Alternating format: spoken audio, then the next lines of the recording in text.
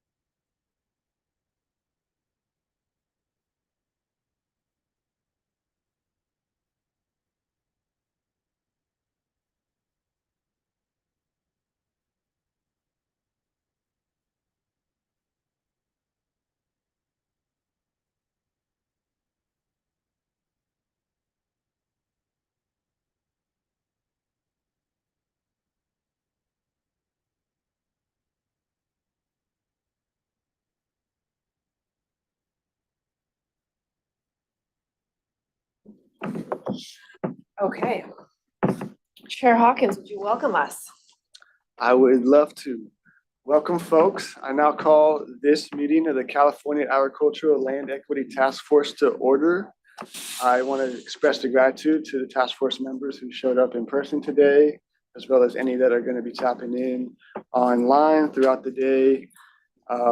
Members of the public in person or online throughout the day as well. I want to give a shout out to our staff and our newly formed advisory committee for participating in last month's meeting, as well as ongoing work moving forward. We will start with a land acknowledgement. So we acknowledge that we gather on the traditional lands of the Nisenan, Miwok, and Patwin peoples who have stewarded this land for generations. We recognize their deep connection to this land, their resilience, and their ongoing contributions to this region. And as we come together in this space, we will continue to foster respect, equity, and meaningful engagement with Indigenous communities. With that, I will pass it to our facilitator to review participation guidelines and establish our quorum today. Thank you very much, Chair Hawkins. Can we advance to the next slide, please? Just quickly before we run through participation guidelines, we are offering interpretation for the meeting, both in room and online. And this slide here describes how to connect your controls to interpretation online. It can be found underneath the globe icon at your Zoom toolbars. And I'll just give folks a moment to click over if you are interested in hearing Spanish interpretation for today's meeting.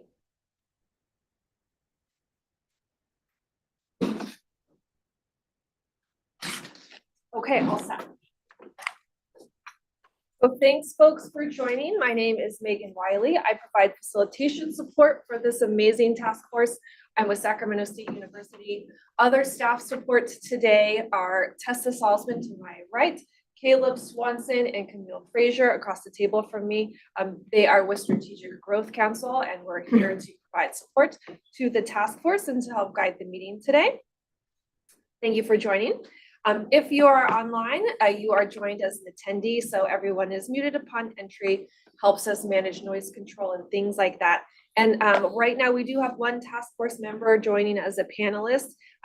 He's en route and he'll be here in person shortly, but James, you're also muted until otherwise unmuted. When it comes time to public comments, if you're interested to engage in public comments, cameras are optional. We do love to see smiling faces. We'll describe how to go through the public comment process when we get to those moments. We'll provide a little more detail there. Quick logistics in the room. So the room is well mic'd. We're on, the whole room is live. There's these mics at the various stations around your table. If you feel like you need to maybe have a brief side conversation with a colleague or you're rustling papers or something like that, just go ahead and click it off. They're really quite sensitive. They'll pick up your conversations from around the room. But then we should also be aware of our voice for our friends across the table. So you still might see me do the let's talk a little louder thing just so we can all hear each other. If we need to, we've got a couple of handheld mics as well. Our interpretation team is hanging out outside until we need them because it's a kind of a small room over here. So they're there for us. Be aware. We also have snacks where they're hanging out. They're well stationed by the snacks, but they're for us. So please grab a snack when you need some. Tessa was kind enough to pick them up for us. Lunch today is on our own. Restrooms are right here. And I think there's some more down the hall as well. We're on the 5th floor. You know, you need to take the elevator up and down. And then if you actually leave the building, you have to be let back in and they'll, you know, scan the card and get you on up. So I think those are in-room logistics for us. Public comment process. We've got a public comment station here in the room for anyone in person that shows up. If you're joining us online virtually, you can complete the form at sgc.ca.gov/meetings-events. We've got several opportunities for public comment today. Public comment must be in relation to that particular agenda topic until the very end where we have a general public comment session. And then at that time, you can comment on anything related to task force business. We tried to ask folks to keep to about a 2-minute timeline for your public comments, and we'll just do some quick math and see how much time we have left for all those various sessions. Next slide. Oh, I did want to mention, we historically don't have use of chat in our webinars, and you'll see a Q&A button there, except we can't actually respond to questions or comments submitted in the Q&A. So if something comes through there, it does from time to time, we'll just kindly message you and ask you if you want to read your comments out loud during the designated public comment period. And that way it's included in the record and task force members can hear and decide to discuss and respond at their discretion. We also do have an online written public comment form that's open 24 hours a day, 7 days a week. So you can always submit your written public comments to us at any time. We compile them and include them as part of the briefing packet for the task force. Our standard participation guidelines are up here on screen. So thank you everyone for continuing to fostering this space of mutual respect, of diverse viewpoints, of encouraging sharing and listening and cross dialogue. We continue to do that as task force members and as members of the public. And the third one here is just a reminder to stay on point, which is because we're subject to Bagley-Keene Open Meeting Act requirements, we must keep our discussions to agendized topics. Okay. Let's do a quick roll call to establish quorum. I have a list here, and as I call your name, please say here for the record. Chair Nelson Hawkins. Here. Member Ruth Dahlquist Willard. Here. Member Irene De Baracuya. I'm gonna get it right one of these days. That's good. Baracuya. Here. Member Lee Schwartzman. Here. Member Chizo. Here. Member Lawrence Harlan. Here. Member Thea Rittenhouse. Here. Member Nathaniel Brown. Here. Member Dorian Payan. Here. Online, member James Nakahara. I'm here, and I'm very close, so I'll see everybody in person shortly. Wonderful, thank you, James. Not here yet is member Doria Robinson. We have intel that she's on the train, but the train was delayed. So Doria will be here shortly. Two absent members today are Vice Chair Emily Bergenio and member Darlene Franco. With that, quorum is established.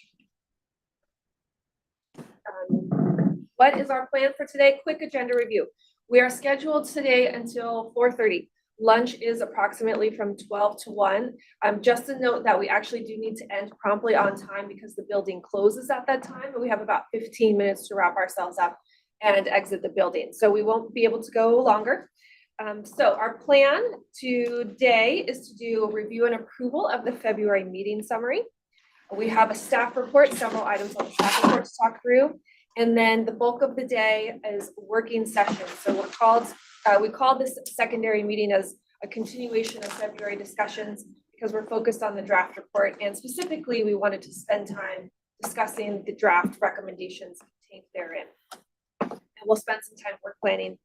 And then the last item, which we'll get to around 3 o'clock, 3:15, is a potential action regarding meeting scheduling.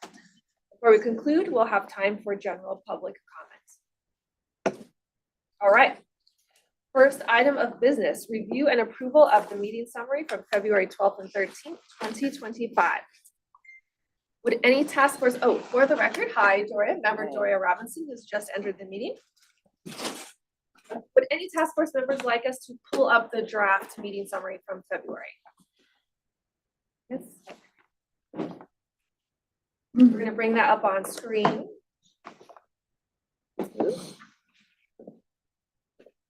Comments, suggested or proposed edits to the February meeting summary.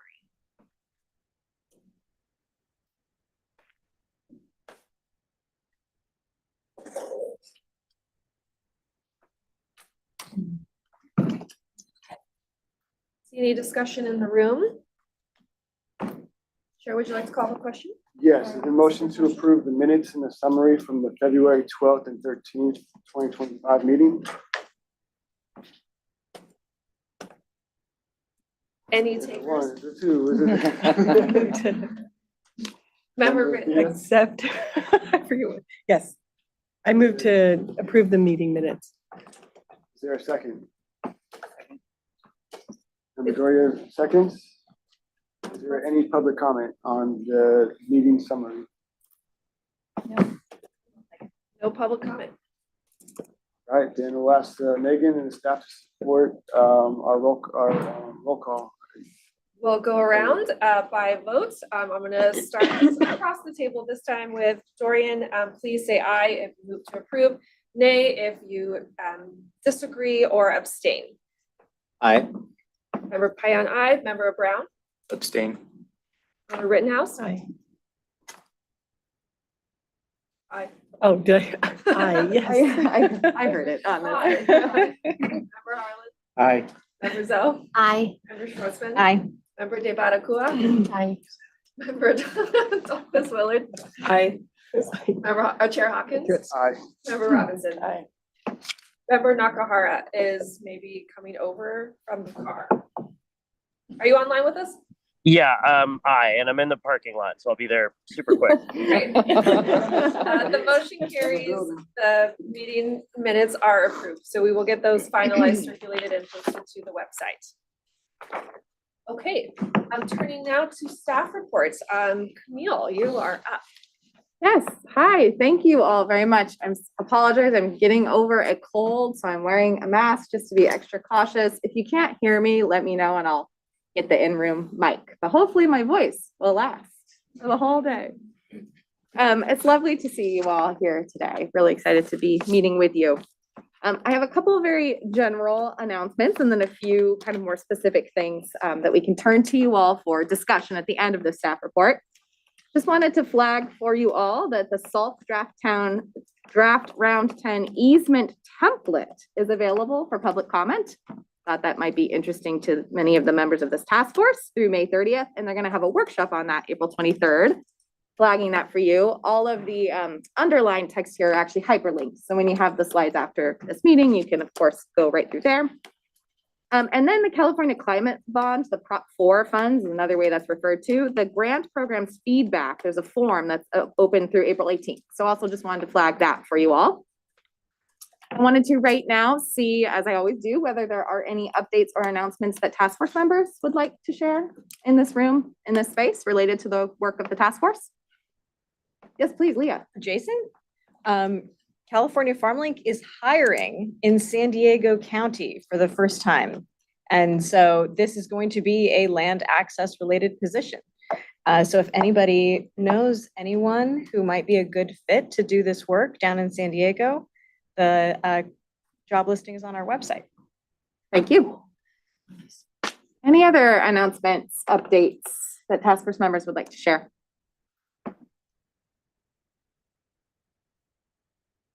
Okay. Moving on, this is a note to share with you all that after the vote that you all made in November, following the new allowance for per diems that was provided by SB 1448, you voted in November to establish a reasonable per diem rate. It's been effective since that point. And we needed to update the bylaws to reflect that. So this is a screenshot of the bylaws. It's here in track changes so that you can see what had changed. We are able to make this change to the bylaws without needing a vote because you're amending your bylaws as specified in the bylaws.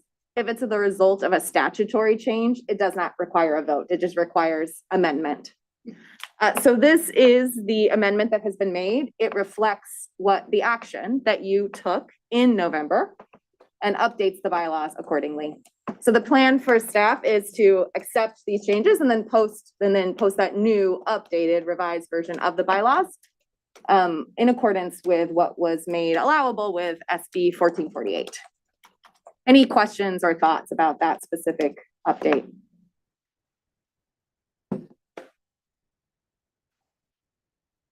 Okay, so we'll make sure that the revised finalized bylaws are shared with you all, and then it'll be in your Google Drive and posted to the website. All right, so this is what I imagine might take this is really all that I have left to say, is give you an update on the current legislative session. There are a few proposed bills that are very directly relevant to the work that you are doing, so we thought it'd be very important to share those with you. And also I wanted to note that in your February meeting, there had been interest to find a way to engage with the legislature to let them know about the work that you're doing that had been mentioned by a few task force members.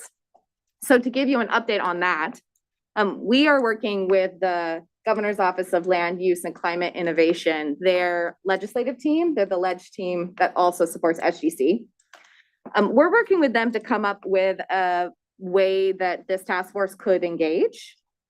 So we really the update at this point is that we're in conversation to try to find a way that is appropriate given their knowledge and expertise in legislative outreach. So that's an update on that point. And then we wanted to make sure that you saw these, we're aware of these bills that are in the current legislative session. So I'm gonna very briefly talk about each of them, and then that's all that's for the staff report. So we'll open it up at that point to see whether the task force would like to discuss.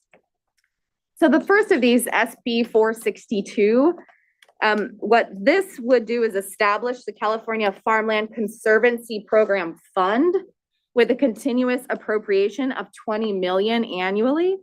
And it would fund entities, acquisitions of agricultural conservation easements.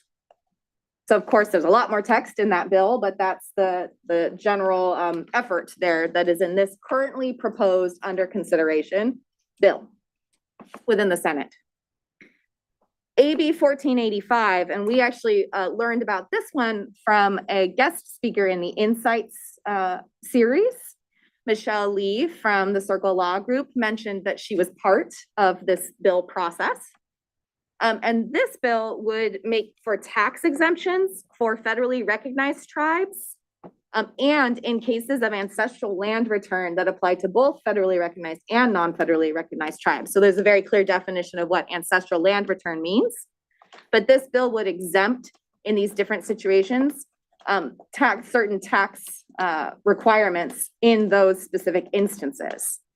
So it's a way to lessen the tax burden for ancestral land return projects, as well as for federally recognized tribes. So that's something to track if you're interested to follow how that process is moving along. That's in the assembly. And the last one, the language for this bill was just updated on Monday, Tuesday. So this is extremely recent. So we, as SGC staff, don't know more than what is in the bill language that you can now see. Again, these are all hyperlinked. But it's called the Farmland Access and Conservation for Thriving Communities Act, and it does explicitly reference this task force. It says this bill would require the Department of Conservation, in collaboration with the California Agricultural Land Equity Task Force, to establish the Farmland Access and Conservation for Thriving Communities program. That program would provide financial and technical assistance to support ag land acquisition and protection. It would require the Department of Conservation to provide financial assistance for acquiring ag lands. It would establish the Farmland Access Fund in the state treasury and would have a continuous appropriation. And it would authorize Department of Conservation to contract with one or more nonprofit organizations to administer the program. So there is a lot of text in this bill that I want to highlight for you all. There's likely something that as task force members, you may wish to track. If you don't already know, probably many of you do, but if you don't already know how to track bills, that's something that we could talk about over lunch. But wanted to flag that bill for you all. Again, this language was just revised as of Tuesday. So it's still in the early process. It is now being moved to the Assembly Committee on Agriculture for hearing. So I will open it up here. That's the end of my prepared remarks for you all. And wondering if any task force member would like to comment, and we'll move from there.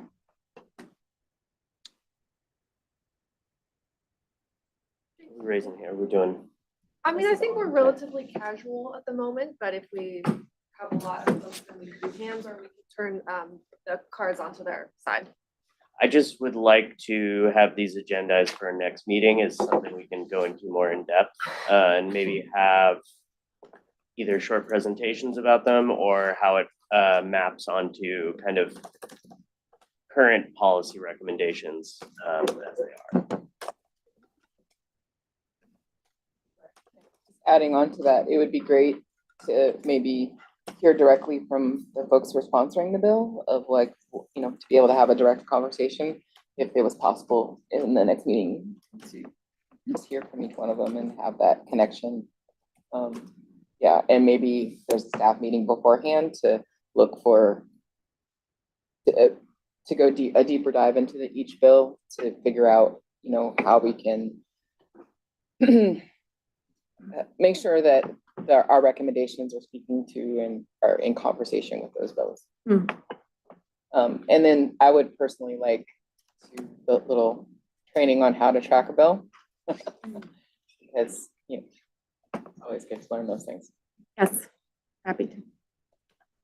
Then just to build from that, I think we should prioritize AB 524 because we are specifically named in that and go more in depth on that specific one, as well as Prop 4. I want that to be agendized next meeting as well. Since that's a bill that's already in place or on, and we are specifically asked to consult on that one as well. And can we just get a quick timeline of like, that this wouldn't come up for a vote until August, right? I did, you know, speak with our legislative team to make sure I understood. And if this task force were to consider these things, have conversations in May, there is still time that conversation, that discussion would impact the legislative process. Would it be a valuable exercise for folks to, after this meeting in the next week or two, read the bill text itself and then possibly submit specific questions you might have to staff for compilation so we can inform a dialogue in May, especially if we had a guest speaker on that? Ruth likes that idea. Yeah, go ahead. Well, I just wanted to add too that there's a lot of hearings happening right now, budget hearings and otherwise, and this is the time when these bills are amended and revised and talked about and changed. So they could be changing like week to week. So all those hearings are public, and maybe that could be valued to this task force as well, to make sure that we all have the links to join the public hearings and listen in or attend in person. So there's one coming up next week, and I don't know if this one is if they're talking about it then, or not, but I think that would be helpful because there's going to be a lot of changes in the next couple months, maybe even before our next meeting in May. And do you know who the sponsors are for the Wilson bill? Yes, For 524 caps. TAF is the main Yeah. sponsor. I haven't seen that. I see Ruth. I agree with Thea's comment. I think it would be better to give input sooner. When amendments, if we were to actually propose amendments that came out in August at the 11th hour, that doesn't usually go very well. So I think earlier, and I don't know if staff are able to attend any of the hearings and just listen to the discussion and report back. And if CAF is a sponsor of 524, maybe, I don't know, what are the rules? Can we schedule a webinar before the next meeting in May or something to hear more about it? With kind of like these insight speakers or something like that. Like a possibility. Yeah, I think we could do that. We'll look into that. But I hear that request. And also, I think that is an important note about timeline. If this task force were to wish to provide more specific guidance on proposed language, May is not too late, but it is much later in the process, to the point that you're both making. So exposing my ignorance in terms of the iterative process and the fact that Thea just mentioned that language is changing all the time. If we were to set up a speaker in advance of May, so say sometime in mid-April, and then would it be valuable to maybe convene an ad hoc single term subcommittee that's looking more carefully at the bill language to then report back to the task force in May, or maybe potentially propose some suggestions if we're concerned about impact and timing? Is that too much? What about sending that to the advisory committee or someone said. Yeah, I guess when we say ad hoc, I don't know exactly what that entails. Just just like a one-off subcommittee that's just focused on this for the short period of time. Like whoever has time to go to this could just volunteer and be a smaller group. Is that kind of what you're saying? Yeah, Well,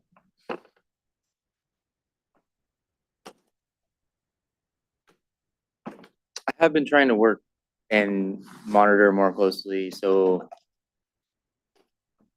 like working with CAF to relay, when you say an ad hoc subcommittee, you're saying from the task force to then give recommendation to who's sponsoring yeah, AB 524. yeah. I feel like I personally am helping CAF look at that bill, and like supporting of like, here's my 2 cents as farmer.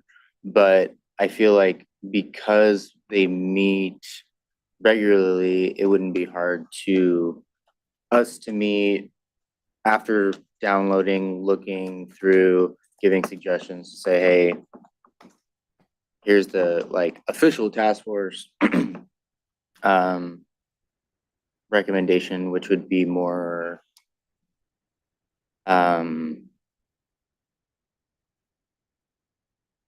collective versus just farmer 2 cents. If something like that were to come in mid-May, since your May meeting is scheduled for, I think, the 13th and 14th, and if something were submitted the week following, would that be impactful in terms of timing, or is that still too late in the game for your personal experience? I think that might be too late. Too late. Yeah. Okay. Because Like, yeah. he was saying it's changing like. It's going through both Assembly and Senate, and then everyone's making changes, and then it will continue to be revised.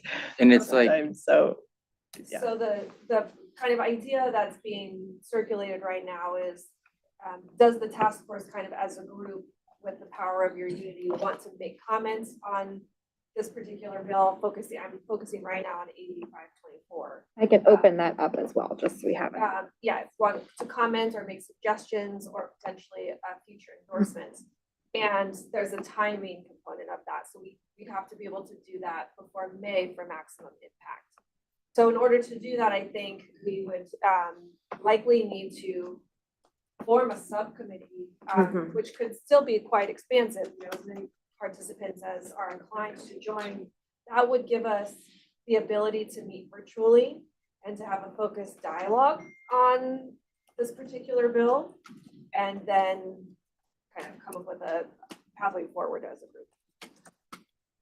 And this task force might, if that is the decision that you all would like to make, might want to authorize that subcommittee to start these conversations on behalf of the task force, because otherwise you'd wait until May for the task force to agree that the subcommittee can provide the comments, right? So that's just flagging that for you all. There might be a vote today about whether you'd like to establish that subcommittee and whether that subcommittee has the authority to provide comments and host discussions on behalf of the task force.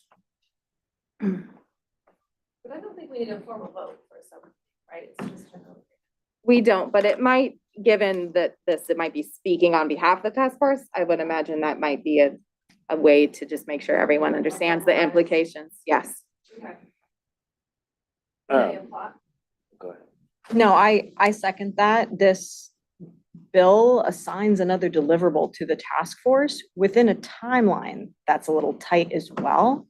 So I think it requires a discussion, and I'd like to understand whether or not, like, can the task force be extended to meet this deliverable? Like, what does that look like? So I definitely think we need to have this conversation within at least a subcommittee. I think that is an important point, Leah, because the timeline of how this would be enacted does not at all align with this task force's timeline as currently envisioned. So if the task force were to provide comment on that or to make sure that's known, that would be an opportunity. And the subcommittee could bring in a speaker. Like, I don't care where Yes. that happens, if that happens in the speaker series or in the subcommittee, but I think we need to get a download of all the implications here, because my understanding is this is how to administer the Prop 4 money and make it permanent. And then kind of give some guidelines around a program surrounding that and involving the task force in that, the creation of, but not the administration of that program. That's a lot. That was a lot. Yeah, I think it makes sense to do the subcommittee, the ad hoc subcommittee to review this, to be able, like, we need to be responsive timely, so I think having a subcommittee is a good way to do that. I think everybody asynchronously plugging into these listening sessions about this makes sense, so if we can get like a list of when those are, that'd be helpful. I also think we could also write a letter, we could draft a letter as a task force that kind of broadly talks to the, I mean, I heard about this earlier this week, so I read it a couple days ago and I've had time to kind of read through and process it, and I think there's a lot of really amazing overlap between what we talked about at our last meeting around kind of needing to like put some teeth on the recommendations and like create a vehicle for which to be able to do these, like implement projects, like try different things and different frameworks for different communities. I think this bill is a really potentially good way to do that. And I think if we can draft a letter of support or something, or it doesn't even need to necessarily be a letter of support, but a letter of like, we would, insofar as you are able to blend this bill with the policy recommendations that we're developing, that's something that we'd probably be in large support of, I would think, but. I just wanted to make a comment that I think this is, I mean, I'm glad this is all coming at this time where we're drafting our recommendations, but we shouldn't put all of our eggs in one basket, so to speak, because this could very well be vetoed or completely gutted and changed in the next few months. So I think it's really good to hear and be connected better with CAF too. And since we're named in it as a task force, but yeah, this could very well change. Yeah, like we still might and- want to have our own bill or Yeah. something. Yeah. Yeah, I think that's totally, yeah, both hand, I guess, is the Yeah. approach I would go with. Okay.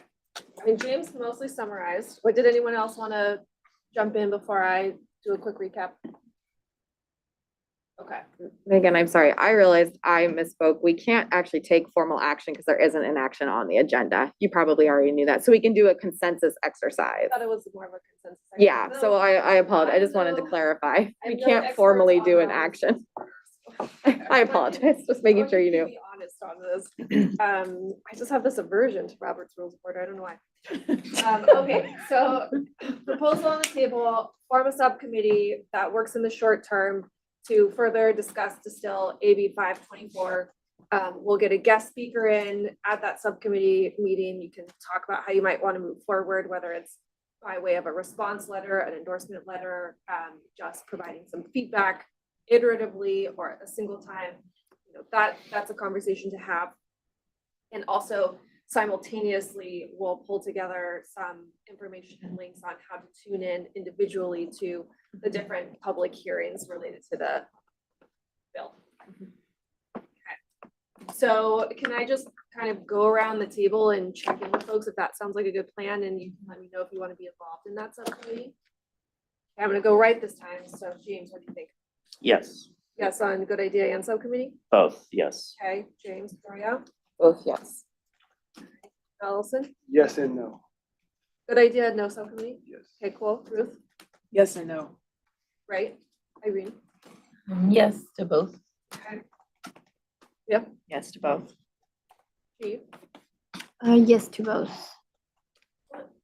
Yes, to both. Okay.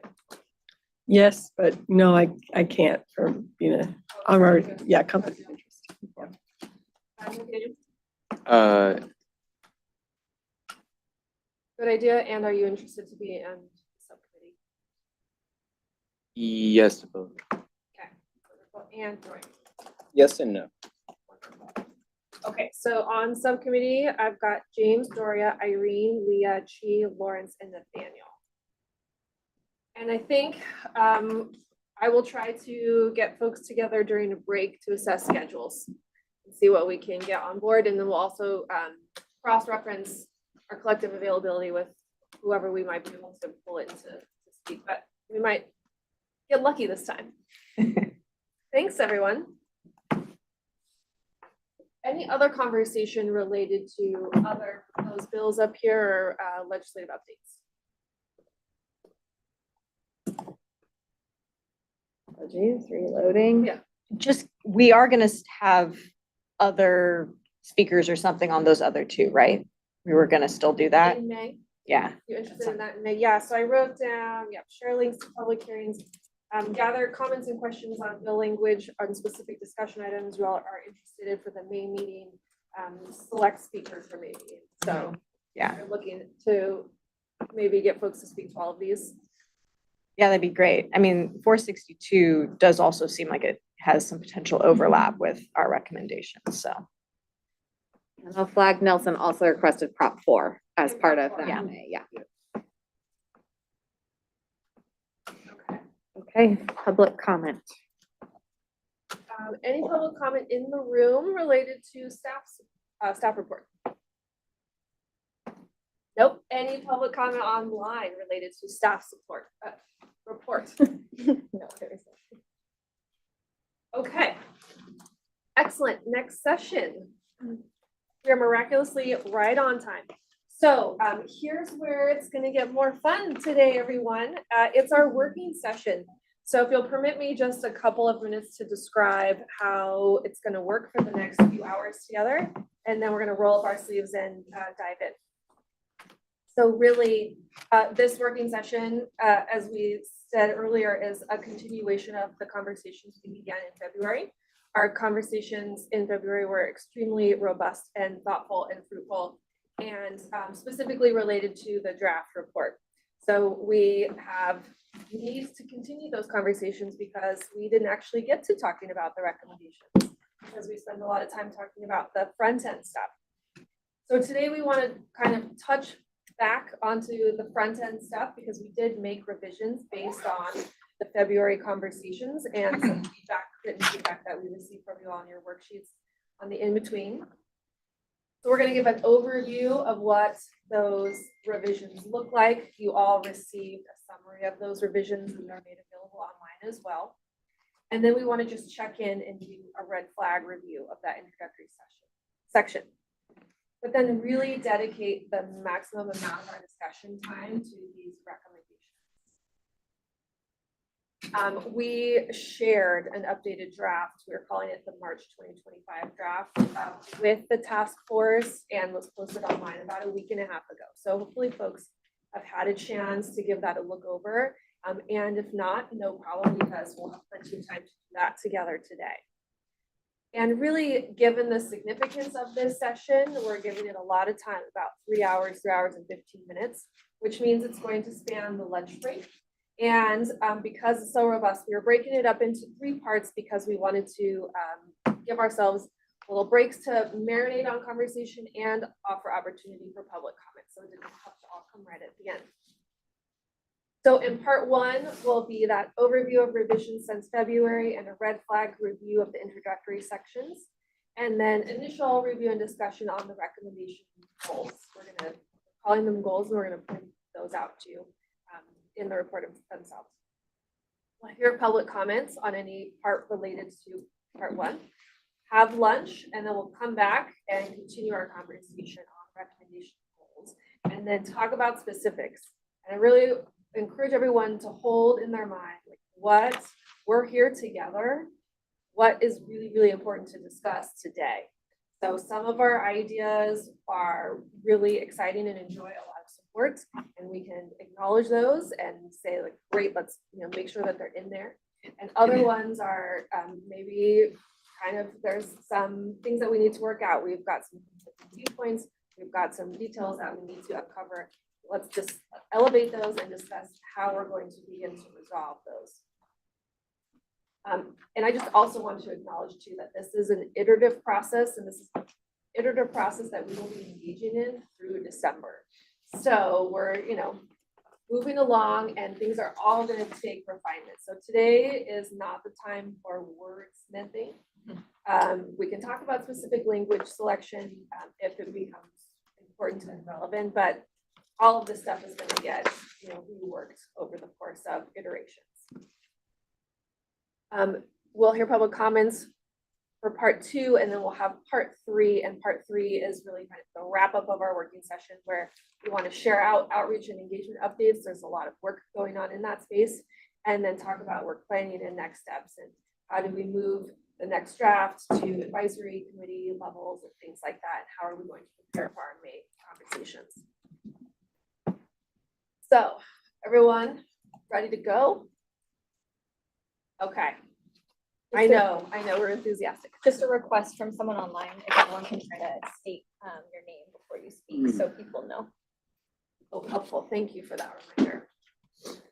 Okay, Camille, would you like to talk about this slide? Yes, thank you. So as you all know, this meeting was scheduled to continue the conversation that we began in February. And in that meeting in February, we got a lot of really important feedback and ideas from you all and did our very best to incorporate that feedback, work through it. We have a very long feedback tracker that has many, many suggestions on it that we used to make the revisions that you see in the version of the draft that you have in front of you. So we provided both a summary of those revisions so that you could see some of the sort of more key or bigger changes that were made. But if any task force member would like to see that full long list and those very specific line item changes, that is something that we are able to provide on request. So for now, this, what I'm saying, is going to be a very high level summary of the changes we made. And sort of after highlighting these sort of key points, we'd like to know from you all whether that you have any feedback on the process since February, right? Any kind of like process feedback that you'd like to share? And then, do you have any feedback on sort of red flag review? We want to really focus today on the second half of the conversation, which is really the recommendations section, which we did not spend much time in February discussing. But we did want to give everyone the opportunity to share if there was anything that felt super critical in this moment to address that comes more from that February discussion. So I don't know that I will read through this whole list. It is taken from the summary of revisions that you have in front of you and was also shared with you. But I'll just note we made quite a few structural changes, as well as some kind of conceptual changes. One of the really key ones was defining and adopting the priority producers and land stewards term to be responsive to the concern about priority communities as a phrase that already has meaning. And then also to use those 2 definitions that you both had suggested would be the way to think through the communities that you are focused on in your report. And then we made some very specific changes in the language itself, sort of inline changes. So I'm going to pause here and see whether there is any comment from a task force member.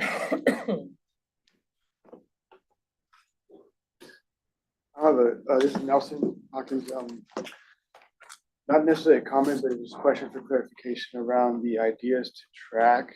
Oh, yes. I know it was mentioned in the document here that it's more internal, but is it something that we want to include in the report itself or something like to extend beyond our recommendations?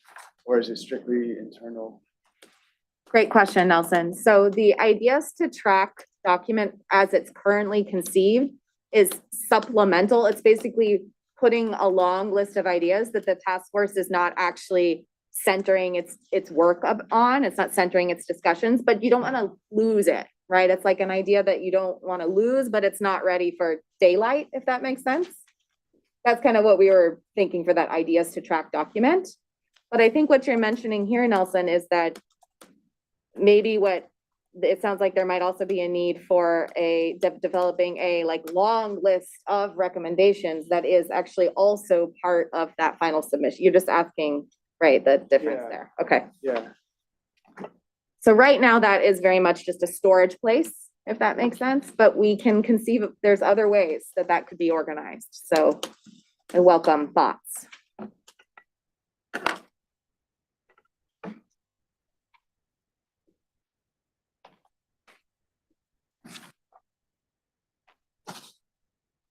well, since I brought it up, I think, it made me think that I do see value in adding that into the recommendations. Depending on how things go this year, if we have other ideas, loose ends that we think should be included in further work, maybe including that, but I'm just gonna leave it to see how this year goes. And, you know, we want to be concise in everything, but there might be some ideas that come along this year with the advisory committee and other public comment and things like that, that we might want to explore further or add it to the report for others to continue the work. That's what came to mind. Think about it as a drafting process, like if you were writing a story or something and you've got these like little subplots going on. If there's something in this ideas to track document that you're like, this could be really great and I want to bring this into the main report now, let's talk about that today. Or let's talk about that in May, or let's talk about that in August. There's gonna be some shifting, right? Because you're gonna go back to that foundational principle of wanting your report to be actionable and impactful. So, you know, storage place for now, but maybe it evolves into this compendium piece with other ideas that are important, but you didn't really have time to bring them in, or they might be less impactful, so you want to kind of defer them to the side for the moment. That's helpful, Megan. And I will clarify the reason why right now we were kind of keeping that ideas to track as an internal doc was just so that task force members felt like you could put your ideas there, but they're not ready yet for like becoming the subject of your public discussions, if that makes sense. So it's kind of meant as a storage place, in other words. But to Megan's point, that will evolve as you pull things off that list, as you add things to that list. The end document will be very different.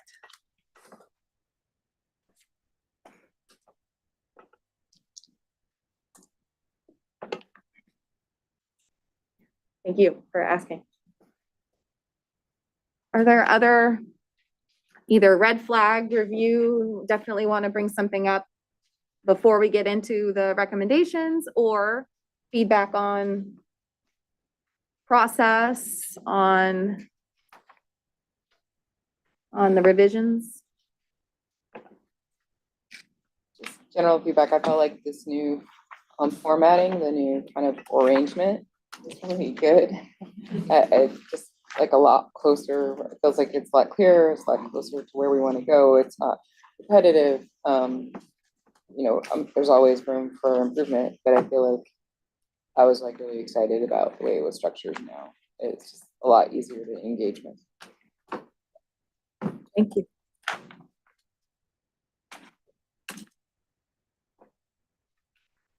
Okay. Well, this is exciting. We can start. Oh, sorry, there we go. That's what we just did, open discussion. This list might at first be a bit intimidating. Let me show you what this list is. If you look in the recommendations section of your report, these headers, well, you have this top priorities for governor, top priorities for legislature. Those were just to give you a sense of a way you might want to, when you get further down the road, ideas have been further refined. Maybe you want to actually start putting things into that. But if you get beyond that, you see this full list of recommendations and return ancestral lands and advance sovereignty for California tribal nations. Then there's ideas underneath that, right? Specific strategies and actions. Then you see conserve and protect California's agricultural land, followed by specific strategies and actions. So we are calling these kind of header level recommendations goals. This is a common framework for the way that reports are organized. You have these like broader goals and then specific strategies and ways to advance those goals fall below them. So right now, these are the 9 header level goals that are in your draft report.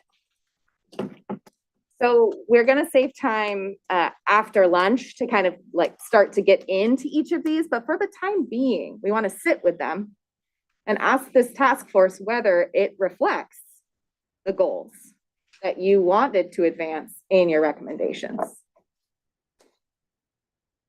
I felt like these were good, but I did wonder, and this is a question, if we shouldn't pull out in order to emphasize the things we have been talking about land tenure. Because all of these are really focused on acquisition or so many things having to do with acquisition, but not specifically saying that we also want to engage in post-acquisition, kind of making sure that people can actually maintain and have operations on the land. And I didn't see a category that really clearly addressed that as a goal. I know it's buried when you get into the recommendations, it's there, but it's kind of buried, but I felt like, and this is a question for the group, that it might be important to emphasize. I Would saw it- Leah and then Thea. Would it make sense to that point to maybe change number 4 to something that's just more broadly tenure related, and then number 4 is actually a sub point with its own? That's all. It's like security of equitable land tenure, and one tenet of that is fair and just landowner tenant relationships, and that's where like our bill of our farmer tenant bill of rights comes into play. That'd be a good approach, yeah. It's always good not to create more goals. Yeah. That was where my head went. I was like, we'll just add number 10. No. That's a nice even number. We can have 10. I like that. Thea, did you want to comment? You had to hear. Well, mine was a different comment, so if anybody has anything else to say on this, screen first. I just, kind of going off what Leah said is like, we do want to show that like there should be some sort of like landowner tenant relationship recommendation for acquisition, but also for the like longer term land tenure. So I don't know if it's just rewording number 4, but just wanted to kind of. There are other aspects of tenure, right, that are kind of buried in different recommendations, but I was feeling that it is a very important thing, that it's not just getting land, Exactly. but actually, having the access to water. I mean, there's, all those things are buried in the recommendations. I kind of was like, can we pull it to the forefront and put them all together? Yeah. Are you thinking too in that kind of ecosystem space, like technical assistance for people who are on land to be able to access the resources to improve infrastructure? I mean, that is one of the recommendations. Yeah. Yeah. Yeah. I mean, I feel like what suggested is good, if we make that one the kind of more focused around land tenure and have that be a subset, like one of the recommendations that are underneath it, along with others, that would address it. But I do feel like, it's one of 9, but I feel like it's an important one. And we've talked a lot about it, Yeah, Nelson Hawkins speaking here. Just to add to that, I think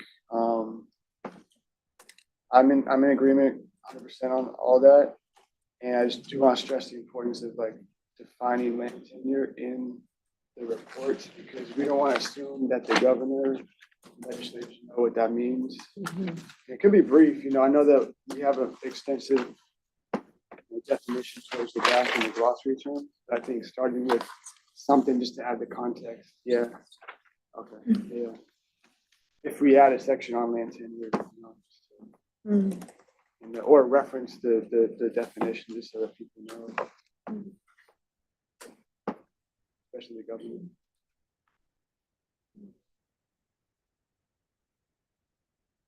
Can I ask if that's a conversation that we need to have, or is it feeling like everyone's pretty comfortable with what the group means for land's tenure?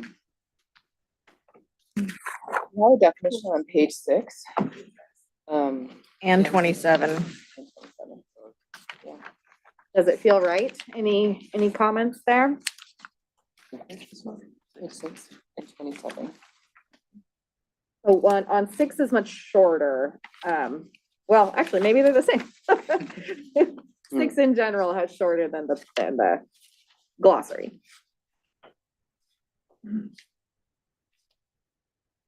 One thing I'll note about the way that staff wrote this definition is that governance has been another important thing that's come up. So we did want to make sure governance was part of tenure. So, but there might be other ways that this body might choose to, emphasize that, consider ways it applies. Yeah, go ahead, Ruth.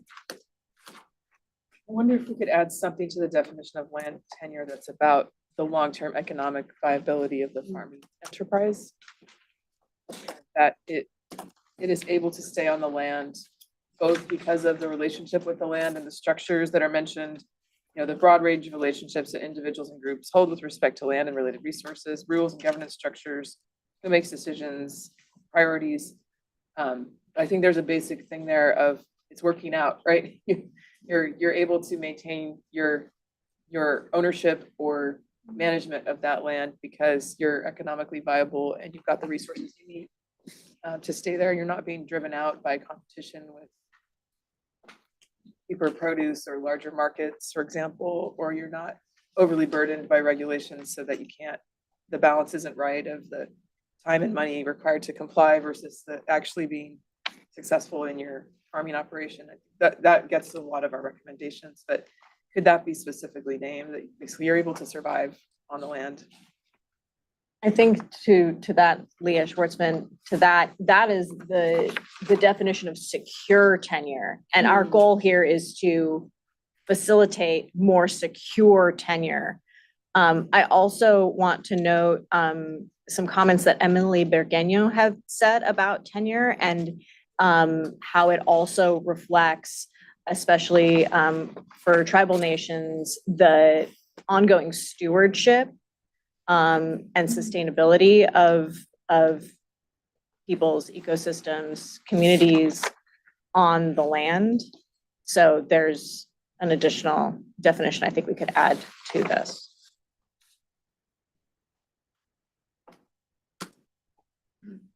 I don't know if it would be helpful also to actually name the different types of tenure that there are. So tenure can mean like let's just say it for those who have never heard this word before, right? Tenure can mean leasing. Tenure can mean ownership. There's different categories of tenure. Yeah, I think for the audience of this Yeah. report would be helpful to have a not so jargony Spell it out. term there or an appendix where we talk about the most common, types of structures that are there and where they're the most exploited and short, and then the longer term stable ones too. I hate to throw a wrench in this, but I guess what I think of when Doria, when you were talking about land tenure and like the actual, not the arrangement or the agreement per se, but the like funds and viability to keep that space going, whether it's just like regulations, permits, fees, water, what have you, to keep that space and not have it be like, oh yeah, we got it, but we're not actually able to stay here very long because it was a short-lived project. And I guess that can be written in agreement, but I don't think that money necessarily for those things is in that agreement or in those agreements that are initially made for the acquisition or the transfer of the title. So that's where I'm like looking at this of like, all right, I don't know about land tenure and I don't know about like how much money it costs, but like if you own it, it sounds like it must be cheap or must be affordable to do it versus like, actually, if you own it, it's probably even more money. It's probably even more money that you need for land tenure. So, just throwing those thoughts out there. Just to kind of follow on from that, I think that that's what I was kind of getting at, is that what we've heard is stories where even in the case of somebody successful in accessing land, and then if they don't have support on that, like on that long-term vision of sustainable tenure, then they get there and they're like, oh, oops, there's no access to water. Oh, oops, there's no road.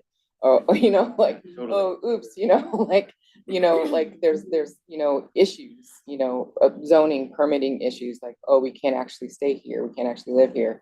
Like there's issues that make it not a viable operation. So it wouldn't be successful for us in this effort if we get people on land that they can't actually farm or they can't actually access for cultural purposes. Where they That have to actually would be conserve. a false solution. Okay, we wouldn't, like, they acquired the land, but they can't do what we hoped they would do with it. And so this goal, I think, is pointing at that, is like the true success of what we're trying to achieve is not just the simple acquisition, but the use of the land for agriculture and cultural purposes. And that, what do we need to make sure that that happens, or at least to set up the conditions so that it could happen. You know how there's like beginner farmer and that's like 10 years. Could we think of it as like beginner land or steward, or not beginner, but like when you're having a new relationship with land, that takes a long time to establish that relationship and make it strong. And that is part of that tenure.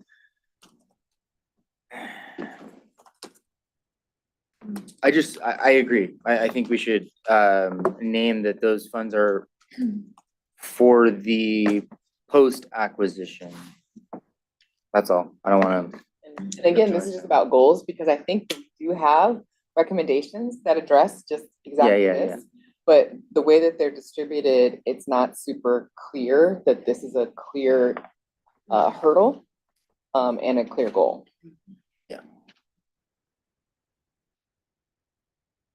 Nelson Hawkins speaking again here. Just to add to what I was saying earlier and to what Leah mentioned about the types of land tenure, I was going to add to that. Like, and the question is, were you thinking specific to California land tenure, since we were talking about policy implications, like adding examples of land tenure or broadly on the country, or As long as they're legal in the state, right? Yeah. We've been talking about some ways to access and hold land that we maybe aren't utilizing as well in this state, so Yeah. might as well name.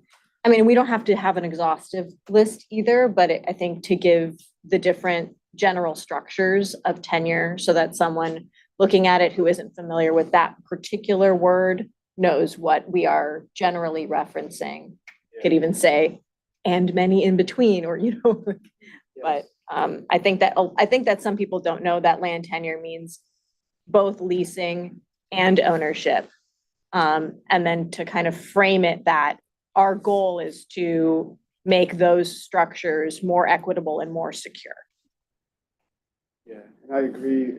And back to what I was saying earlier about the definition, because the definition here is good as far as like encapsulating what land tenure generally means. I think is what we're getting at too, is like a broad range of relationships and that individuals and groups hold in respect to land. And you brought up the examples of like leasing and owning, and I think contextualizing that is going to be important for any section that we talk about land tenure, because we are talking about California, and then bringing up other examples would be helpful on like how the construction of California legal system or relationship to the land, more specifically to the context that we're dealing with here, and see what other states how we can apply that if it's not already here too. Yeah. I mean, one example of that, right, is leases. So leases in California have a max of 51 years. Other states have 100. So, I mean, that's one thing that actually isn't in the recommendations, is what if we up it to 100? Commercial leases can be, but ag can't. Why? Seems like a pretty easy win. Okay. I'm gonna have to ask everyone to speak up a little bit more because there's an air conditioning thing here, but I think I have got it. So there's proposal for consideration. We can try it on for size. to maybe adjust item number 4, goal number 4 up here so that it's focused on land tenure, so facilitate more secure land tenure or some better, more impactful language. And then actually use this advanced fair and just landowner tenant relationships as a particular strategy underneath that umbrella of land tenure.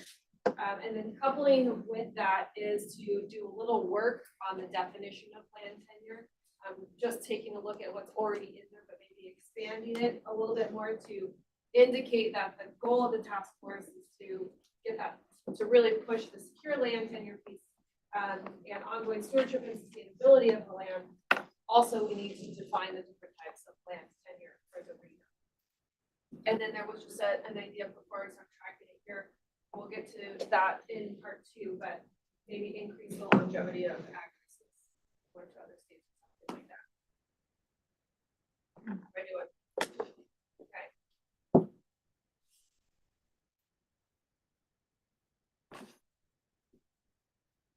I had another number here, if it's okay to switch to another I think so. comment. Anyone else on land tenure before Leah takes us to a new idea? Leah takes us to a new idea. Do that all the time. Maybe just real quick, James Nakahara.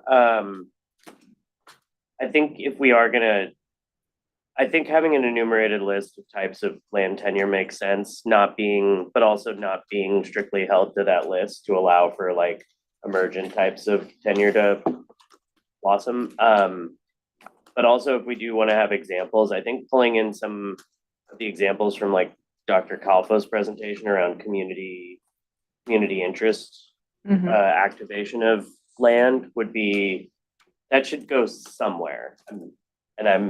It feels close enough to mention it now, but because I think some people will look to the recommendations and be like, oh, we didn't know we could do that. Like, let's try and do this.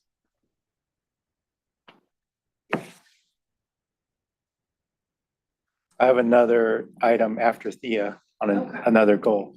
Okay, cool. And if our conversation circles back to land tenure, because I know that we're gonna zigzag and move off and it's glorious. We'll be tracking those. And there's also a land tenure working group and subcommittee. Subcommittee and working group. Yes. So we can refine ideas at that level too. But this is exactly the conversation that we're about to have. So yeah, you're up. Well, my comment is on number 5, address inequitable impacts of policies and regulations. I know we're looking to be actionable in our recommendations, and underneath number 5 in the document is page 17 and 18. It seems a little like this could be anything, and I think that it's important, but I think what's talked about underneath that goal is Sigma. And I think we've been hearing most directly about the impact of that particular policy. So if there's a way to make that more honed in potentially on that particular statewide impact, because and then maybe as we go along, the actions of how to do that, that's probably, those are pretty general at this point. So if it would, I think, be better to have something more concrete and specific related to that, because that is a very significant thing impacting a lot of the farmers and ranchers and land access that we're here to discuss as a task force.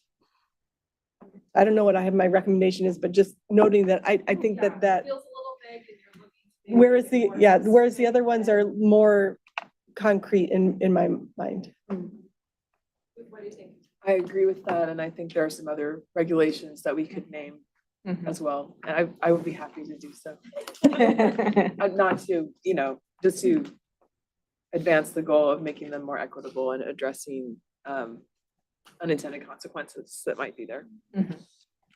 But California, I think, has a number of, we could name the Sigma, the Irrigated Lands Regulatory Program, enforcement of the Food Safety Modernization Act, or 3 that I think would be good to name. Yeah, and maybe it's just that we get into more changes in those actions to have that. I think I understand, or I'm just, I guess, gonna make sure I do understand. Thea, you're saying right now, really it's about Sigma. So if Sigma is what we want to focus on. That's our goal, but it sounds like actually there's more to build out there. So that's where the work might need to be Yeah. now, is building out the specificity of those other problems and solutions. Yeah, so we need awareness that this doesn't really feel strong yet as like an impactful statement. It's, yeah, a cloudy concept, so that once we do some work to get more specific and tangible on the strategies and actions, we can maybe go back and address some wording there to make it more of a POW statement. I'll note too, that's an area where we might get a lot of support. And I'm sure the farmers have a lot of opinions to add. So I think it's a good idea to make that stronger, because it might be a really like kind of universal area that we could add recommendations to. Gloria, did you have your hand up? I just wanted to kind of put more emphasis on what was just said. Doria Robinson, CDFA board. And I do feel like there are other policies. Yeah. And that although Sigma is, we got presentations and they were great presentations and there's very specific things that we want to address there. But I would not underemphasize the other policies that also would need addressing. And I think addressing those would also have a broad amount of support from kind of smaller farmers or farmers in general. So I don't want to limit it to Sigma is what I'm trying to say. Yeah, I think I was meaning like, maybe those actions are where we talk more. That statement seems like it could be any policy and any regulation, but there are some specific ones that are impacting as it relates to. And maybe this is a place Land where equity. having priority policies to address would be a good way to think about it. Like, so it's not like the only policies, but these are priority things that are really making it difficult. Right. That's our key group then, And just to follow up on all that too, there's the regulatory alignment study that was being done by CDFA that I don't think they've come out with their final report yet. Not yet. Is that? Not yet. Yeah, they've done a draft report, which is online, and they've asked for a lot of stakeholder feedback. I think we could look at that for number 5 and see what their recommendations were. And maybe go beyond some of them, just to put that out there. I think it is gonna come up with a lot of good recommendations. What I'm seeing so far in the draft is a lot of recommendations for technical assistance to deal with number 5, which is definitely good. And I do a lot of that and definitely want that to be supported, but also addressing the inequities within the structures that exist is technical assistance isn't the fix for that necessarily. That's basically, you have an inefficient structure and it's one size fits all. It doesn't work for everyone. It creates inequities. So we'll create technical assistance funding to address those. That's not the only way to address that, right? You could go back and fix the regulation. And I would like to see more of that compared to the draft report that they came out with. Maybe there'll be more in the final report, but I think that we could comment on that and take some of their recommendations and maybe comment on which are a priority and if there's anything missing. And that does include irrigated lands and food safety. And then also I think there's some dairy stuff and the vineyard management that could be good to look at too. So, and I'd be happy to be involved if we had a subcommittee or anything on that as well.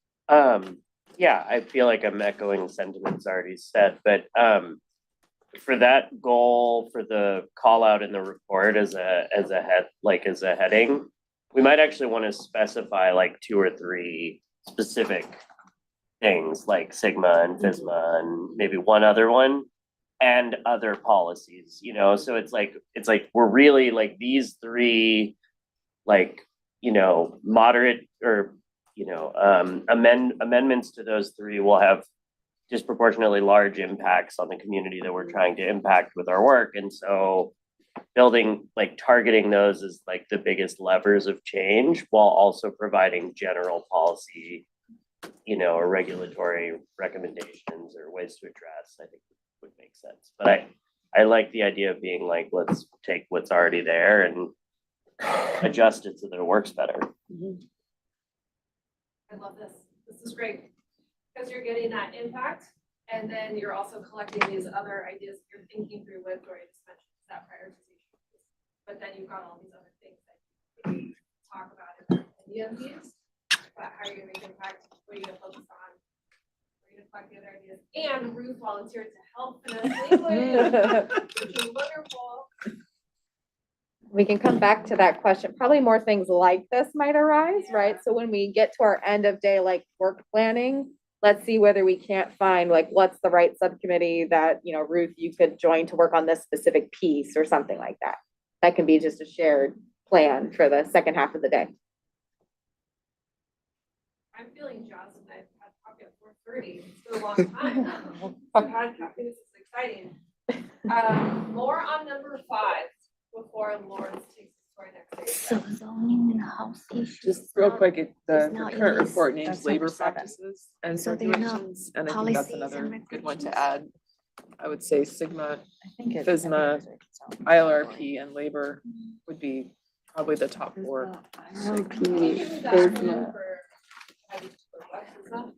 Food Safety Modernization Act, and then Irrigated Lands Regulatory Program. You called out the labor one too, right? Right. Yeah. And wanting to name, not wanting to undermine any protections that those laws are there for, which are obviously for good reasons, safe food supply, safe drinking water, fair labor practices, but it's targeting them and streamlining them so they're the right fit for people that are struggling with land tenure, right? Great. Lawrence, where are we going next?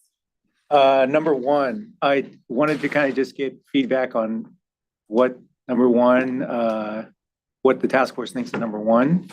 And the way I see it, I think it should be separated into 2 different goals. Return of ancestral lands. And then I guess wanted the feedback on the advancing sovereignty, what the task force thinks about that and what that means. Yeah, only because so when we define California tribal nations, in my understanding is that the federally recognized tribes, they're already sovereign nations. So there wouldn't be any really work to do on that for the task force, but it would be specifically for the non-federally recognized tribes in California. Go ahead, Nathaniel. Do you think that, like in cases, that like the return of ancestral lands, even to an already sovereign nation, could like help advance more sovereignty? No, I don't think so. I think sovereignty is your sovereign nation already. Yeah, It could advance if you have a little like, bit more land, you're not more. could advance independence and economic development and You'd have to not have the land to be, well, yeah. I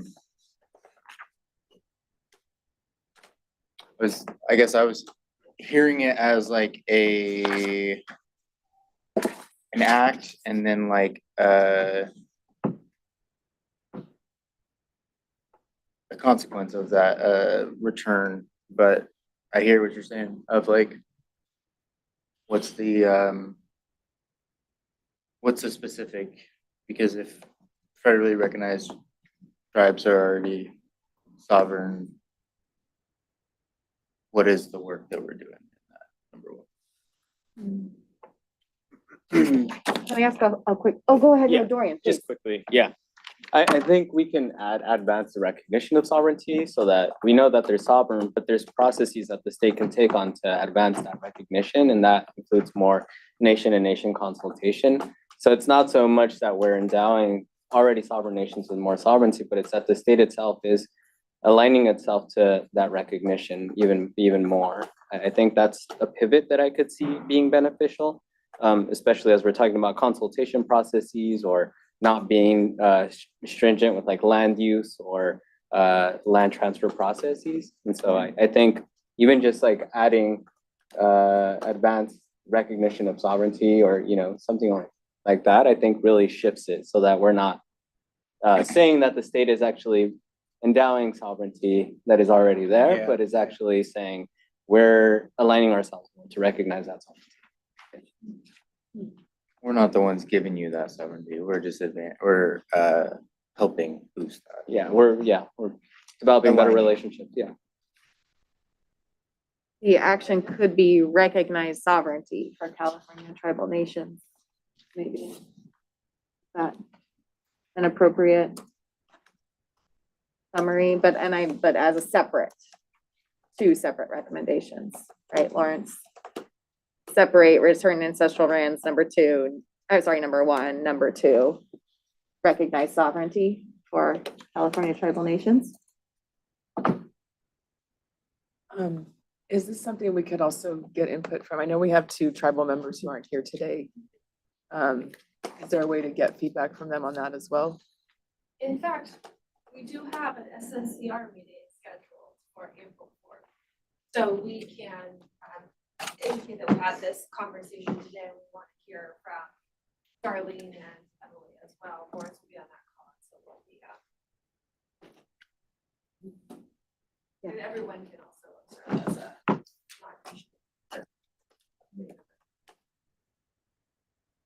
Yeah, I mean, and I would also like more feedback from task force members as well than just the native representatives, because that's a heavy burden to put on our shoulders. So, I'm wondering if, so the proposal is to separate one into two separate goals of returning ancestral lands, and then second goal, changing the language to recognize sovereignty for California tribal nations, or advanced recognition of sovereignty for California tribal nations. So two pieces. I'm wondering when we get into part two, when we're looking at actual strategies and actions, we kind of see where what's there now might plug into those two umbrella goals. It might help us think a little bit more strategically on how to structure it within the reports. Makes sense to split it out. It's more impactful to do that. And or if we do that and, you know, one we need to strengthen one because there's not a lot in there yet. So I think the idea is a good one. I wondered if we have kind of enough content yet to fully unpack it. With Bill.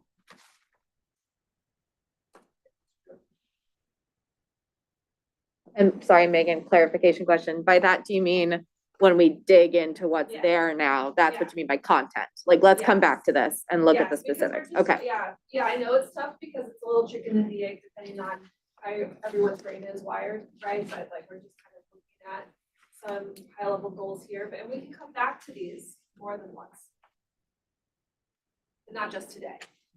Well, and maybe just before we do move on, was there a specific type of input you were hoping for, Lawrence? Just acknowledging that you were saying you want input from the full task force rather than just the subcommittee? No, I mean, I like an honest understanding of what, like everyone understands kind of what we're saying as a task force, like what is, like everybody understands what that means.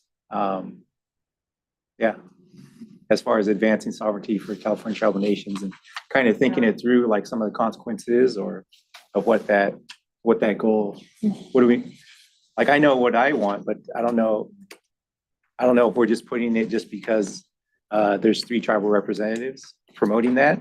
Like, does everybody as a task force, is everybody behind that? And is everyone educated about it? That type of feedback. And I'm happy to share.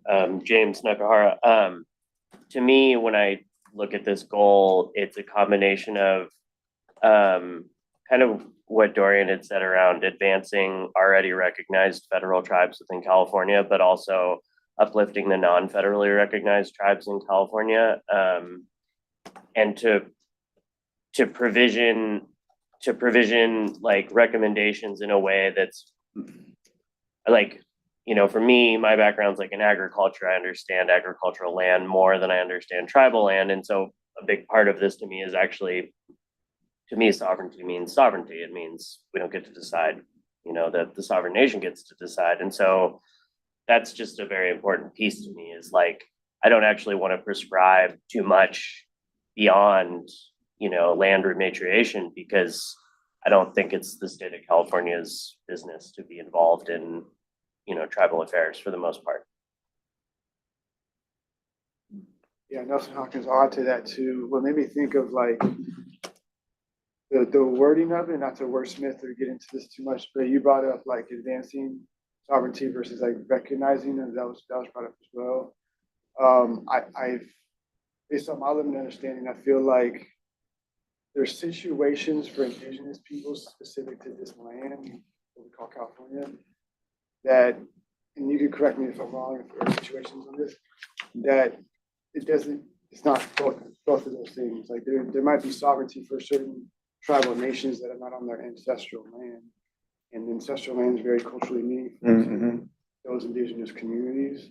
So I think pairing those together is important, but I want to open up the conversation also, because I feel like, yes, state, U.S. government as well needs to recognize and protect that sovereignty. And by sovereignty, to me, it's like self-determination. You have the right to form your own governments, and you're protected under the boundaries or the lands that the tribal nations have sovereignty over, but also the importance of ancestral. Well, I just want to open up that part of the conversation in relation to the sovereignty. Yeah.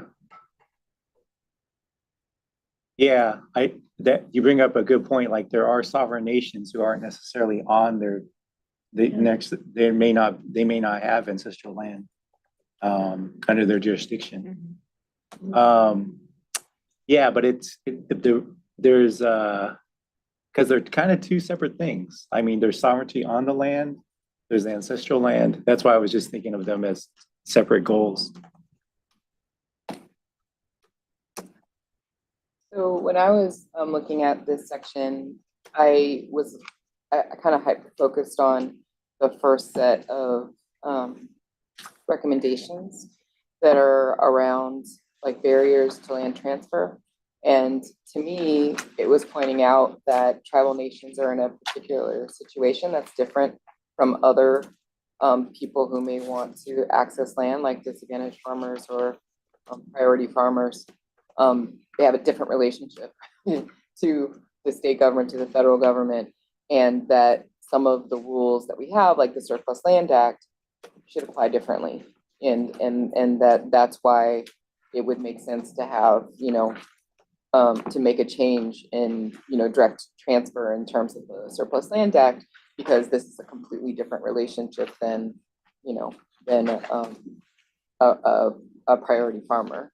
And for me, that was pointing out that sovereignty, that these are sovereign nations, and that there's a different relationship, and that that these rules that we have for other folks who are not a part of that sovereign nation that's the difference. That's why you would change these rules, you know. So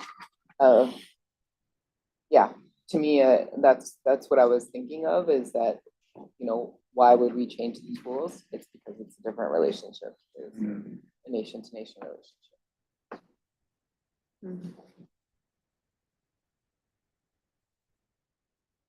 Thank you for putting that question forward, Florence. I think it's a really important one to consider. Keep this dialogue going.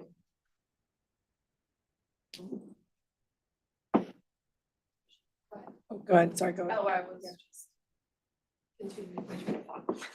Go ahead. Want to make sure that there's no more comment on that discussion. That I have a comment on number 8, that is is the previous discussion, any other comments on that? Or is it okay to make a comment on another member goal? Yeah, one more comment. And I know we keep going back to this about, and now I think about it more. I think it's great that we've defined California tribal nations as federally recognized and non-federally recognized. But when we're making recommendations or maybe even writing out detail, we should still talk about them separate because they're separate entities. We can lump them together, but at sometimes we got to deal with them differently. I think that's where we end up getting into this creative, like, sure, tribal nations do not need a creative alternative entity because that is the pressure is like, are you recognized or not? And just making sure people know it's both. Yeah. Instead of like assumption. I have a quick question here, and excuse my ignorance, but does anybody know, can tribal nations access certain programs like CAL FIRE funds and other funds in order to implement like cultural fire and other TK practices? Is that access open to those programs? The entities, right? Sorry, Leah, do you mean specific to CAL FIRE or you mean, oh, I'm sorry, I don't understand the question. Will you ask? Tribal nations can apply for those funds, correct? Okay. Most grant programs, and Tessa, of course, you can jump in here. Are you asking about federally and non-federally recognized tribes, or just tribes in general as being Oh, a I guess- full entity? I guess the question is both or either. Yeah, I think in general, and yeah, you might actually be able to speak to this too, but most of the programs at CAL FIRE those would be eligible entities. Okay. For eligible applicants. And in a lot of the conservation programs that we're looking at right now. Just making sure there aren't any barriers that we should recommend removing. Well, and there might be in certain like specific programs that we should Mm-hmm. take a look at. Yeah. Write that down. I just want to go back to the whole entity thing of like, and maybe this kind of looks at the like sovereignty of like, hey, if there's surplus land in my area, I'm tribal, I am Native American, and I want to go after said land to do agriculture, and maybe I don't have an entity. I feel like in here we name that, they don't have to create this specialized entity to access land because it is ancestral to be able to practice agriculture, land stewardship, what have you, on land. So that's where I don't want us to get, I guess, too specific about the entity that gets to apply for said land access, because I think that's I guess that's what people have to do, but I don't know. Thoughts out loud. Gloria?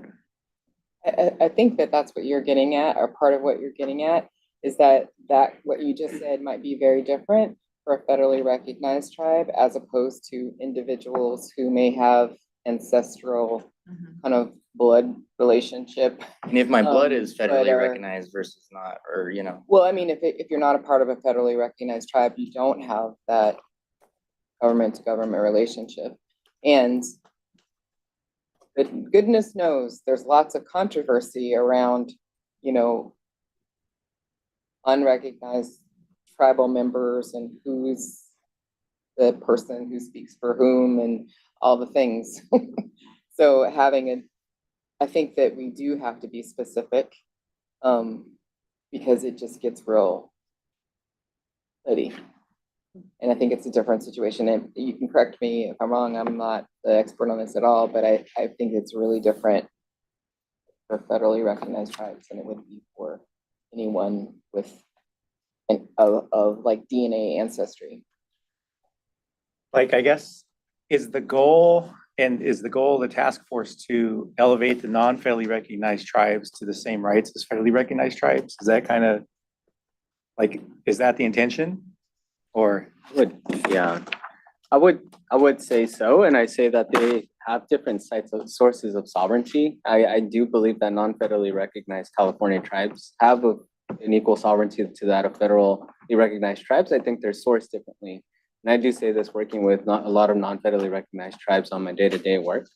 But I do think it's really important that we're specific of how these problems arise for non-federally recognized tribes versus federally recognized tribes. So this example we were talking about specifically is with the Surplus Land Act, is having a federally recognized tribe that already has their own nation, their own trust relationship through the BIA, to form an entity in the state of California. So step outside of the nation, form an entity to be able to acquire that land and then bring it into their nation, versus a non-federally recognized tribe is having to interface within the laws of the state of California.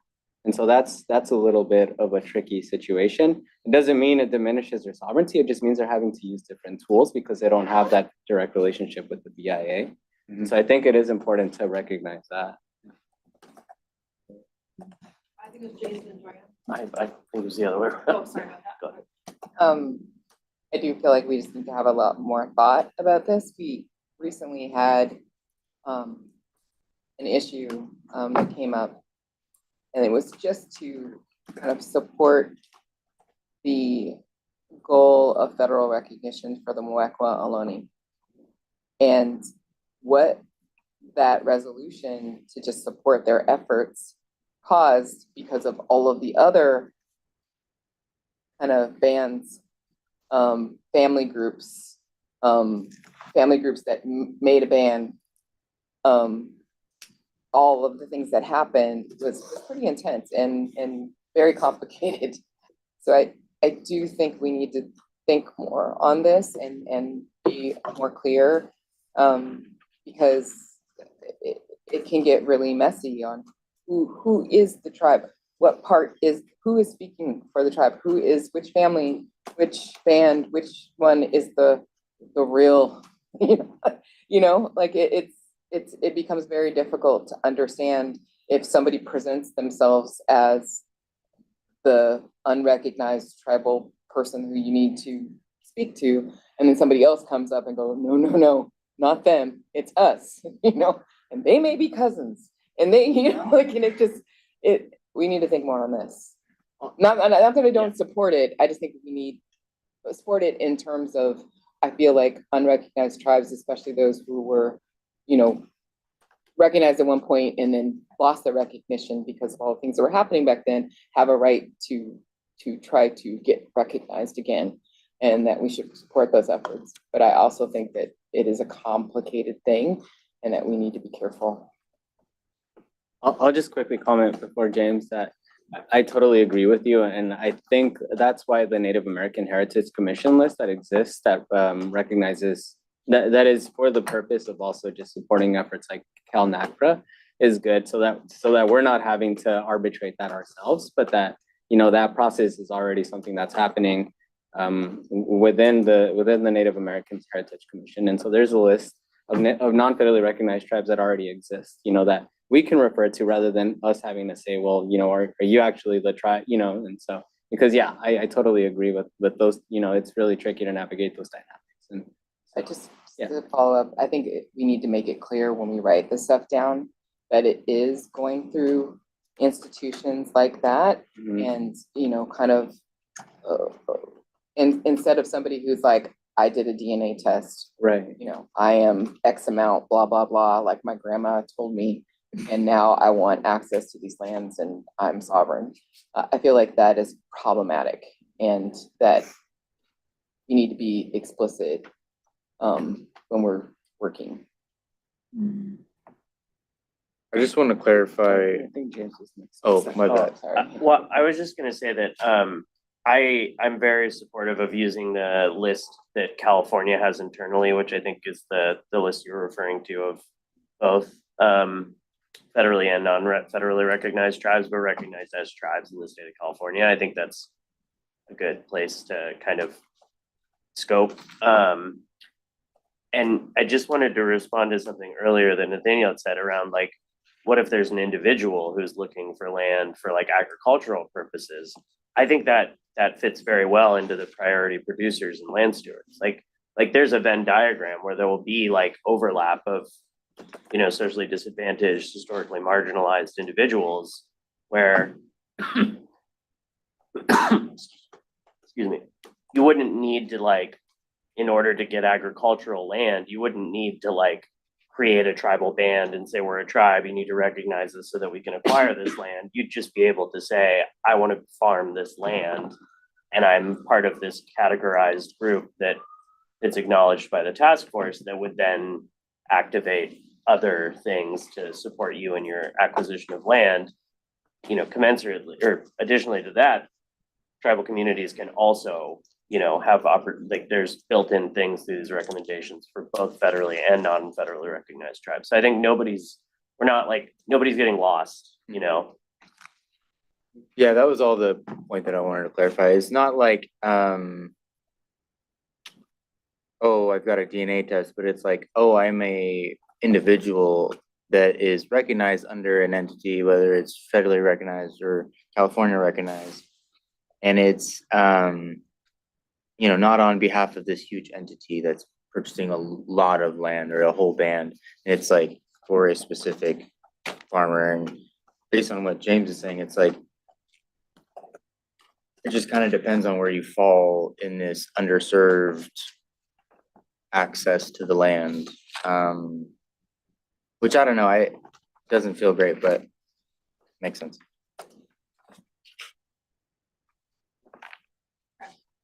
This obviously requires further consideration and conversation, and so thankful that we're starting this dialogue now. I think we might want to come back to it after our lunch break as well, and I'll just also point out the importance of having a little bit more conversation on that today, because in May, there's a tribal listening session, tribal engagement session connected to the May meeting the day before.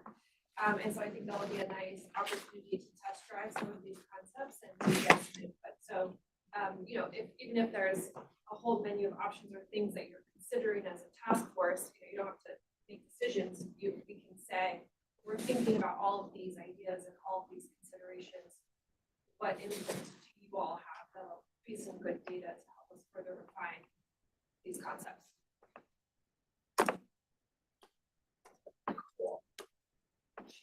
Do we have more information for that May tribal sessions? Yes, and that will be coming up at around 2 o'clock. Okay. When we get to outreach and review comments. Okay, got it. Stay tuned after this. Thank you. This break. Someone else wanted to take us to another number. Ruth. I forgot. Ruth, I Ruth. believe. Oh, I had a quick comment on number 8, of leveraging public lands. I wonder if the term working landscapes could be helpful there. That's being used in some contexts. There's a reference in the document to the acreage of public lands that's fallowed. And I think with Sigma, that might be good to clarify, because there's a lot of conversations about let's fallow more land so that we aren't using so much groundwater, which is going to be necessary. And so if we're talking about taking fallowed lands out of being fallowed and into production again, that will require water.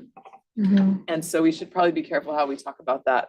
And I find the term, well, there's the multi-benefit land repurposing program, and there's conversations around land repurposing. But maybe the term working landscapes could be helpful there. The idea of multi-benefit use of public lands that has economic components and also other public good components, but that land's not just, and I think especially if it's fallowed farmland, that's different from if it's in another use and we want to convert it to agriculture. So those things might be good to clarify and discuss more. Thank you for that, Ruth. And when you say that, does that, would you want to change wording here so that that's sort of obvious at the header level? Or do you mean making sure in the context of that section, you're describing these very specific? Does that question make sense? It's kind of like, does the goal itself need to be changed to better reflect what I you're would saying? suggest modifying it a little bit. Okay. I don't have a specific suggestion at this point, but it might be good to add something about evaluate or determine or something, you know, to to reflect some kind of decision-making around the best use of that land.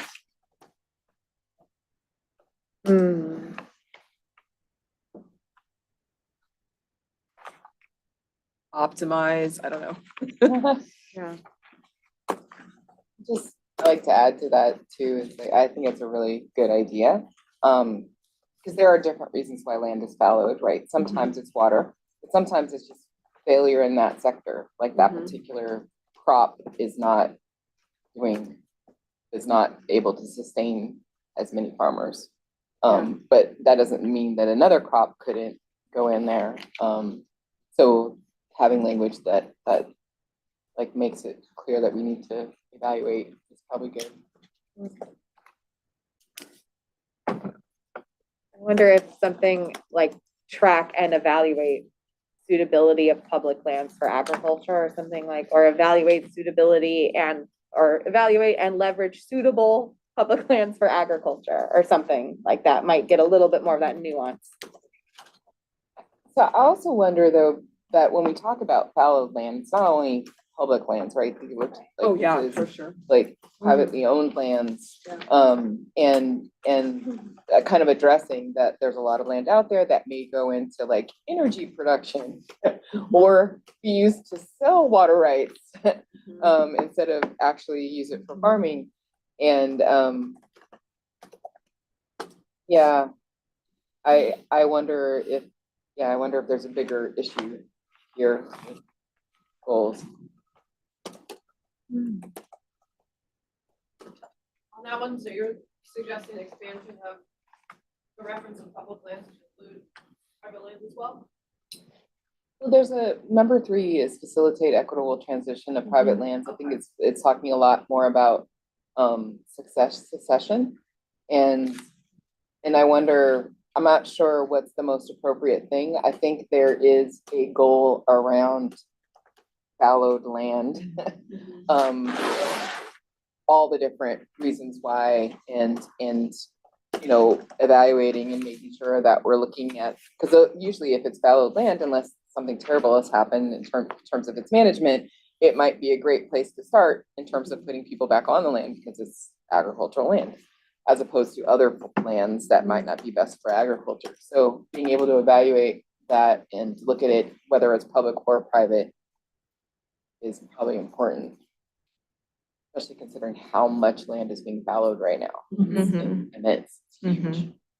If you were to broaden out number 2, would it fit there? Like basically making sure that California's agricultural land is being used for agriculture?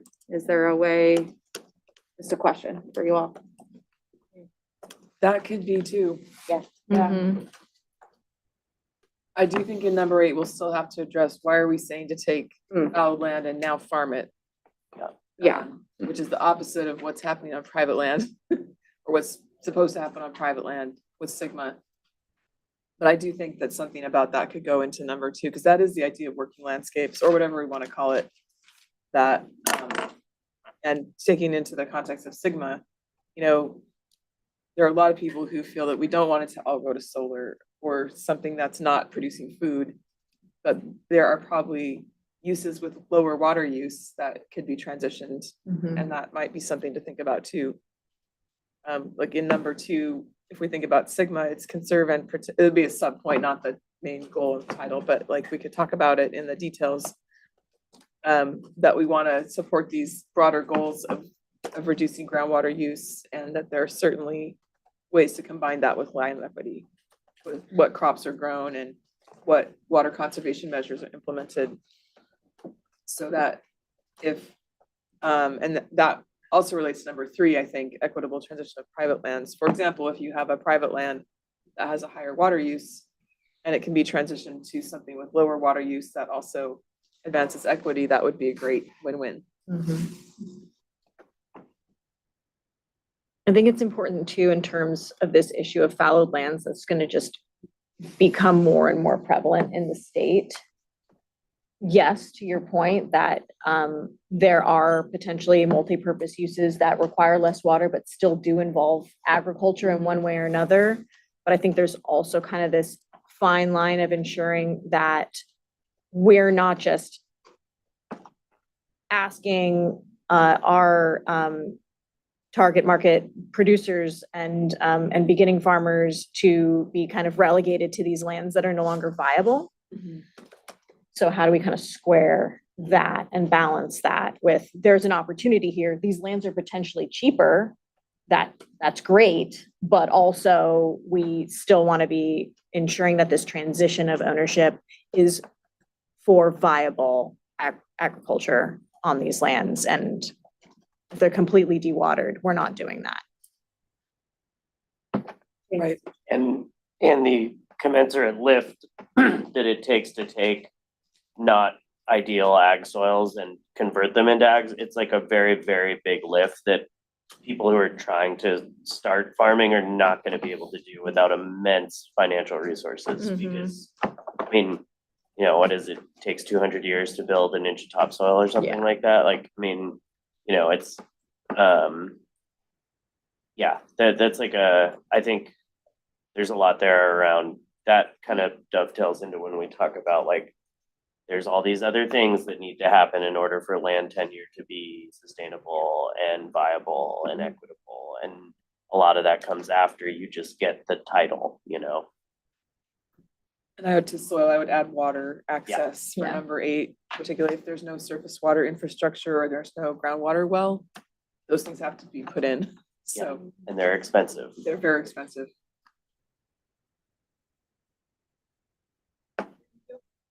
I mean, just, you guys are all right. It's so true. And, like, yeah, I just wanted to echo Leah of like, let us not push towards putting all this access towards fallowed lands. Like, let's balance that out of, yes, it can be cheaper, but that means there's more money to put into it. There's more money that we are asking to collectively find to put towards those projects. And I do think that that is a start, because that is the regeneration of the land of like, hey, it's got all walnuts on it and we need to take those out to have something that has less water use. It's actually gonna, just that process is gonna, you know, regenerate it, and there's gonna be more farmers working, more hands in the soil, and, you know, building that up, conserving the land for a longer time. So yeah, I just really want to uplift that, like, finding the balance. If we're pushing the fallowed and pushing the spaces that have less water access, like, what are we doing to ensure there's viable, you know, money to get viable production going on out there, which is, you know, goes into the beginning of our, this takes much more than just acquisition. No, it is either Dory or Leah. Oh my goodness, I've not even seen. Maybe Victoria the names. Oh, sure. Okay. Well, I'm just thinking about whether or not the number 8 should be part of number 2. And I'm also hearing from that it is, like you just said, not about just, there's like the process that we want to protect, to make sure in the process that we're doing this action of conserving and protecting and leveraging public lands, that we're also not, we're talking about the land, but we're also talking about the farmers or the land stewards that are going to be on that land, and what protections do we need to build into that process. Maybe there's a recommendation in there under one of those categories, but that we're not forgetting the person or entity and then the land, also balancing a tricky situation in our state with regards to conservation and water.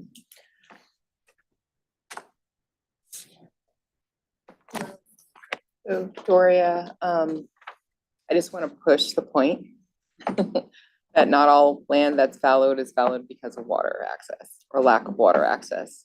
There are probably, you know, tens of thousands, maybe hundreds of thousands of acres that are being fallowed because people cannot get a price in the market that will sustain their operations. And that is a real thing, you know, And so those farmers are facing the decision of, bringing a crop. Do I invest and bring a crop to market where I won't actually, given the market that the current price that they can get in the market, they won't recoup their costs? Or do I fallow? And so in those cases, the reason why the thing is fallowed is not necessarily that there's been some kind of degradation to the land. And I feel like I'm hearing us kind of almost equate fallow with bad land. And I don't think that is something that we should unconsciously adopt. I think that for your original point around like sticking some terms in there around evaluate and consider is really important, so that we don't make a situation where if we're creating a situation where where priority farmers get access to fallowed land, that they're getting access to bad land. Because I don't think that's true, especially if you evaluate it to make sure that it has land access, that it's in good condition, all those things. So I just want to make that point because, just hearing all the reports of what's happening out there in markets and in different sectors and why people are not growing on, in their fields for various reasons. I know that it's not just water. So make that point. Yeah, I agree with all that. I think that's very true. There's a lot of different reasons why land ends up going fallow. And I think when we're talking, well, okay, the first thought I had that I was gonna say is that I know CDFA is working on their climate resilience strategy too right now, and I think there's potential like cross-pollination there of things that we hope to see on those lands and strategies that CDFA is developing for climate resiliency. And so, I think that comes out later this summer, but like having at some future meeting, being able to see that if there's any like touch points there that are worth kind of overlaying onto each other. And I had another thought about fallow land and it's gone now.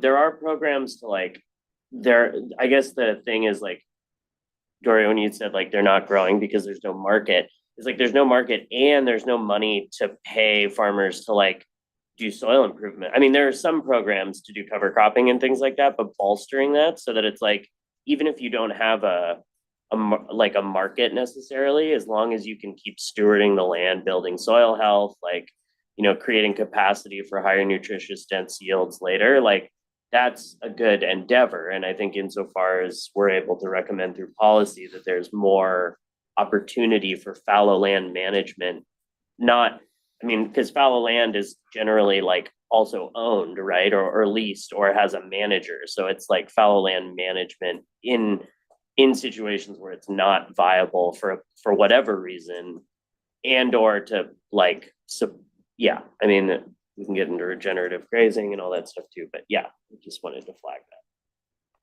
that. I just wanted to clarify too, that number 8 is about public lands and not all public lands are fallowed lands, and some public and state-owned lands that are fallowed are maybe just underutilized.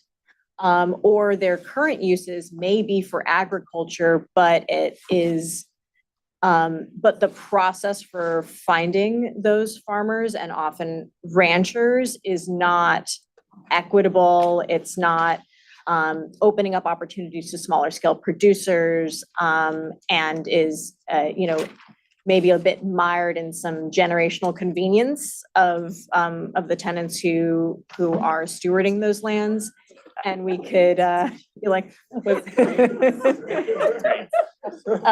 phrase. and we could also, create some parameters around some like basic expectations of lands that are leased, that ensure that those leases are fair, equitable, simple, secure, and long-term. So it's an opportunity to leverage underutilized or kind of, tired public lands for public benefit through agriculture. So, yeah. Yeah. I just wanted to add, related to, as we're talking about 2 and 8, and I imagine we'll hit on this later, but I also want to encourage us as we're talking about whether, I don't know, this came up to me as we are talking about fallow lands, but not only leverage, but actually increase the access of public lands available by focusing on acquisitions as well for public lands. And so just thinking of like the Department of Conservation having a prime soils catalog and like, what does it mean for those prime soils to become public lands themselves as maybe they're being offloaded in the market? And so I'm just thinking of that too, as we're like hitting that barrier of like, is there enough public land or is there enough public prime land? You know, I think there's a very specific way in which we can see what prime agricultural soil is available and how can we actually increase the public portfolio so that it's available for that. And so, yeah, just wanted to. I think just to add, I agree with all that as well. And for 2, 3, and 8, I think those all relate to fallowed lands in some way. To Leah's comment about public benefit, I think, especially with Sigma, there's a lot of concern about what will happen if private lands are fallowed and nothing else is done with them. Whether they're fallowed for, Terry was mentioning, for selling water, groundwater access, or just because of Sigma not being able to farm them anymore. In the San Joaquin Valley, there's a lot of concern about, is that gonna be a public health issue with dust and valley fever?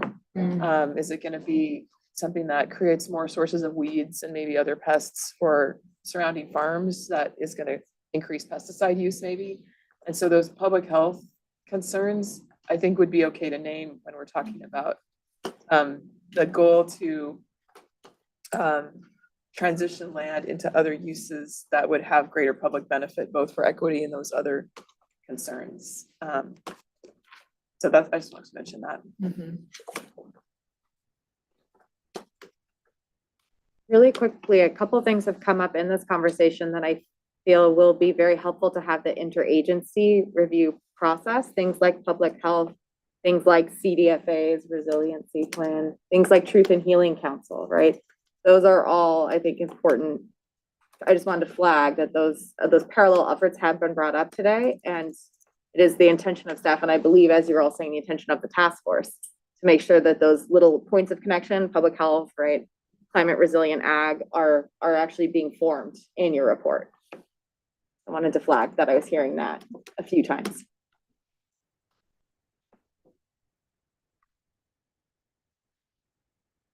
So we're kind of marinating on what to do with 2, 3, and 8, but I think that will crystallize later on down the road.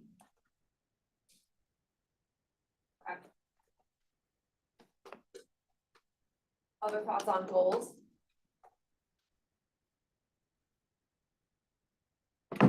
One more Yeah. thought on number 9. I wonder if we could actually add interagency or something to that. Would that be an appropriate place to name that? Because I think one thing in general I'd like to make sure we think through is whatever our recommendations are, not being things that are going to be at cross purposes with other good purposes in existing laws and regulations and incentives. So I think that's really important to name somehow, that this is a complex effort that will require a lot of collaboration across agencies. I like that terminology, and not just agencies, but Right. yeah, like a lot of collaboration. Like Public, agencies, private, state, public, local. private, NGOs. And do you mean adding that as a recommendation within that section or adding it to the title? Definitely adding it within that section, but I think that there could be a couple words added to the title about that. Maybe something like coordinate this work, or Something, or, with multiple public and private stakeholders or something like that. Yeah. Just to me, it seems like maybe the word we're looking for in number 9 is accountability, or how to get at that going forward through those methods. Accountability. I don't know how that might fit into that word number 9, or maybe those monitor, evaluate, and implement seem more actionable. And how we might go about doing that, but making sure that the recommendations, where possible, building in accountability for all of those entities we just have been naming. Yeah, I almost feel like they're two separate things we're talking about. Like there's like the monitor, evaluate, and implement the policy recommendations, and then there's like, how can we encourage collaboration that's not at cross purposes? And if we can like blend them together in one of those goals, I think that's great. And if not, we should just have them both be stated separately, but I think we probably can work them all in together.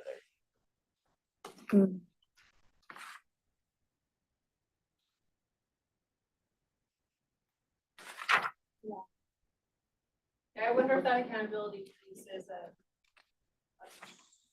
strategy or a statement somehow. And then we are figuring out how to make that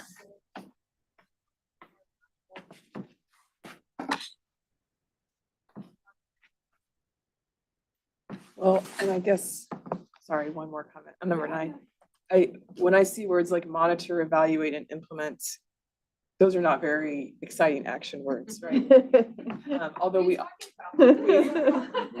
we all know how important they are, but conserve, advance, support, those are stronger words. Like what stronger words can we use to really help the public understand why that action is going to be important? Something about even sustain that work or continue that work or something. Long-term success, I don't know.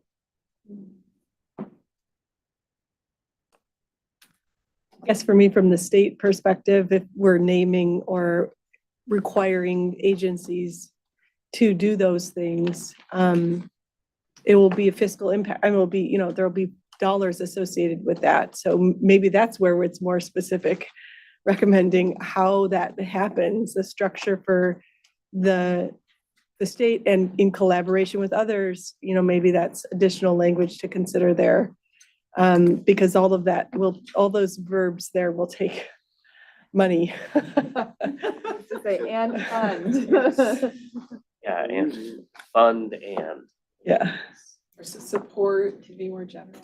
I mean, I'm jumping ahead, but I'm just kind of considering the strategies listed under there are mostly related to establishing funds. Okay. So we should just think about what the goal statement is in relation to the strategies that are listed and see if it makes sense, right? If it's a direct connection. But I also think there's that narrative piece about the importance of sustaining this work and carrying it on in the future and sharing joint accountability across agencies, organizations, individuals, etc. That would be maybe a nice closing statement or a piece that's actually in the introduction in the executive summary. I don't know where it goes, but that's been a theme from your conversations all along as well. There is right now a conclusion section that is blank, just to flag if that.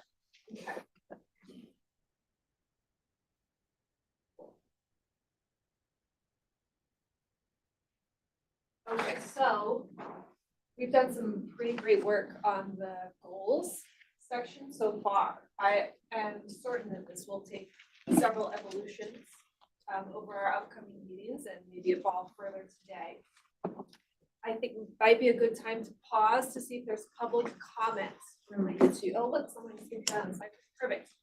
See if there's public comment related to the discussion that the task force was just having related to the 9 goals being put forward so far in the draft.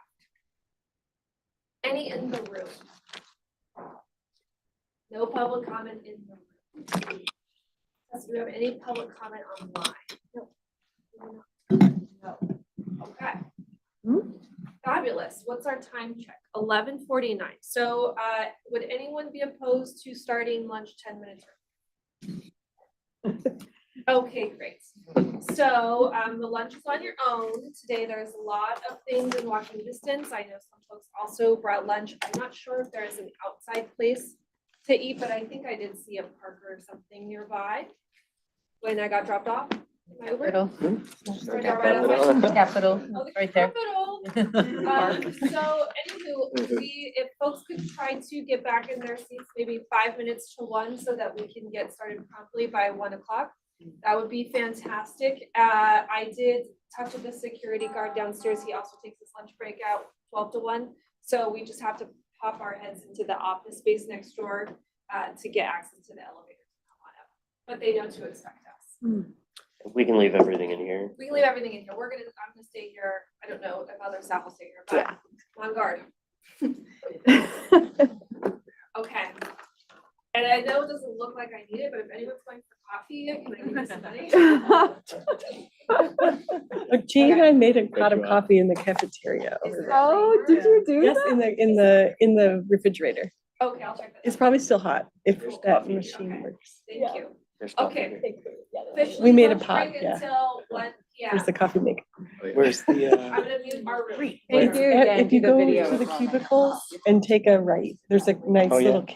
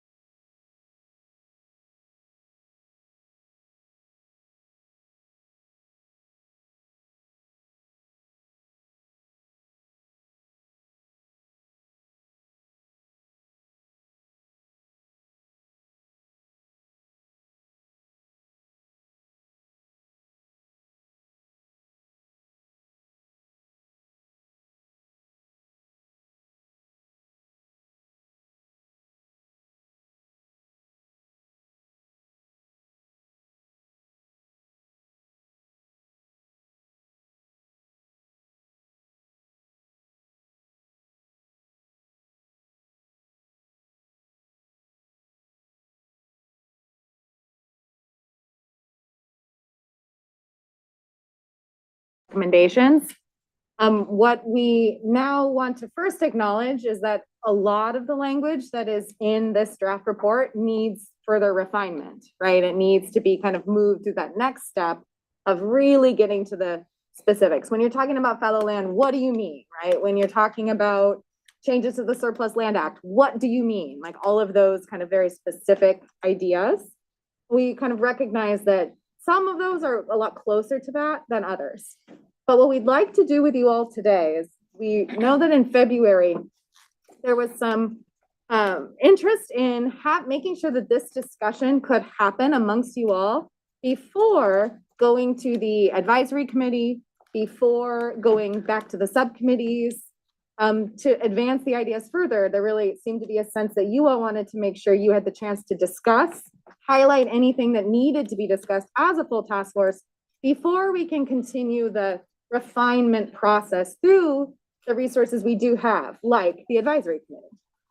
So what we'd like to do today is not necessarily like line by line specific to the recommendations themselves, but if there are things you want to flag or discuss in this space that you feel like you need to talk about now before those ideas can be moved along for further discussion and refinement in subcommittees or in the advisory committee. So in other words, what do you need to talk about today? And we'll get through as much as we can. Some of it might need to be saved for May, but let's see what we need to talk about as a group so that we can keep moving the other ideas forward.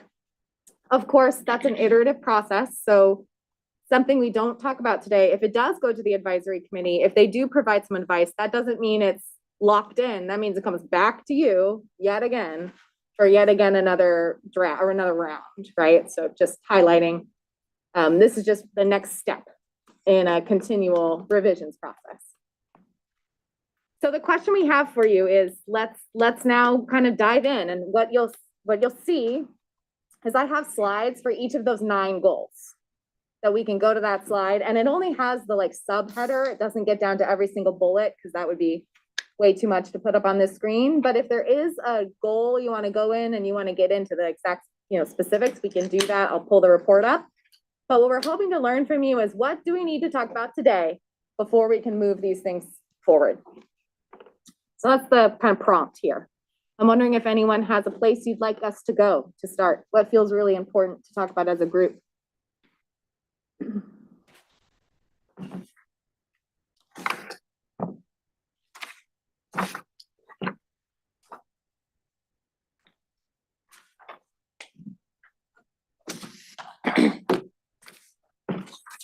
Can I ask a clarifying question? You Yes. said you all had identified a couple of things where it's like, oh, we need to drill down this language more.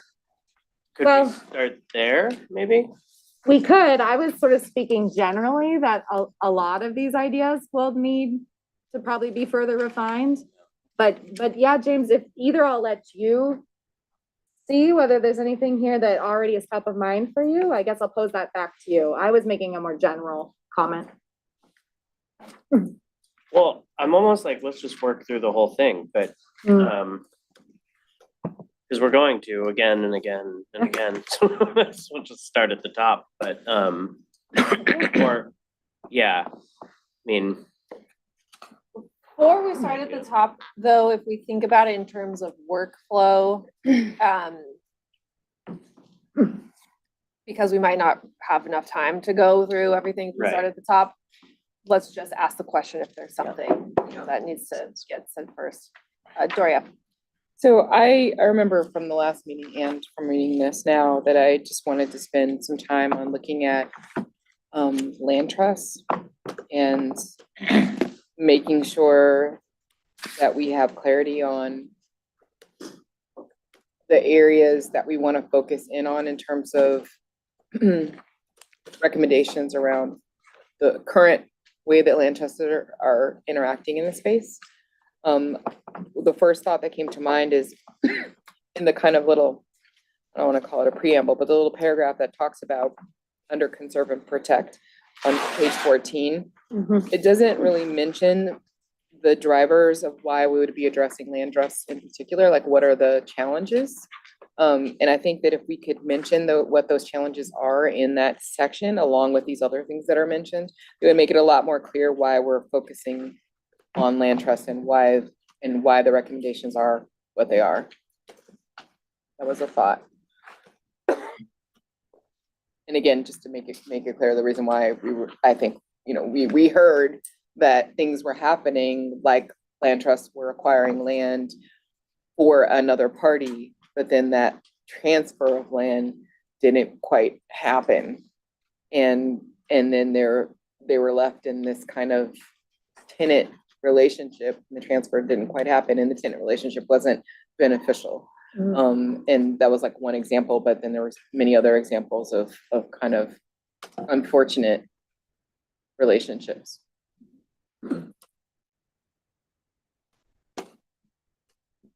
I can share, James, I always forget about the mics, James Nakahara, I know from some of the folks that we work with that like, sometimes the relationship is so good that people actually are hesitant to purchase, like, because when they have that relationship with the land trust can build the new well, can build the new barn, can build because they have the resources.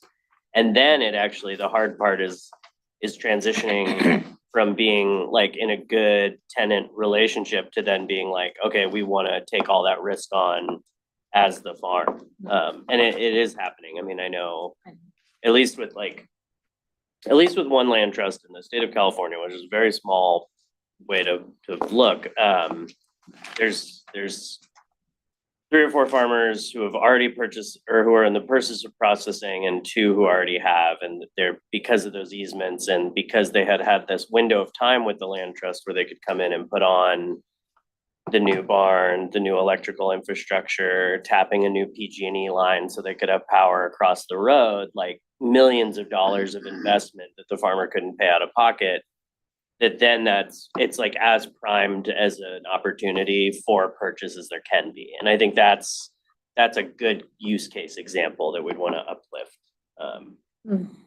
But also not all, I mean, I don't know a ton about land trusts, but I know that they're very different in terms of resourcing, right? Like, something like Mid-Penn is huge, right? But like Santa Cruz Land Trust is actually kind of small, and there's a lot of really small land trusts that don't have the same resource base. So yeah, I think there's a lot of room to explore there around like, I don't think the resources that these recommendations provide, I think should be focused as much as they can be directly to farmers themselves, if we're talking about this in an agricultural context, but that some of that probably can go to supporting other things that are supporting farmers, and land trust is one of those things. And I think echoing what Doria and James both said is like, these existing conservation practices, maybe we could flush those out a little more into the creative ways that and again, like land trusts in general, we might be talking about an entity that serves as a land trust or serves like locally for this small group of folks, that it can look many different ways. So it's not necessarily land trusts in general, because those aren't land trusts in general are meant to, buy, protect, and then sell to a farmer rather than hold it for long-term land tenure that we're ultimately trying to push that would be a better solution for land trusts to be working on, is holding it for longer and putting more money into said land instead of buy it, get the money from the easement, and then try and sell it. But not that we don't want them to do that, but are there other organizations, other like land trust adjacent entities that can promote the upliftment and stewardship of actual land.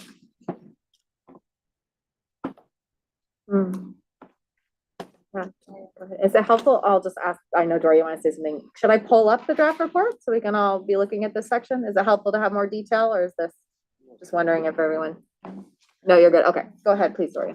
So this is, again, we're under the kind of conserve and protect California ag land. And I actually wanted to pull in with something that Dorian said earlier about having a fund for the acquisition of prime ag land that the Department of Conservation might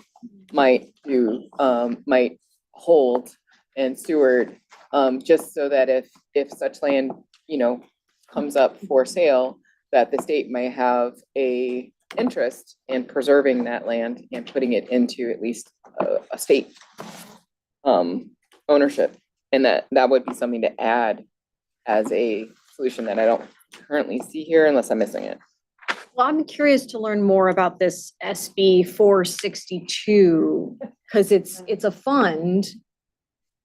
But I don't know, like, is the acquisition for land trust to purchase land? Is it for what are the entities that are allowed to purchase and hold the land with that fund? That's what I think we could. Yeah, that's a good question. Yeah, so Yeah, and I, understanding what they're proposing, and maybe it's just to say we are in support of this, or if it's not quite hitting the mark, we can suggest modifications. and you were specifically, Leah, talking about SB 462, right? Yeah. That one that establishes the California Farmland Conservancy Program Fund. The eligible entities that I have in my notes, of course, definitely double check this, are counties, cities, special districts, land trusts, nonprofits, and tribes. And you would use the money solely to acquire conservation easements that result in the permanent preservation of agricultural lands. Oh, it's not to acquire the land. Yeah, that's, So my understanding is this would establish a fund for an existing program.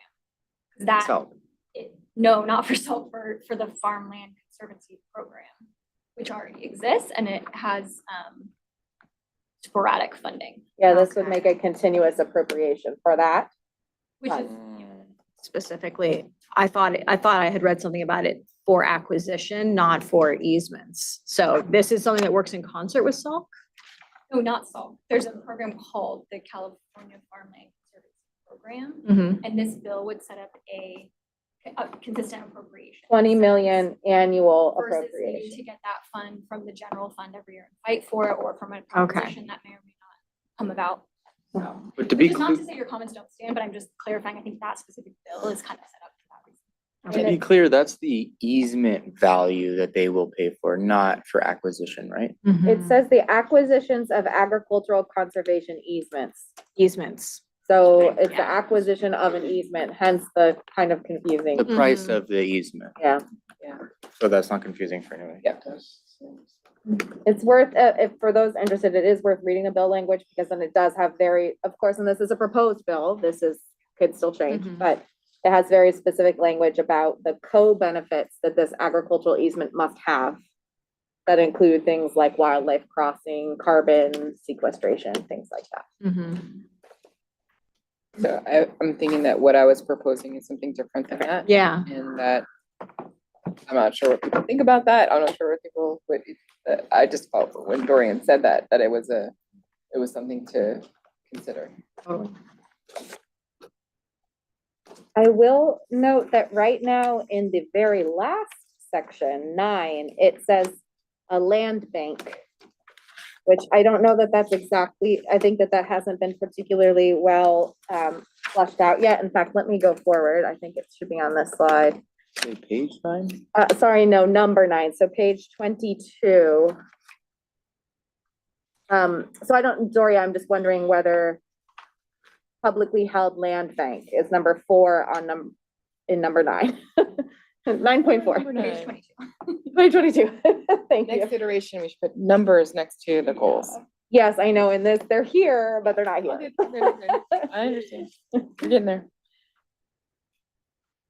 Yeah, So I still have questions about this whole number 9 in and of itself. Like it feels a little bit like this thing should live actually under the goal that it's more related to. And yeah, I'm not sold on having number 9 as a goal, but maybe just like something else, the statement in some other part of the report. That's just me personally. I think that this should be moved under the goal that it would help to achieve. And not like a statement about ongoing work. Yeah, I agree. I think under each goal, there should still be ideas about how to do what number 9 is saying. And maybe it can be worked into each one, as Maria mentioned.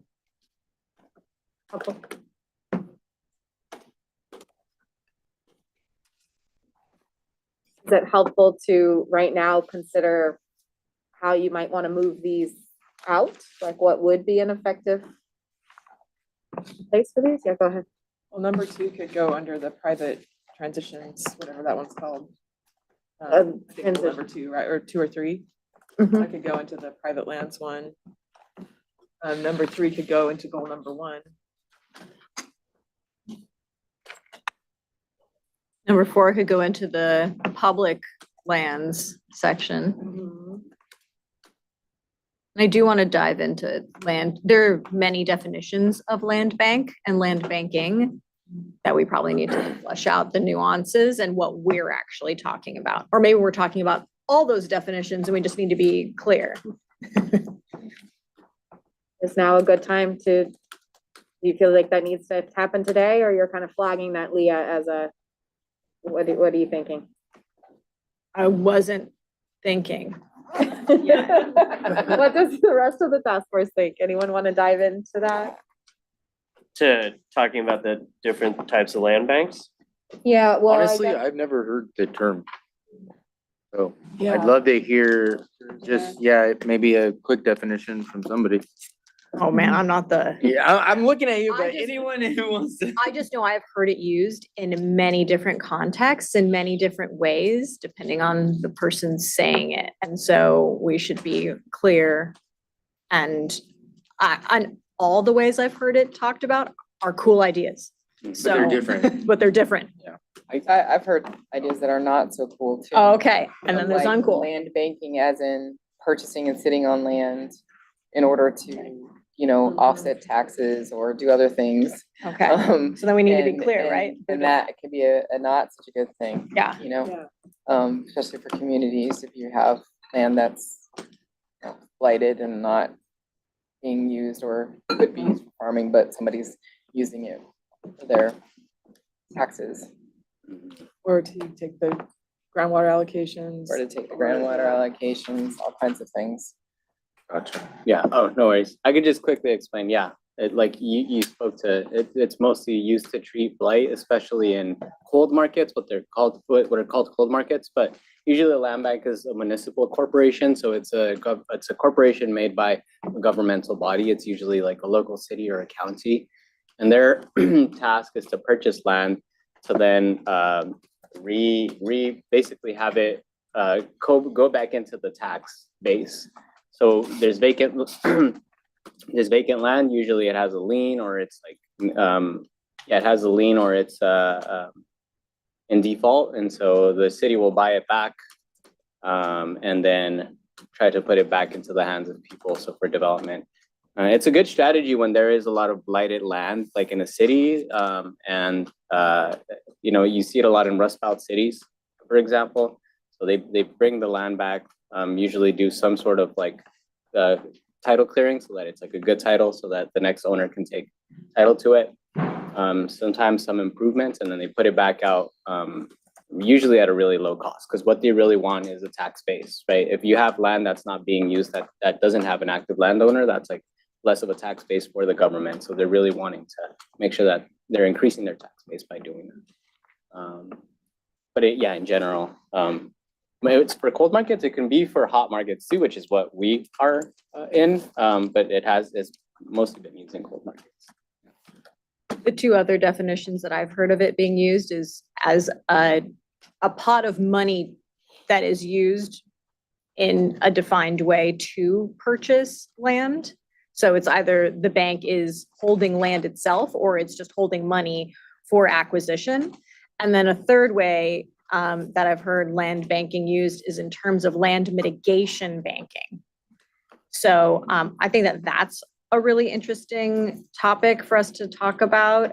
Some counties are have policies where for every acre of like prime or however you want to define it, agricultural land that is developed, an acre has to be preserved either on site or you pay money into a land bank, a land mitigation bank that holds that land in perpetuity for a purpose. So this is also used in conservation, regulations that require the same thing to be done, but for conservation purposes. So if you have a species that's threatened and that's prime habitat for that species, you have to then pay into a mitigation bank that is going to conserve habitat for said species. I think it's a really interesting way also to talk about like multi-purposing or with land transition for families that are owning land. They don't have established successors who want to continue agriculture, or for whatever reason, agriculture is no longer profitable for them on that land, that they could then become an agricultural land mitigation bank and get money from these developers to preserve and keep that land in agriculture and then provide opportunities for farmers on that land. Details TBD. Like obviously that has to be, we have to get really specific about what that would look like so that it would actually be to the benefit of those that we're seeking for it to be. But yeah, I think there's different ways. Like there's obviously this public structure, but mitigation banks don't have to be publicly owned either. So interesting way to kind of get another revenue stream for ag. Nice. Nathaniel and Doria, did you both have hands up? No, okay. I just wanted to say, I think that's what, I don't really like the idea of the municipal, well, I like the idea of the land bank being municipal or like local, of like, hey, there's a local land trust or the city, or, I mean, Davis has a couple properties like that, that's like open land and the city owns it and they're looking for someone to purchase it kind of thing. But I don't like the idea of the whole state being like, oh, because we don't have the staff for it, and it's gonna end up, it's like, then it's just all these other organizations that have to go through the state versus funding these land trusts and other organizations to kind of be in those local spaces to help purchase those working lands or like could be potential working lands. Yeah, thank you for giving more in-depth insight there. Let me follow up quickly, Nathaniel, just with a clarification question. So you're saying to your mind, having like the state own agricultural land that then it leases is not, that you do not think that is this, because that has been on the table. So I'm just wondering whether that is a point that you all might want to now discuss to see, have a sense of, is it one strategy among many? Is it actually contrary to your goals? This is maybe a point to work through. I think there's something to distinguish there, though. You're talking about the state going out of their way to acquire lands that they then have a program that they lease, as opposed to some of the topics around publicly held lands, making lands that are currently underutilized be made available to either purchase or lease because they're already held by the state. I think there's like a little bit. Thank you for nuance there. elaborating a little bit more on there, because I wasn't necessarily thinking about the second of, there's already California state land owned. They've got to do something with that. They've got to work with their local land trust, their local RCDs, depending on which entity wants to step up for that locality. But as far as like future and acquiring like private owned land or like publicly, I guess they would already own the public land. But again, kind of depends on county versus city, or is it like a state thing? And that's why I said it wouldn't necessarily be a good idea, because the state cannot overlook all of the different, even just like using myself as an example, like I live in a city in Sacramento County. And so my city I would work with them if I wanted something done as far as that. So just making it more local. And when we're thinking about who would be purchasing or like holding this land, to then find the right person locally to take it over more long-term. Doria, then Dorian. So I think I still like this idea, and the idea that I like is the possibility of the state specifically having resources available to purchase and hold prime agricultural land that may go up for sale. That's the idea that I like. How it gets operationalized is a whole other story. Like, what's the best way to do it? Is the state itself? Does it go as is it a grant program? People can apply for it? Is it local municipalities? All that kind of stuff. That is yet to be determined. I like this idea for two reasons. At least two reasons. One is we've heard a lot about how it's really hard to know when land is going to come up, and oftentimes you have to move fast. You have to move fast with a lot of funds. And if a program could be stood up that could, interject itself into a land acquisition process and move fast in order to hold that land, and then have it go into this network of programs that would help to conserve that prime agricultural land for all of the different things that we've been talking about, in terms of, anyway, this list of the things. I think that might be a good thing. And then kind of secondly, the fast part and the other idea was, I think that's it. I think just the fast part. Oh, no, it was another idea. Is that I actually do believe that there is a difference between any old land and prime agricultural land. And that when prime agricultural goes up for sale, that is a particular type of resource that the state should have a particular type of interest in, considering how much of an agricultural state we are, how much of our, budget depends on it, how much we value our farmers, all those things. So I actually feel like it is actually strategic to conserve those lands because of their unique kind of ecological nature, as well as interceding ourselves into that process where the state has a lot more funds. They could possibly move fast depending on how the program is structured. And then it could go to support all of this kind of another ecosystem of goals and objectives that the state has, including supporting priority farmers.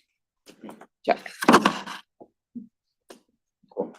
Yeah, I want to say I really echo that, and that's part of the first point that I also wanted to make. I think it's a great way that, maybe even with the possibility of a land bank, having a government intermediary structure that is able to capture and save prime land as it is in the risk of being developed, or switching hands for purposes that are less social, that are less beneficial to agriculture.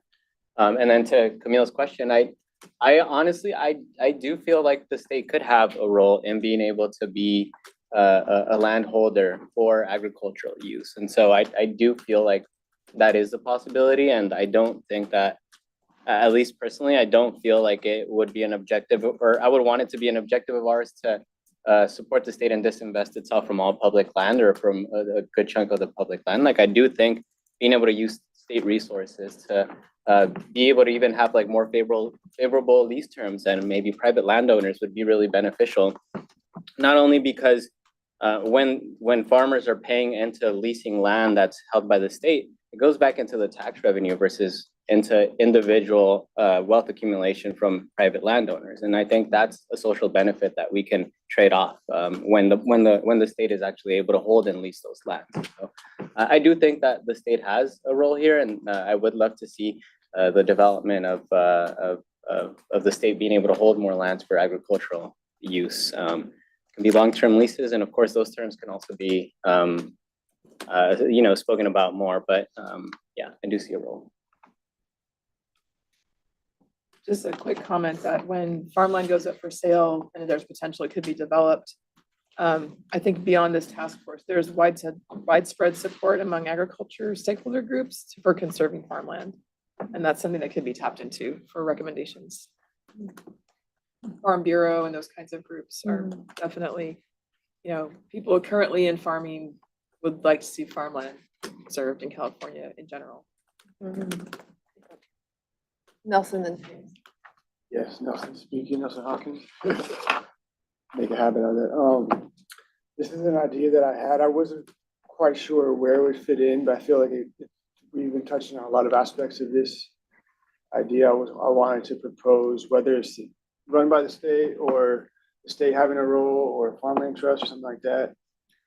Is like putting into the general fund, the state budget, a certain amount of money specific to conserving farmland for the next generation to transfer, like could be called generational land transition budget line item. I don't know how we would phrase it or name it, or I'm just thinking like putting money where our mouth is as far as like the large transfer of land that's expected. So we're already underway, but it's expected to happen in the next 10, 15 years or 20 years. We could say like every year we allocate a certain amount in the budget in this time frame to hold prime agricultural land for the next generation or for who we're prioritizing to help aid that transition. So it doesn't go to developers, doesn't go to hedge fund, doesn't go to the market and be subjected to the mechanisms in the market, and we can really keep that as prime farmland. Just want to see how that lands and what other people think about that idea and where it might fit into this. I feel like this is a good time to talk about it, but yeah, I just want to open that up and see what others think of that approach to encapsulate what we're discussing right now. Curious. I'll just chime in to say, I think that when I think of land trusts, I think of not people conservation. And it's like this land, and they don't really look at the like, I think that we're starting to more, but I think it's oftentimes we look at the land without people on it. And I think that when you're talking about, Nelson, this for the next generation, are there just more kinds of organizations that work as holding land or uplifting land? Maybe it's literally only a few years to clean something up, put a well, and then sell it to the next farmer. And then they go find another group of farmers to do that again. And maybe that's a group that does it in an area. I feel like understanding the people that are gonna be on the land is gonna make more of a long-term lasting connection than treating land like a currency and putting it in a bank and now it's sitting there till because I do think the state should intervene in the way of like de-investing it. And I do think that like if there's a way to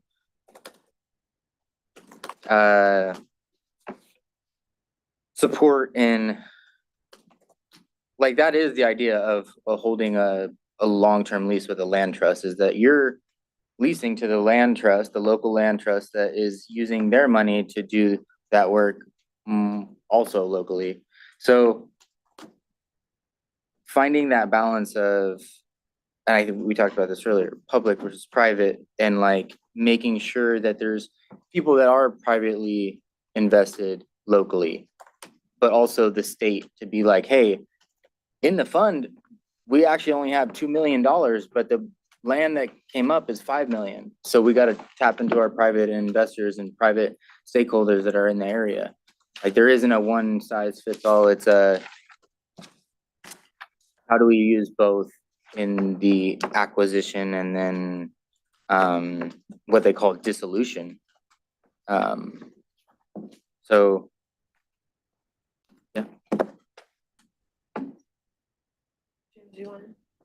Yeah, I'm going back a little bit, but I think we should have somewhere in this report an explicit call out of the inherent value of soil, like of farmable land in the state of California. That it is a deeply precious, very unique, and very easy to get rid of resource.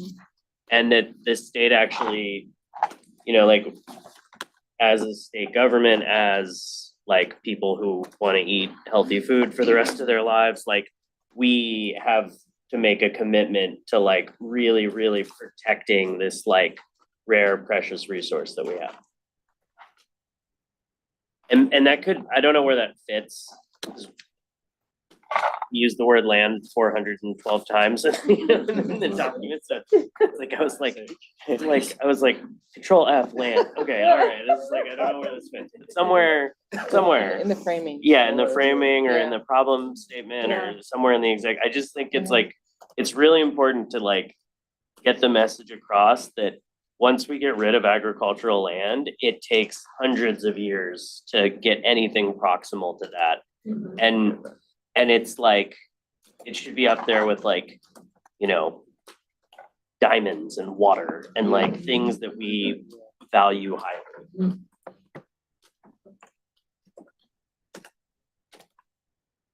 I wanted to add that I feel like we don't have to have an either or situation with public-private, but both and that, probably need both. And at different times, there might be more money that's available for public, and sometimes we might not have any money available for public. And so to have both, so we can kind of oscillate between the two, to achieve the ongoing goals of conserving, agricultural land and making sure that we have some kind of a plan and support for succession. It's good.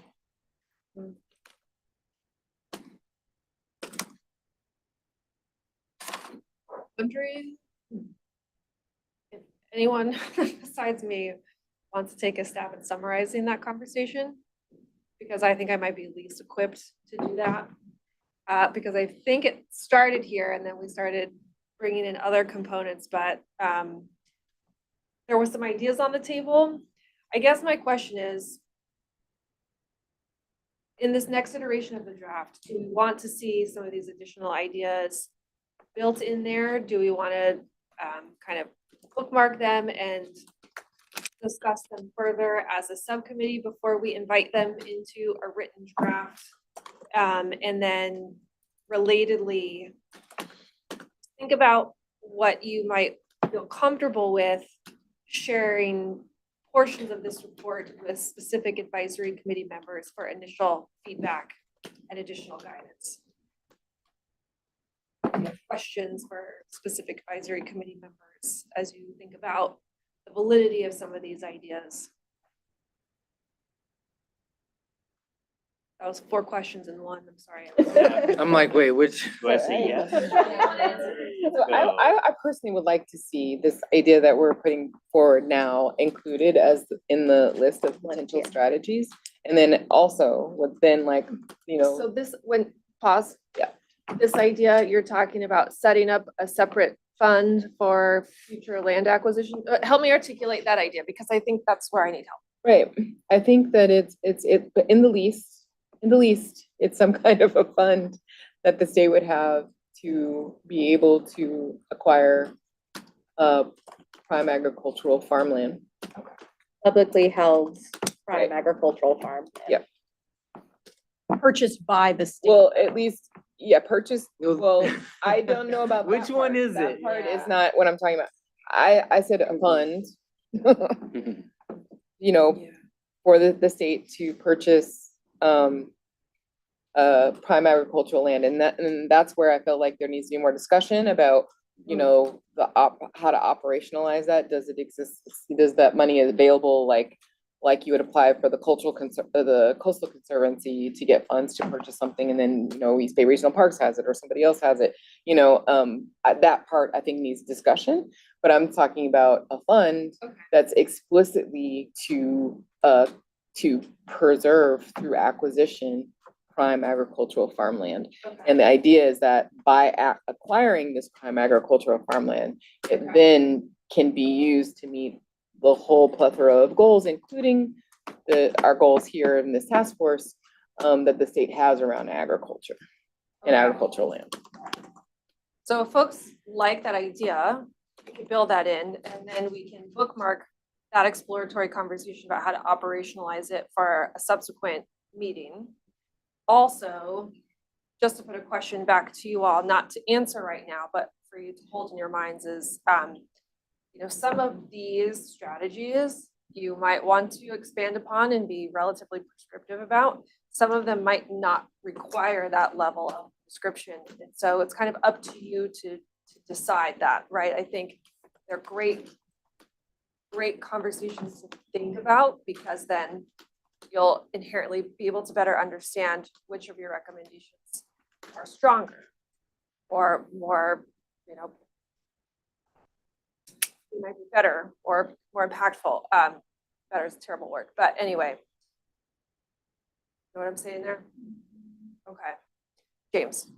Yeah, thank you. I tend to think that over standardization leads to like inequitable outcomes down the road, just inherently. Like anytime something's like hyper standardized, it just creates margin out, like it creates disparities. And I'm guarded against like us throwing down like really hard rules around what can work for land access, because partially the state is so different in different, I mean, like, you know, Modoc County and Santa Cruz County could not be more different, you know, and so one thing that I think would be helpful for me and maybe for other task force members would be like, can we pick a couple, and I know we've got folks here from the advisory team, who are helping with research and things like that, but I'm curious about like kind of case study type things of like, you know, what would this look like for this type of farmer in this part of the state that has X, Y, and Z resources where maybe there aren't any land trusts, you know, maybe it's just, there's just the county, local municipal government, a couple of nonprofits, like what would the framework look there versus how would it look maybe in a place that has all these other resources, and being able to build recommendations that allow for both of those things, because it really should work for everybody everywhere. And that means that we have to be very flexible in terms of what specific pathways, but I do think we can rein in those things, you know, like we can put guardrails on it, but it needs to be this kind of a la carte type of options that you can pick and choose from. And maybe in some places it's like, yes, it makes sense for the state to use this fund, purchase this land so that it doesn't get purchased by developers who want to turn ag land into a data center. But maybe in a different place, it makes sense for a land trust to purchase it. And in both cases, there's this interim tenure period where there's either the resources of the land trust or the state to help implement the infrastructural improvements that can make it tenable long-term viably, you know, as a business farming for that, whoever wants to purchase down the road. I think that would be one way to like, I don't know, that's kind of how I'm thinking about it. I know there's like a half question in there somewhere, but yeah. We're full of questions right now. Nathaniel. You know, I appreciate you saying that, James. I'm forgetting what I was gonna respond to, but you're right, it doesn't work for everyone in the same exact way. And like, From my experience, it's like the smaller the amount of land, the less of an easement and the less a land trust is interested in working with, it's not worth their time and money. It's not like they're just doing it out of the kindness of their hearts. They have to pay for the lawyers, they have to pay for all the people making the easements and actually acquiring those. So smaller urban farms kind of get, and I can't get an easement in the city. So like a land trust isn't gonna hold land for me inside of a city, or especially like the idea of a city is to have taxable land that is going to be developed or has plans to be, taxed. And if you're within that bounds, like that is the idea of conservation, right? You find somewhere that's on the risk of being developed, but that's all the more hard. And we're really only talking about people that have hundreds of acres. And I think that one of the most important things in here is to kind of address those disparities. And like land trust is like we're supporting, are we talking about community land trust? Are we talking about agricultural land trust? Are we talking about like an organization that is acting as a land trust or doing all the things that, are they land trust accredited? What are we, maybe could flesh that out a little more to help inspire other people to think about like, oh, how can we get together and hold this land versus look to the local land trusts and see if they can help us or not.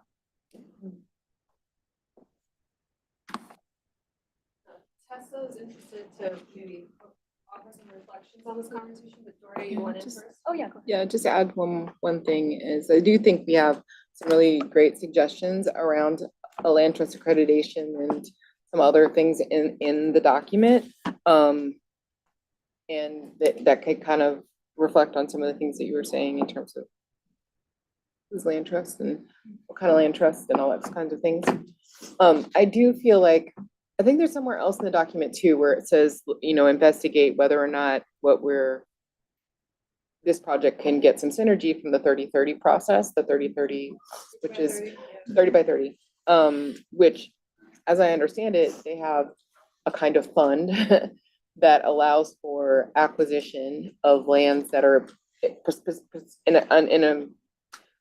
adjacent to like shorelines and other things in order to reach that kind of 30 by 30 goal. And I think what I'm proposing is something similar, but for prime ag land. And so in that instance, different entities can apply to that 30 by 30 project, say, hey, we have land that's available that meets the 30 by 30 goals.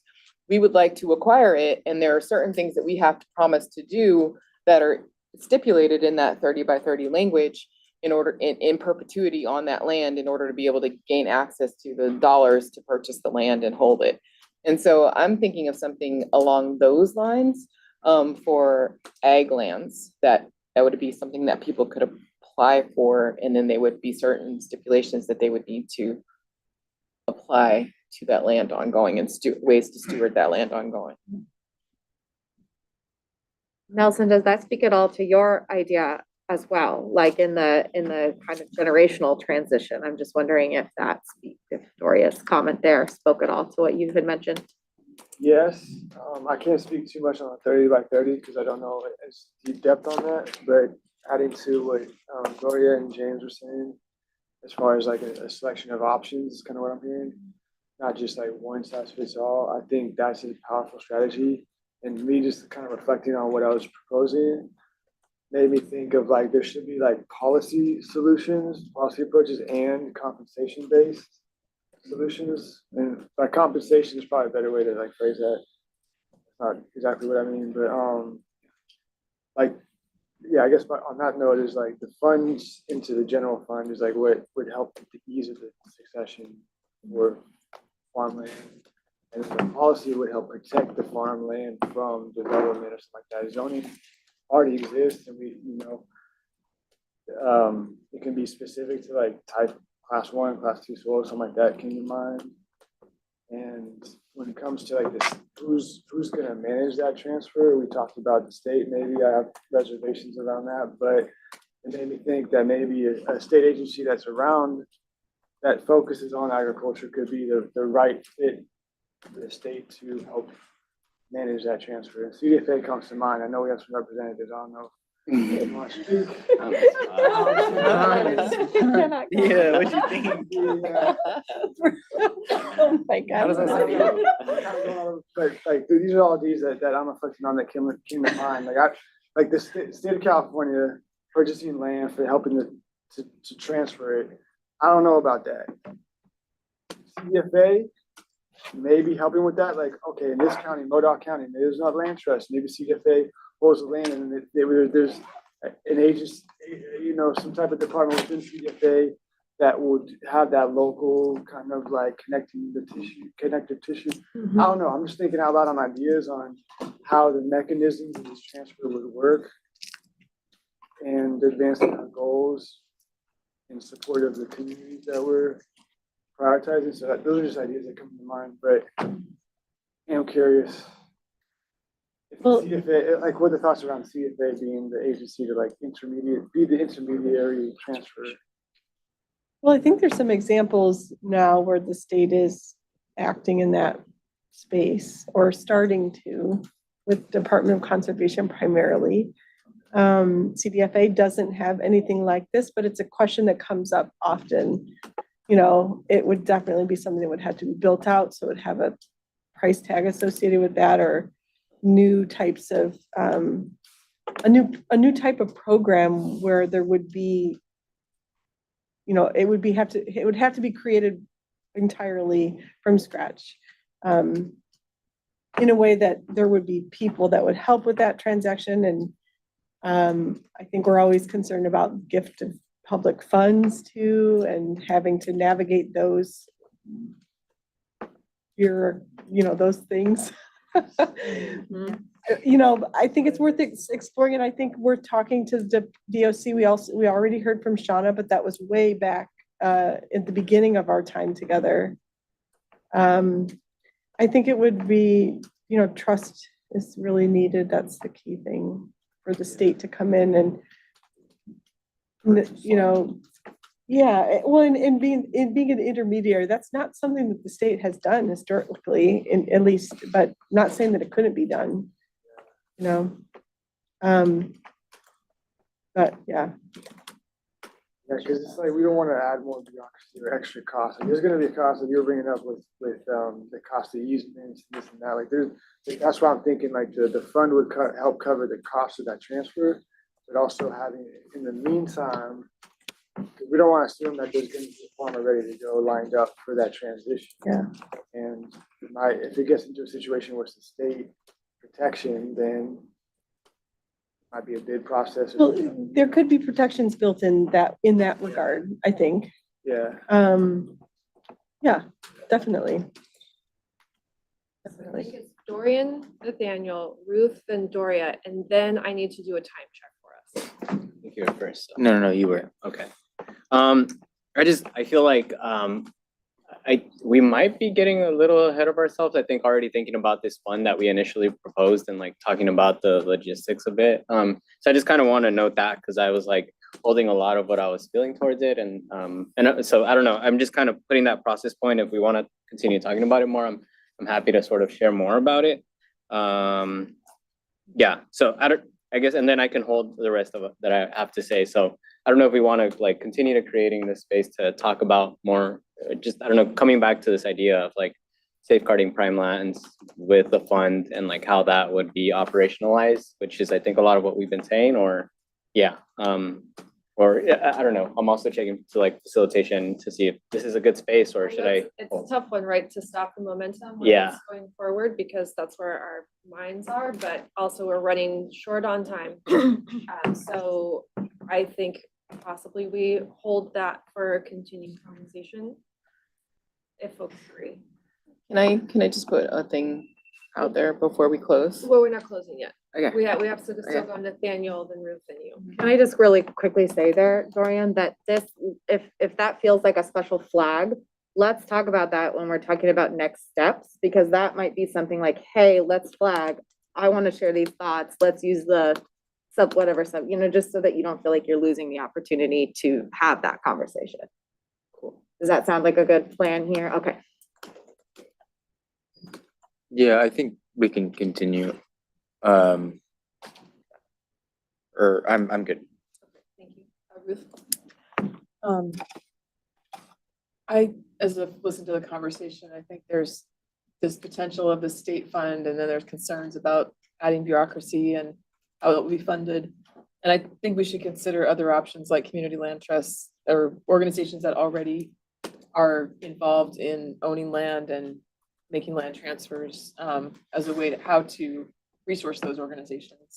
Maybe there's a partnership that can be had there or some kind of flow through that could make the work on the ground be done by the organizations that have the experience in doing it.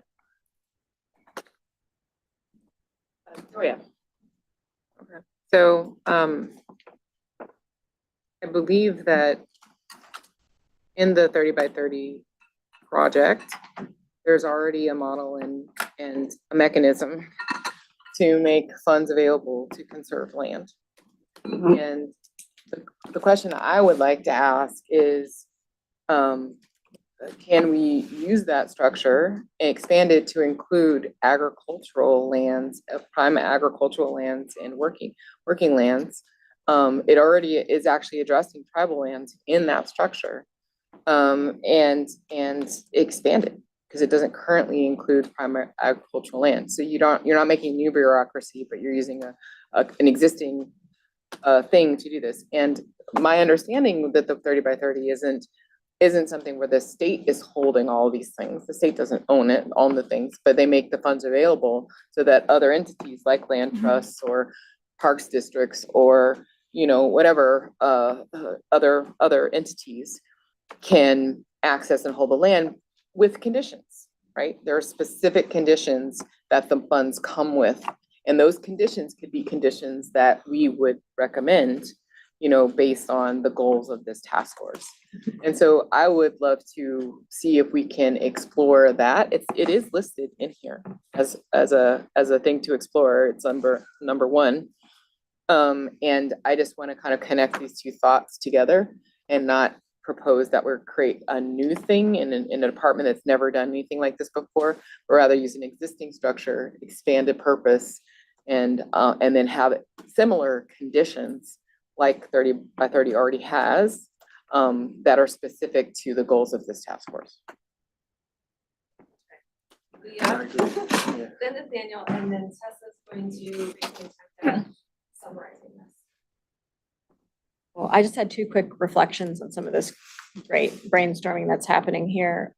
One is just flagging a concern that Doria brought up earlier that I just want to bring down into kind of all of these existing structures, which is some of these programs, and I haven't taken a deep dive into 3030, so I don't know its mechanism, but the organizations that have to apply for the funds, it sometimes gets really kind of wonky, and you have to have identified the land, but the land is potentially on open market. And so even those programs can't necessarily act quickly enough to get the organizations the money. So if there's any recommendations around organizations being able to approve funds prior to having identified a parcel, I don't know if that's how this particular program is structured, but if it is, just noting that can sometimes make it difficult to act quickly enough on these opportunities. And then to some of the other ideas that have gone around about what is a different entity that could hold land and either buy, protect, sell, or hold that land long-term and lease it. Not to put you on the spot, Chi, but RCDs are testing this out right now. There are some pilot projects for RCDs to potentially take on that role. So that's another entity that isn't always considered in this, especially for when a land trust doesn't exist, like an RCD probably does. So they need a whole lot more capacity. They need a whole lot more funding and love. But the RCDs could be a good choice for this if that project is built up and kind of spread past the pilot phase. Yeah, I agree. There is a lot of interest expressed from our local RCDs to be involved in this process. And we have a lot of success stories on this collaboration with Kitchen Table Advisor in Santa Cruz County, right? For offering land equitably to the disadvantaged communities. I really enjoy the conversation right now here, and I learned a lot. And I also, I'm wondering if the state, not specifically from CFA, but also from different agencies in California, do we have specific programs that offer to organizations, nonprofit organizations, not only land trust, but all organizations to buy land and then to fix the land, not just holding the land and then leasing, but also fix the well problems, fix the housing problems, and also other regulatory programs and zoning issues, and then sell to the underserved communities. I think it's easier this way. I think it's easier this way compared to for the underserved communities having the land but have no well, no irrigation, no housing, and then they need technical assistance and the language barriers. So I don't know if we already have program like this or not. So not sure.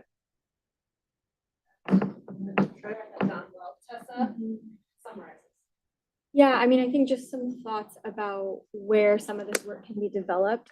I think within that conversation, among many topics that came up, there's kind of two big questions. So one is, what does like a prime ag land grant fund look like?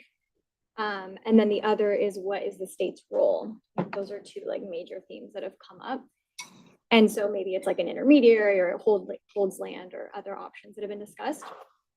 I think for context, it's important to note, as you all know, there are existing grant funds that do fund mostly land trust to acquire land for conservation, right? So that's kind of the context we're speaking.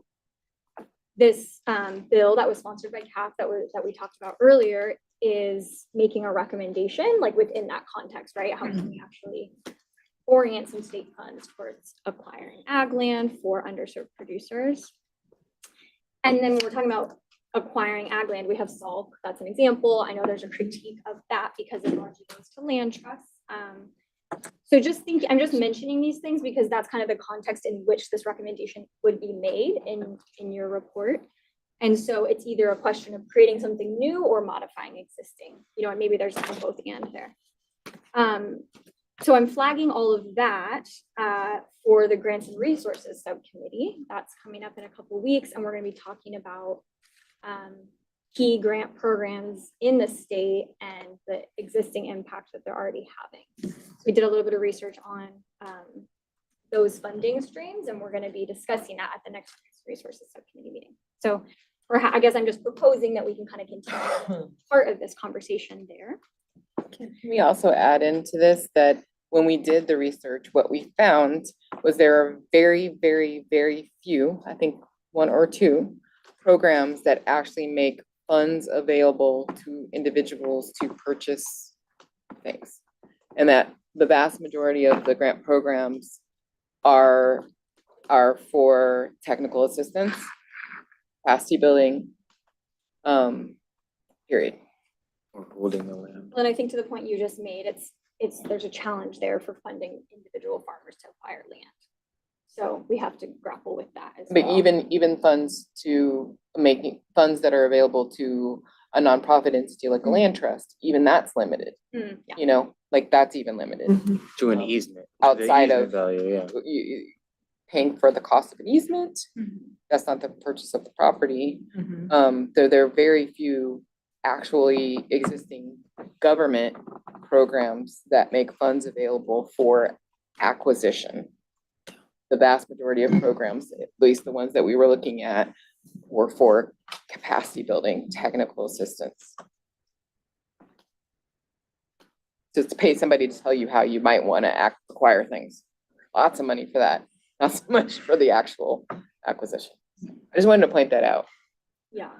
And I think that's all I was trying to say with like what, with land trust being focused on easement and the definition of conservation, which is like, you know, in the beginning of this, you know, working together, we really looked at like, what is, you know, cultural land management or land stewardship, does that even fall under what they're putting as conservation? So again, just really adding to that to give a better description of how we imagine conserving land. I just wanted to share the second half of that thought and then I will stop talking. So the piece about what's the state's role, that could potentially be addressed in the public lands and or land markets working group. So just some of the themes that have come up, I think are well situated there if you all agree with that. And just noting that, the state does already manage land.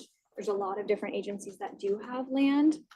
And it's really just talking about what the role is. And so the state could own land, but it doesn't necessarily mean that that would then be your landlord. And so just kind of sharing our reflection back to the land banking point, there are case studies where local governments have land, but then a nonprofit is operating that land and getting a really good, under market. So I think someone had asked about case studies. We could potentially try to, get a couple of those together to allow for a more concrete conversation. Thanks for letting me share that. Okay, so internally, we were thinking to pause for public comments around 2:05, so we're close to schedule. And then we still need in the next 50 minutes, 45, 50 minutes or so to transition to this work planning conversation. And included in that is engagement updates, but also that dialogue on which components are we ready to put forward to advisory committee for first pass review and things like that. So may we pause to check for public comments? Any folks online for public comments? Okay. No public comments in the room either? Excellent. Okay, so if you're still feeling energetic, we do have a scheduled break before our final session of the day. So we were thinking to go through until about 3 o'clock. So about 45 minutes or so, 50 minutes on this work planning piece. Then we'll take about a 10-15 minute break and then we'll have that conversation on potential action. Okay, so Camille and Tessa, does it feel right still to go to engagement update first? Want to flip the script? Should we roll into work planning? Sure. Yeah, let's like do that. Yeah, feels like we're in it. I'm happy that you. Yeah, like we're here already. ESPN. So what was So that? sure that. Wasn't that from like Dumb and Dumber or something? Maybe. Yeah. I know, but. No, it No, was, it's from a movie. it's from a movie. Yeah, there's Yeah. It's from Dumb and Dumber. I'm gonna find out. Okay, so let's kind of roll into this work planning conversation and talk about the advisory committee and interagency review processes, subcommittee working group plans. Camille, did you want to launch into that or? Yeah, sure. I'll just give quick updates on what's going on with the advisory committee and then the interagency review. So advisory committee members, we are finalizing all of those contracts. The date we were trying to get them all finalized by was tomorrow so that they can jump right into the work that you give them. So they are an excited group of individuals. We had an introductory call a couple weeks ago just to kind of introduce them to the work you're doing, answer any questions. So they are on standby. And really the way, as we've told you all, and the way we told them, is that they are there to complement the work you're doing at your request.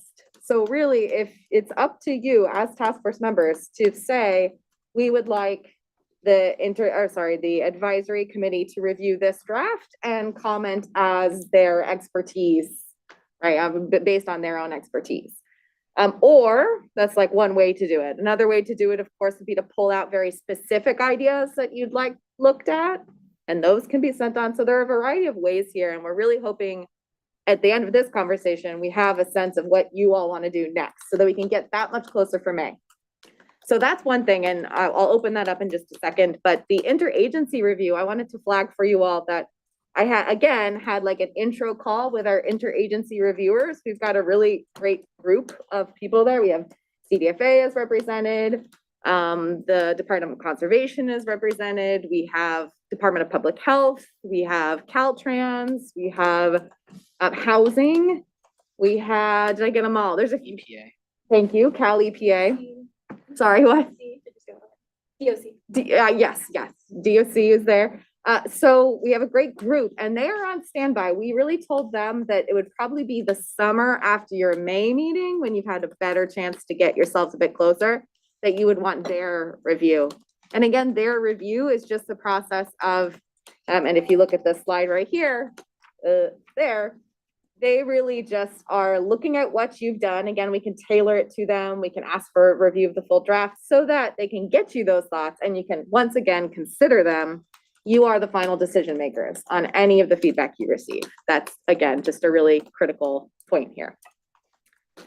So that interagency review is planned for after the May meeting right now. If there was anything that anyone wanted to flag, like actually, I'd really prefer that CDFA, we ask them blank question because we really need to know, right? Anytime we can move in those ways as well, but that's the current plan. Advisory committee, we would really welcome your thoughts. How can we from here move that work forward? So does anyone have, really our goal today was to see if there was any like very big issues that people were not yet ready to move forward through subcommittees and through the advisory committee. So I'm wondering whether any of those concerns remain or if you have a suggestion for how to move it forward. Yes, Leah. I was just wondering, like, can we invite an advisory committee member to be a participating member of a subcommittee? Yes, Okay. we can indeed do that. For the ones that they are specifically attuned to, it might be cool to bring them in so we have live sounding board. Would you like staff to make those do that matching work and invite those advisory committee members accordingly? I don't want to speak for everybody. I think that sounds like a good idea. I mean, it saves us the step of needing to do this like back and forth of like the subcommittee makes recommendations that then go to us, that then go to the advisory team to come back to us. We can just have subcommittees with advisors with their specialties deliberating once and then bringing it back to the whole body. All right. What he said. I just want to quickly flag on the list of agencies that you mentioned, is Department of Water Resources involved? They are not separate. No, they are not. Can we add them? Yes. And Well, I'll do my best. please reach out if you don't get a response. Okay, thank I can you. recommend some people. But I think that would be, if for Sigma, that would be really good to include DWR. Great. And also State Water Resources Control Board, which enforces other parts of Sigma, Right. Okay. probationary process. And then just from the small farms perspective, Department of Pesticide Regulation, I'd say I always forget the name of the state labor, EDD. what's that? EDD. Yes. Yeah. To have labor regulations represented, and then I don't know if maybe GoBiz, because of all the incentives, might be good to include. Thank you for all those recommendations. We'll do what we can to try to get as many of them involved as possible. Great. Thank you for that. We can report back in May. Okay. I got a clarifying question. So for the interagency review, is that gonna function similar to the advisory committee in the sense that it's gonna be, we're sending drafts to the individual agencies, or is it gonna be like a council of all of them speaking together on their? Very good question. So that was a question we posed to our interagency reviewers who have been identified by their agencies as the preferred point of contact. And they proposed having a shared draft so that if there were any differences in their opinions, those would actually be visible to one another in that draft. So they will individually work. We'll give them a timeline. Please provide us your feedback by blank date. They'll individually, but they will be working within the same document. So you will be able to compare within one document this interagency review feedback. Does that answer your question, Nelson? Yes, and with that said, thank you for that. To me, just thinking about the sequence of sharing this, to me, it makes sense that we would get as much feedback from the advisory committee first, and that could be in the form of our subcommittees. And you know, separately, if they're looking outside, before we send it to the interagency review. Okay. Unless there's strong opinions against that. I feel like makes sense to go in that order for me, but maybe it doesn't, I don't know. I just want to put it out there. Yeah, sounds great. It doesn't. I second that. I think that getting the benefit of advisors' insights before we send it to agencies who are gonna be. That's why I was like, very you're not gonna critical. see. I triple second.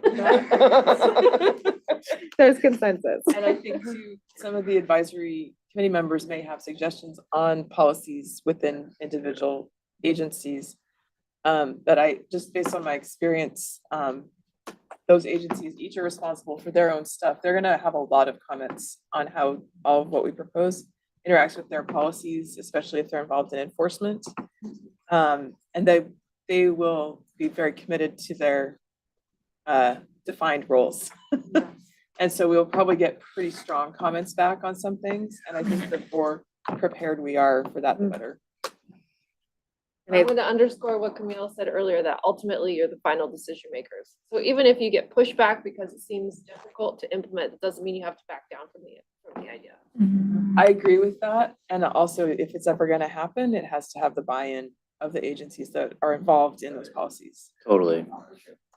There'll be a balancing that you'll probably all need to discuss. So hoping to have that process advanced after your May meeting, after the advisory committee has helped get you closer for May meeting, then interagency review, so that August meeting, you're again looking back at what they said and having a conversation about what do we want to adjust and what are we gonna stand by and in what ways. I do wonder if, I know timing is difficult, but I do wonder if after the interagency review, we have all those comments, if it wouldn't be good to first look at them in subcommittees, just because it's much harder to discuss everything in a larger group. We get to less things. And I wonder if in the subcommittee, we could look at the comments for the sections that are pertinent to our subcommittees, and then have some organized thoughts around the comments that we bring back to the next all task force meeting. Like doing a focus Internally, breakout. build that out. Do some internal work plan time. So, right, by build that out, Megan, you mean both build out who's gonna have Yeah. what parts and the timeline? Yeah, we're hearing some clear direction on steps here from the group, but like, first we're sharing drafts and ideas with advisory committee, and we need to talk about that. Sometimes where appropriate, we'll invite advisory committee members to subcommittee discussions and have some real-time feedback, make revisions, get to a place where we're comfortable before it goes to interagency review. But then we're gonna have another suite of commentary. And then we want to parse that commentary out at the subcommittee level, so you can kind of consider and make a recommendation and bring that back to the task force meeting. So I'm just saying now that we're getting more clear on the process and our timeline is shrinking and we have defined task force meeting dates, that internally we can kind of maybe map that out and look at getting subcommittee calls on the books, between August and October early enough so that we're meeting those needs. Which we're gonna schedule. Naturally, everyone is my hostage until the schedule's quick. Wait, maybe go back to that original question, and the one from February really is there anything in here that folks want to say? I've got a major concern with this. We need to pull this before it gets passed along to anyone, even for preliminary review? Or are you generally okay with putting this forward for advisory committee, knowing that advisory committee has been briefed, that they know that this is iterative, that they know that they're going to be participating in subcommittee discussions and to flesh out these ideas, explore these ideas further? Anything give you major heartburn? It's totally fine if the answer is yes. We just want to check on that today. Oh, Leah, go ahead. Are they gonna look at the, that other document, what was like pending, like TBD document? More ideas? Yeah. Are Do you they gonna- want them? It's up to you all to decide what you want them to review. I kind of want to review that a little more.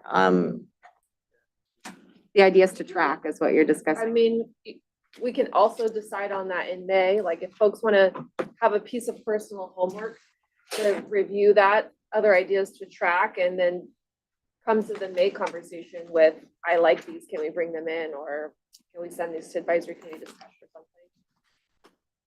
something? Idea. It's also, nope, I'm retracting that. Mhm. We're a little lost. What are we considering right now? That Ideas to internal, parking lot document of ideas to track, that, we've heard, but they're, not fully baked. They're not. What do we want to do with those? Like, do they make enough impact to make it into the main body of the report? Do we have time to talk about them? So Leah wants to sit with them and give them a closer analysis, and then we talk about some of those ideas in May. Okay. And then the other question is just, are we good with the report going to advisory and interagency review? Not From going to sorry. interagency. Just the first one, absent any, not like full endorsement, this is perfect, but no like red flags, no, like there's Yeah, nothing in here that's existential or, yeah. I think I'm that's good with right. that. Okay. Kind of like, you could either be one of these or one of these. Preliminary review, right? Like, we're still working on this. Right. Please Yeah, check our work as we work on this Right. draft. It's more than Change an everything. outline, it's more than a framework, but when you're writing a novel, you go through like 75 editorial reviews. Yeah. I don't know, maybe more. We're not gonna do that. I think the ask of the advisory committee too is we should be explicit about what we're asking them, right? Mhm. Like I would think, I would like them to not look at this and say, oh, that can never work, but rather look at it and say, here's what I think, might strengthen this. Here's where I think there might be a real issue with it or something to consider or something. Or here's some information that you might want to consider in light of this thing, like help to give context, help to flesh out, help to make something stronger or point out some problems that we're going to come up against if we haven't seen them yet, so that we can consider those things. I think that's what we're not yes or no. Yeah. It's a good idea, that it's a bad idea, Yeah, I Helpful like that. distinction, yeah. It's almost like a SWOT analysis for those of us who love acronyms. But I wrote down strength, issues, opportunities, considerations, good guidance. Does it make sense for them to have at least been given access to it before they join us in our subcommittee, so they kind of understand the context of what we're trying to do? Yeah. And to that point, I was gonna note, there's pieces in here that won't easily fit into a subcommittee or won't maybe be like the top priority for a subcommittee. So in that case, it may be asynchronous if you all are okay with that. I think that's a good idea. Here are your subcommittees and your working groups, just as a reminder, if there was anyone who had a kind of lingering from conversation today, felt like you didn't want to let go of something. And of course, we're taking extensive notes. We'll do our best to hold them and bring them in, but anyone want to make any changes at all to membership or at this point?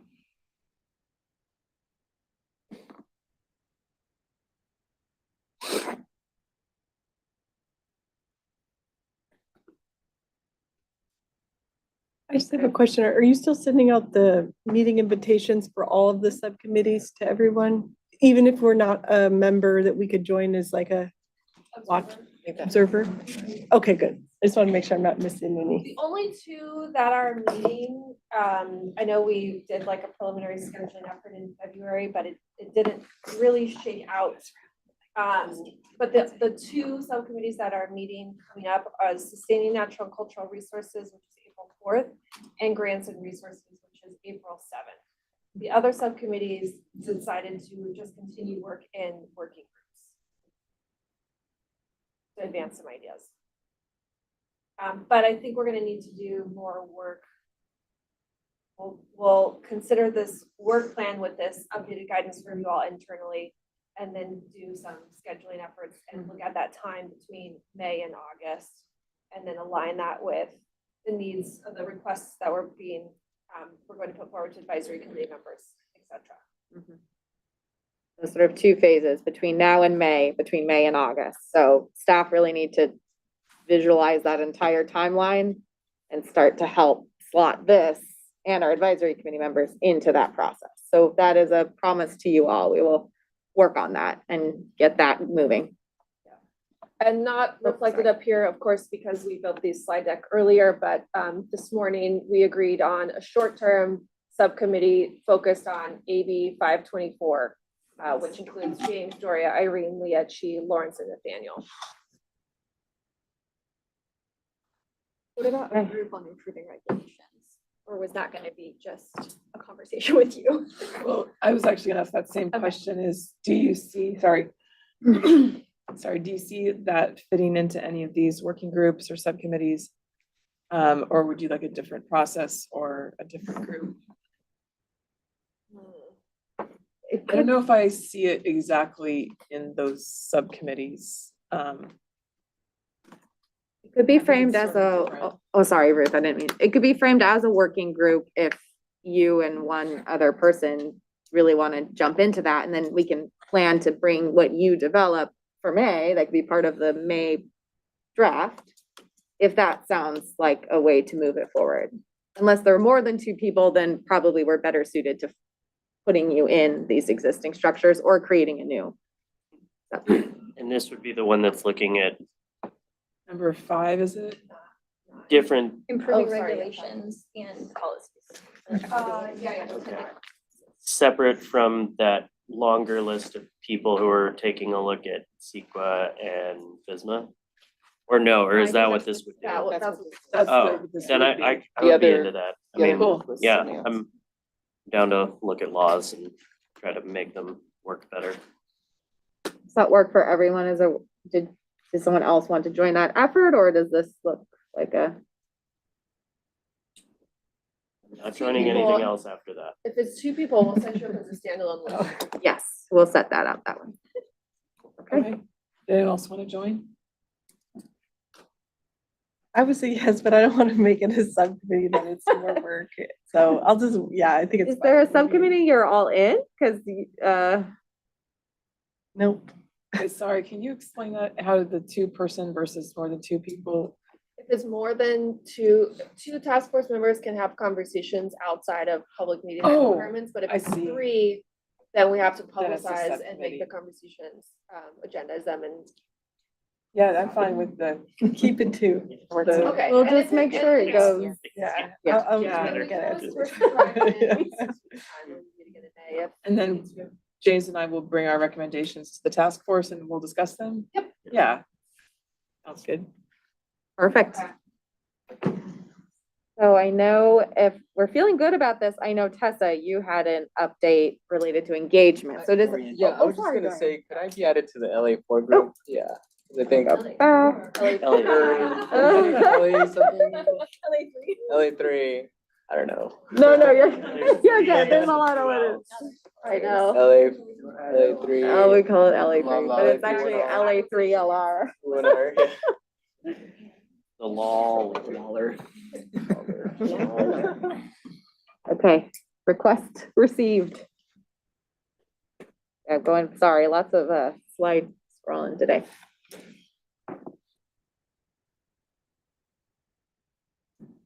Okay, ready? Cool, that was great. So we have about a half an hour. I'm gonna provide engagement update. And you can see up here what I'm gonna talk about. First, I'm gonna run through, kind of do a fly through of this draft document that is called the Comprehensive Outreach Update. It is essentially a synthesis of all of the outreach and engagement activities that have happened to date. I know we've had kind of piecemeal conversations, so it felt like the time to put that all into one document. And then the goal for today, as far as discussing that document, is really just to get your input on how that feels, if it's helpful, and what like additional details or information would be useful. And then I'll, revise it, we'll finalize it, and we'll send it out to you all to read. So if you want to share that. Yes. document. And then after we fly through this document, I'll share a couple more details on the May session for tribal engagement, like G had mentioned, and other plans. Okay, so we're just gonna kind of skim through it. You can see the outline here. And Tessa, First- just, sorry, to be clear, this hasn't gone out to the chat. Do you want to? Correct. Okay. This has not been sent out yet. Is that what you mean? Yeah, so do you want to tell them the plan will it be sent out or? Yeah, just Okay. noting that, after this discussion, I'll update it, finalize it, and then within a week or so, we'll send it out. Thank you. Sorry. Yeah, that's okay. So you can see the first section there, outreach and engagement priorities. That's just a reiteration of the priority communities. I know we're not using that term anymore. If you can scroll down a little bit. Yeah, thanks, Camille. Uh-huh. That have been, collectively identified by all of you and kind of solidified within the community engagement subcommittee. So there's a little narrative on that. And then this next section, outreach and engagement timeline. I don't know why there's that big space. Oh, it's a page break. Sorry, for some reason you're Oh, not but it's not seeing. showing I don't know why it's not showing up It's- there. I see So it. scroll back to the top. or to Okay. that top of that section, yeah. So this is the outreach and engagement timeline. This is an overview of essentially the 3 phases of outreach and engagement that you all have been doing, starting since almost a year ago now, May of 2024. And so I've just kind of titled these phases to give some structure to it. The first one was really about establishing community engagement as a really big priority of this task force. And you all created the community engagement subcommittee in the May meeting, and then that subcommittee met for the first time in July. That subcommittee requested that staff create this community outreach plan and timeline. We don't need to go to that now, but it's linked there, which really kind of looked forward to the rest of your time together and outlined what kind of engagement you all would be doing. And we've been implementing that plan ever since. The second phase, which started back in October, more or less, there's not really hard lines between these phases, but this is an estimate, was what we're calling this ground truthing phase. And so that's when we launched the Land Access Experiences Survey. You all, staff and task force members were attending conferences and presenting in different sessions. We began hosting engagement sessions. And then, as always, ongoing guest speakers and site visits. So those were kind of the forms of engagement during that first phase. And that engagement and outreach, as you all know, was really more focused on general barriers and priorities of the communities we were speaking to and meeting. And then in this third phase of engagement, which is starting basically this month, March 2025, is when we're really going to start reviewing your draft recommendations in more depth with communities. And so this current phase that we are beginning now will extend more or less to August. And then once we hit August, again, draft document, I think, yeah, between, you can see at the bottom here, between jump down just a couple paragraphs. Then after August, we'll really wrap up the outreach and engagement phase, and all of you and all of the staff's energy will really be focused on finalizing the recommendations. So the engagement will kind of come to a close. So the paragraphs I just skipped over are just a little bit more detail, which you can all read through. You can see ongoing, as you all know, you've been doing all of these different things to be hearing from communities along the way. And then these other 2 additional engagement opportunities are outlined. I'll talk about both of these in a bit more depth once we get back to the slide deck, but as we enter this third and final phase of outreach, these are kind of 2 more opportunities that you all can take advantage of and implement as you see fit. So we'll get back to that in a minute. You can keep scrolling down. The second section of this document Keep going. is a similar timeline, and it really speaks to how all of the outreach and engagement that has been done will be shared and incorporated.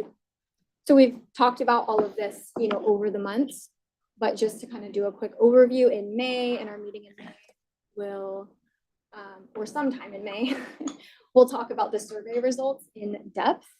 And then you all will have a discussion about how to incorporate those findings into the final report. In August, similar format, we will hear about the summary of all the engagement sessions that will be happening between now and July, more or less. And you all will have a group discussion during that meeting on how to incorporate those learnings. And then finally, in the fall of this year and moving into the winter of 2026 is the closing the loop phase. So that's when, we'll really be bringing all of this back to communities, getting those final recommendations back to all of the different people who engaged in this work with you all. And then, as you know, we have this synthesis of the site visits that is being developed on an ongoing basis. That's in your Google Drive, and then we'll create a similar one for the engagement sessions. So that'll all be written down. So like I said, I'll send this out. You can read through that in depth. So this is the bulk of this document right here. And this is really like an enumeration of every single outreach and engagement kind of instance that has happened and that will happen. This is the summary of what's below, which is a bunch of tables. But you can see, like, just kind of to remind you all of all the work that has already been done. 17 site visits, 15 guest speakers, 4 different tabling events. And we're anticipating having a total of 11 community engagement sessions, etc. So yeah, feel good about that. It's quite a lot of work that has happened. And then what happens in the rest of this document is just, like I said, line by line, we're listing out every single site visit, guest speaker, etc. here. So we have this all in one piece. And I think to wrap up, like, I'll just pause, and I'm curious if you all have any reflections on this, but my main question for you is if additional information would make this more useful or insightful. Particularly thinking of, in this table and the one above, which I think, or I'm sorry, the site visits table would be the other one. If there's more information about those communities and those people that we were engaging with, that would be helpful. So, when you think about all different, were we meeting with a tribal farmer? Were we meeting with BIPOC farmers, small farmers, etc.? That type of information would be helpful. Right now, we currently just have name and county or region. Yeah. I was just wondering if they have one and if it's possible to hyperlink to the farm's website. That could just be an easy, quick reference. One detail I forgot to mention too is that we're trying to work with our comms team to develop a map, like kind of an interactive, you could imagine like a Google map with pins, so that there would also be a visual. I just had a question. Sorry, I missed this. Is this internal or this is going to be part of the final recommendations? That's a question too, how you might want to share either a summary of this document or adding this as an appendix. So yeah, that's a question for you all. Well, I'm hoping that these farmers that are named and potentially located on a map would be asked if it's okay, that would be part of a public facing report. 100%. Yeah. As of now, it was just going to be county level, but I think we should definitely ask that. Yeah. I mean, I think that the most value for me personally has been the conversations that we've had both at these site visits and during the course of our full meetings to inform us. I don't know what other, like the names and the locations, I don't know if how that necessarily plays into our recommendations document, but personally, I think it's benefited our conversations in our earlier phases, and I'm looking forward to the May conversations as well. But I don't know how this data would be important to us as a task force. I feel the same way. Basically, I feel the same way. I also think, like, if it lived anywhere, it might make sense to have it live on the website as but again, that's entirely dependent upon consent of the folks who we get to go visit. And just kind of broadly, I feel like we want to like show that we did go do these site visits, but I'm not even sure that can be, that early one of we did this many visits across the state. I don't think it can kind of be an aggregate as part of the like report, if at all, or in the appendix or something. It feels less critical to me to have that broken down in the report as like, the recommendations or the executive summary. I agree. And adding to that, maybe like just a short paragraph describing that rather than like, this is useful information out of data for sure, like show the robustness of our approach. But I agree. I think the best, or what comes to mind on what I would like to see is like more encapsulating the stories and experiences of those farmers rather than like being specific on who they are. Like if there's like a quote from one of those farmers or site visits, something like that, and they're okay with like putting their name on like a quote. Not saying we're gonna do that, but if that was something that was gonna support our recommendations, then definitely getting their approval. I think it's public, and just to name that I am concerned that even like putting this on the screen with other names could put these folks at risk of like targeted. I don't say tax and be extreme like that, but in the current state of political climate, I want to be very mindful and careful on how much information we're sharing about individual farmers in the context of the work that we're doing. How this work is getting targeted by certain groups. Yeah, I know that we are having a listening session specifically for the tribes in Susanville. I'm wondering, is that for specific tribe or it has several different tribe communities? We have invited tribes from that region, so it's kind of like a 3 to 4 county region in the Northeast. And that's going to be only in person, so there's no. There actually will be a hybrid option. Okay, that's great. So we can invite other tribal communities to like attend virtually and provide inputs there, right? Yeah. Is that true in this instance? No. Well, for that, in that region. Yeah, so we can get into that. Maybe it's. Yeah, let's. We are gonna have a couple of different opportunities, a couple of different tribal engagement sessions. So the Northeast Susanville session may not be the best opportunity to invite other regions in the state. So that would be only that region, the tribal from that specific region. Okay. Just to clarify, we're requesting that they attend the engagement session in person, but we are offering a virtual attendance option if they cannot attend in person, if that makes sense. Yeah, but versus the other sessions that will be virtual sessions that can be statewide.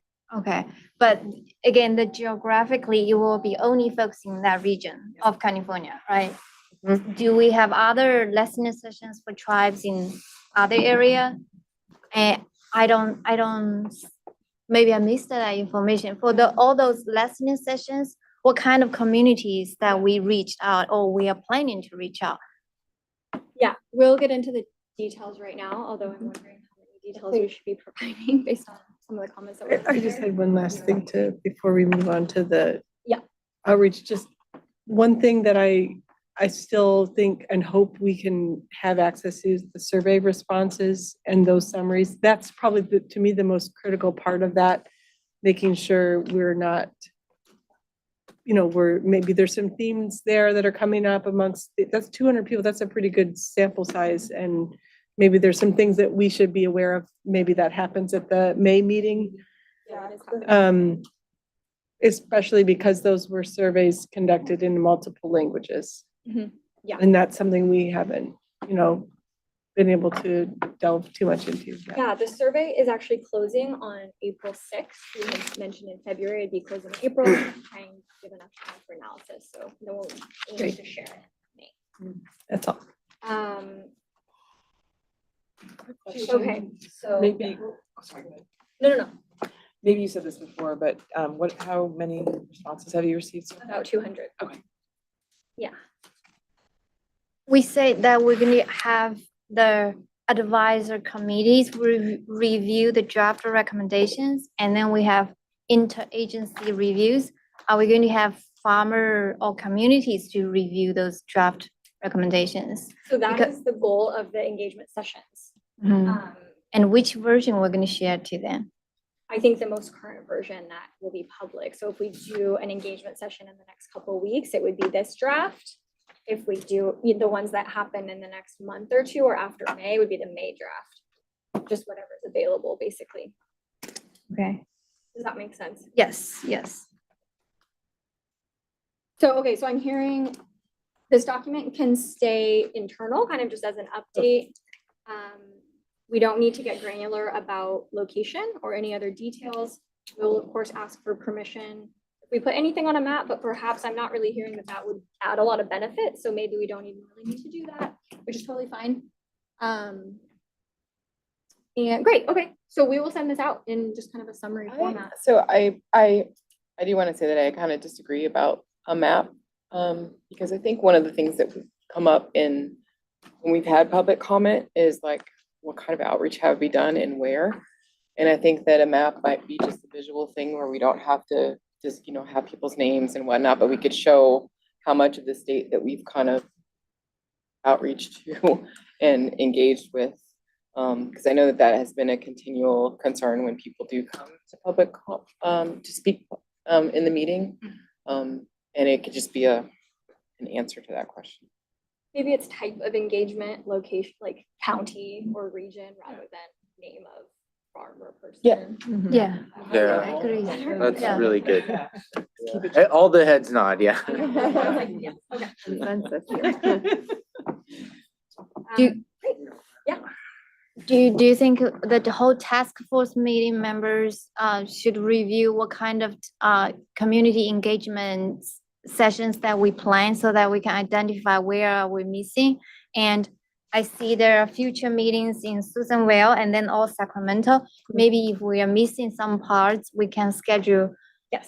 future meetings in that missing part. Like we didn't have meetings in North Coast region. There are a lot of small farmers in that region. And I know there are a big Hmong community in Sutter County, and we didn't have a site visit in Sutter County too. So I just wanted to hear what everyone thinks about this. Let me run through these slides. You're prompting exactly what I'm hoping to share right now. Okay, great. So yeah, thank you for those questions. So the UCNR collaboration is essentially the best option for us to reach as wide a range of communities as possible in these engagement sessions. So we are collaborating with them on 5 community engagement sessions. You can see up here what the tentative plan is right now.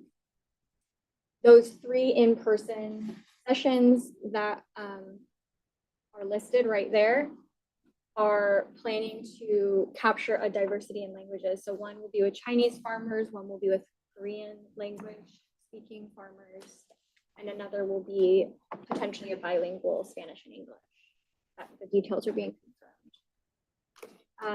Of course, each one will only happen in one region. To your point, Chi, there's so many different communities and so many different ways to slice, which region and which type of farming and which languages we're trying to reach. So based on capacity and just timeline that we're working on, this is basically what we shaped up in this collaboration specifically to complement those engagement sessions, which will be directly with farmers and ranchers.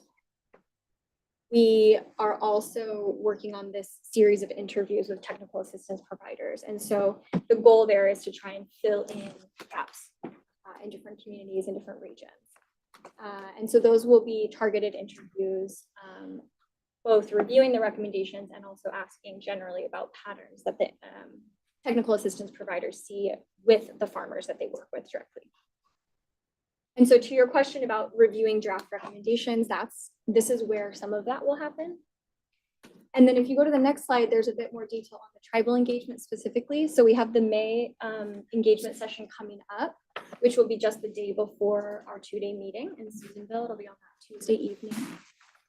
And then we're working on 2 to 3 additional sessions with a mix of virtual and in-person, depending on what makes most sense for the community partner that we're working with, and based on the input of the tribal members of the task force. We're working with Lawrence closely on the Susanville session, and the goal is to work with Darlene and Emily on the others.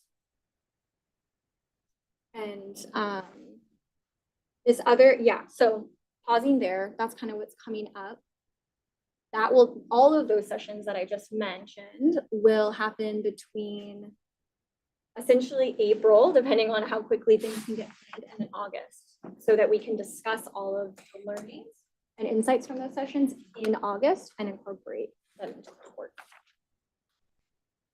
I just had a quick comment on that timeline. I'm just thinking of what type of, we're going to ask them for feedback on the drafts. Is that correct? Or are we asking during those sessions for other things? For example, when we're talking with tribes who we haven't talked with directly yet about this effort, it may be that they want to highlight some other additional priorities or things. So it seems like that August is a kind of a tight deadline in terms of what if we get a lot of comments and then we don't see them until August? And where are we going to be? I don't know. It's just something to consider of how will we be respectful of the things that we're gathering from those sessions in order to fit it into our timeline, which is going to be pretty constrained after that point. Yeah, agreed. Or if there's any kind of summary from the UC and our partnership or the tribal sessions beforehand. Periodically, yeah. It doesn't have to be, a final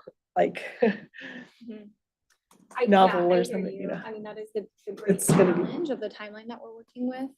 I think we can try and work with them and with the community partners that are hosting some of these others with tribes on getting at least like an initial synthesis or report out that we can then share in advance of that July-August deadline. We will try. I think if not, the timeline for incorporation would be between August and October, which I hear you, not ideal. It's getting late in the game, but at this point, that's just the timeline that we have. I understand that. And I'm just mostly concerned, also I think with the consultation process there, we want to make sure that there's enough time to offer that. Yes. And then come back and be able to incorporate what the feedback that we hear. Yeah, 100%. So we actually are checking in, or we did check in with our tribal liaison and another program at SGC that has done tribal consultation. And so we are trying to review and develop that timeline and plan to share it out perhaps in a subcommittee meeting over the next couple of weeks, just so we have another opportunity to discuss it. And definitely checking that with Lawrence and Emily. I just wanted to quickly just note for everyone that the timeline is really tight, and we all know that, and it will be a balance between being responsive to what is learned while moving the process forward. And there's just a couple key things to note here. The survey was phase 1 of trying to get some amount of input that could come into your process, because you've been developing your recommendations. So it's only now that that you have recommendations to go back to those communities and workshop, along with, via your point, it can never just be, here's what we've said, do you like it? It needs to be also more general engagement. So I just want to note that the timeline is really tough, but it's kind of mapping onto the other parallel work you're doing, like drafts of the report, and that those things are moving together. And I know everybody probably feels a bit pressed for time, in the work that you're doing. And in the sessions, we will hold space for new ideas or for just reflections, in addition to sharing, I think, probably a subset of recommendations. Excuse me, we won't be sharing all of them in a 2-hour engagement. My final comments are about, on the final slide, are about this last opportunity in the event that you all feel like there are still some important gaps to fill. Chi, I saw you kind of like, did you have a question? I know. Yeah, I was just curious if the draft recommendations is already published on our task force website and open to public now? It is. Yeah. Okay, that's great. Each, is that right? Caleb? Okay. Iteration. Yeah, each iteration is. Okay. on the website. With each meeting. It's in the meeting materials for that meeting. Okay. So, yeah, this final slide here is another opportunity for us to fill in gaps. I've heard from a couple task force members over since February with ideas around, hey, there's, this community or these farmers who I would really love to consult with, right? Do some engagement with. And so we wanted to be responsive to that and try and be flexible. And also just acknowledge like the limits of our capacity as staff and all of your capacity as task force members. So this structured site visit option is kind of like the best version of that we came up with. And it is essentially an opportunity to review the recommendations with individual or with additional communities, basically of who you all identify. You can think about it as a site visit, so these will probably be pretty small gatherings or little events. And what we've outlined here is essentially, in order to make these happen, what we would need from you all as sort of co-hosts and attendees of these site visits, and then what we could support you with. So you can see, we would want task force members to set up the host or identify the host and make the invitations and provide a little bit of a summary of the insights and learnings that you experience and learn about. And then we can support with prep materials, if there's certain draft recommendations that you want to share specifically during this site visit, and compensation. So typically, the site visits that we've been doing have been more of like a casual tour and conversation, and this would be just a bit more structured, more of a sit down talking about specific recommendations. And this is a little timeline that we're basically working on to the point about needing to make these happen and then having time to share insights. So ideally, that the 418 is a couple weeks from now. And so ideally we would hear back from all of you by then with your ideas and your preferences of what you want to do and have capacity for, and then we can start helping make that happen. Yeah. Would you be willing to send us a reminder email about the 418 deadline? I will, because we want to make Yeah. sure that Darlene and Emily also know about Great. this opportunity. Yeah, so we'll send this out and it'll be another little nudge, Perfect. a reminder. Yeah. How many total are we trying to get or Well, so we deciding have on? 11 planned, but this is Oh, in the okay. event that you feel that there are gaps that are really. Gotcha, important. gotcha, okay. This would be an additional set.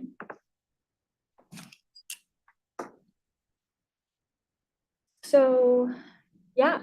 I had a question, like going back a couple, so you don't have to show it, but there was a quick mention of like 6 to 8 technical assistance provider interviews. And I was just wondering if you could share a little bit more about how those folks are being chosen and where that's coming from, and what that looks like. Yeah, so that is with the UCNR collaboration as well. And so we're going to work with them to try and identify folks who work with priority communities as identified by the task force, who fill in gaps in the regions that we haven't necessarily had as high of touch with or interaction with, who work directly with farmers and ranchers on the ground and tribal nations and members of tribes on the ground, ideally with land access experience, and that's like the center of their work. So anything else you want to add? Any other additional kind of filters? Can we make recommendations? Yeah, okay, yeah, there's. Yeah. Just checking. I know, Yeah. No, definitely, because this is a research effort that the task force can direct as you feel appropriate. I'm sure I have several, but I could list one like right now off the top of my head, because we were just talking about North Coast kind of not being covered. Yes. And there's an emerging group up there, the North Coast Growers Association. I was just chatting with yesterday, and they're kind of working with a very specific population of folks way up in the North Coast. I can make some recommendations in that organization too. Great, thank you. To work with. Yeah, if anyone else has other recommendations. Do we have to make the recommendation like now, or we can We'll send follow up. emails later? That would be, I Okay. think that would be helpful if we could, Because we don't know. yeah, it would be nice to know who those chosen folks are. Okay, yeah. Yeah. I think if it's not too much trouble to, No, I don't Email think it's us. too much trouble. I think everyone share who you're thinking of now. We'll probably have to go back because UCNR might have some ideas too. And so just kind of not like removing your ideas, but I think there might be some give and take and just kind of planning with them. And then sending out the final list to all of you. So who would you like to get on that list? When these 6 to 8 person will be finalized? Probably within the next couple of weeks, because the contract was like, The contract is now in play. That was another timeline issue. The UC agreement, of course, took a long time to get executed. It is executed. So we have a meeting with them next week. And so we can bring what you're saying to us here today to them next week. And so that might not be, of course, the list might not be finalized by then, but we are moving the process and we can get back to you with the specifics within the next couple of weeks. and I think just giving Emily and Darlene a chance to maybe weigh in on the list too, just so we don't like fully finalize right now today. But let's get all of your ideas and feel free to follow up via email if there are additional. Anything else folks want to spit out right now? Suggestions? PA providers? Did you have ideas? well, I just think we should, I don't know, it just feels a little odd that we wouldn't be advising on that or that, because I think that there are gaps and this is a pretty diverse group here that could at least make sure that we're getting the right mix there, the people that we haven't talked to. Yeah, we Yeah, can. let's do it. Let's do it right now. Yeah, And or then just, do another round via email if we don't have 6 or 8 or, incorporating Darlene and suggestions. And just real quick, so I'm not involved with that, obviously, because it's a conflict of Right, interest. yes, good clarification. But I will speak to the ability of that to identify relevant stakeholders that they currently have relationships with.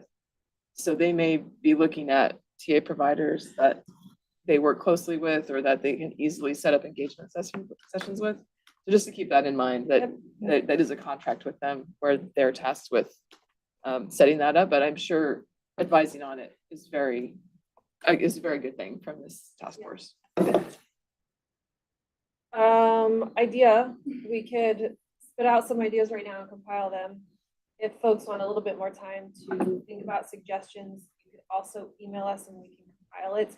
And then I think we could use the grants, I don't know why I think this, but I think we could use the Grants and Resources Subcommittee call on April 7th to share out the ideas and then. I think we can send the ideas out because we can get asynchronous feedback. So Yes. as soon as that list is like in a draft form, we could send it out. Yes, to But task force. I hear your point, and I think if people have ideas now or maybe at the end of the meeting today, Write them there. it would be great to like say that out loud so everyone kind of. No, you don't Well, have can we to. just They write can it write down? them. Yeah, I know. They can write them over the Oh, break. you guys, sure. They can write them too. Sure. I'm gonna get a simple chart ready.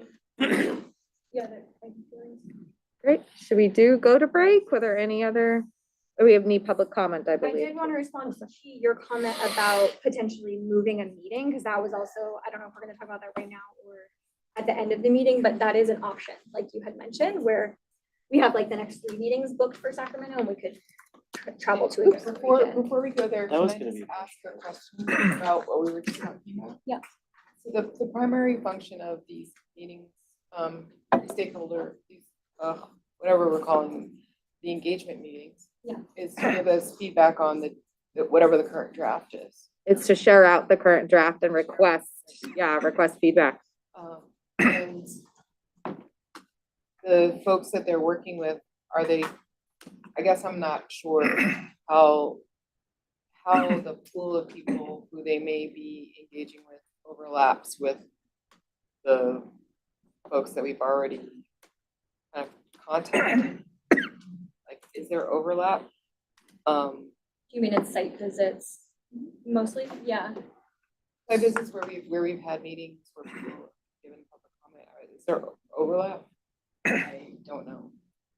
I don't think there's direct overlap. It's not like we had they're not going back to San Diego and Salinas. And then, so we worked with UC and our small farms team to identify, we shared the priority communities that you all have developed. And then they basically did some matchmaking around where they work in community directly with farmers who fit within that set. And so there's Central Coast, Southern California. I guess I'm wondering, do we feel as a task force, sorry, I'm standing, my legs got a No, you're little fine. stiff. Do we feel as a task force that it's important to circle back to some of the folks that we made the initial contact with? To show them where our recommendations are and get their feedback, because they were a part of the process, you know, touched at some point. I don't know, that's a question. I agree with that fairly strongly, because they've given their time and it's appropriate for them to know what the results were. Could we do that as a part of our process here to make sure they're invited, we have all their contacts, hopefully. Invite them back or have them, you know, involve them in one of these other meetings that we already have And scheduled so that we make sure they can have a chance to come back and. I think we can do that, and we can also invite them to prepare written responses to drafts. Like, you know, if we're like, hey, here's the March 2025 draft, what do you think of these concepts so far? You can join us in May, like online and speak to it, or submit a written comment. So I think there's different avenues for that too. I think for the farmers who have done site visits and tours for us that are maybe not, you know, maybe don't have the capacity to do a lot of online or written comment stuff. I think there needs to be a different format, and maybe it's working with local partners that help set up those visits. Maybe those local partners could facilitate a small group discussion or something like that and share it out. And then they also would be able to do, like, we have outreach funds for things like that, right? We do, I will say the challenge is contracts. The challenge is always contracts.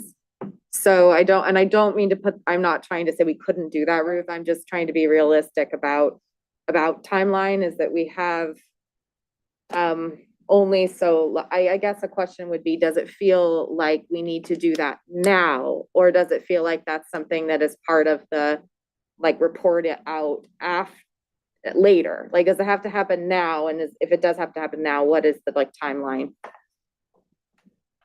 I think the main concern I would have is that those people don't feel like they don't know what happened with this process. Right. I agree. I was talking about At the some point, PA providers. I was stuck on that track, but farmers, yeah, that's a whole different side of things. I think for the people who took us to their farms and spent that time with us, to have, I mean, one thing you could do is a high level summary, executive summary type thing with bullet points. Yes. That maybe could be translated into Spanish at Mhm. least.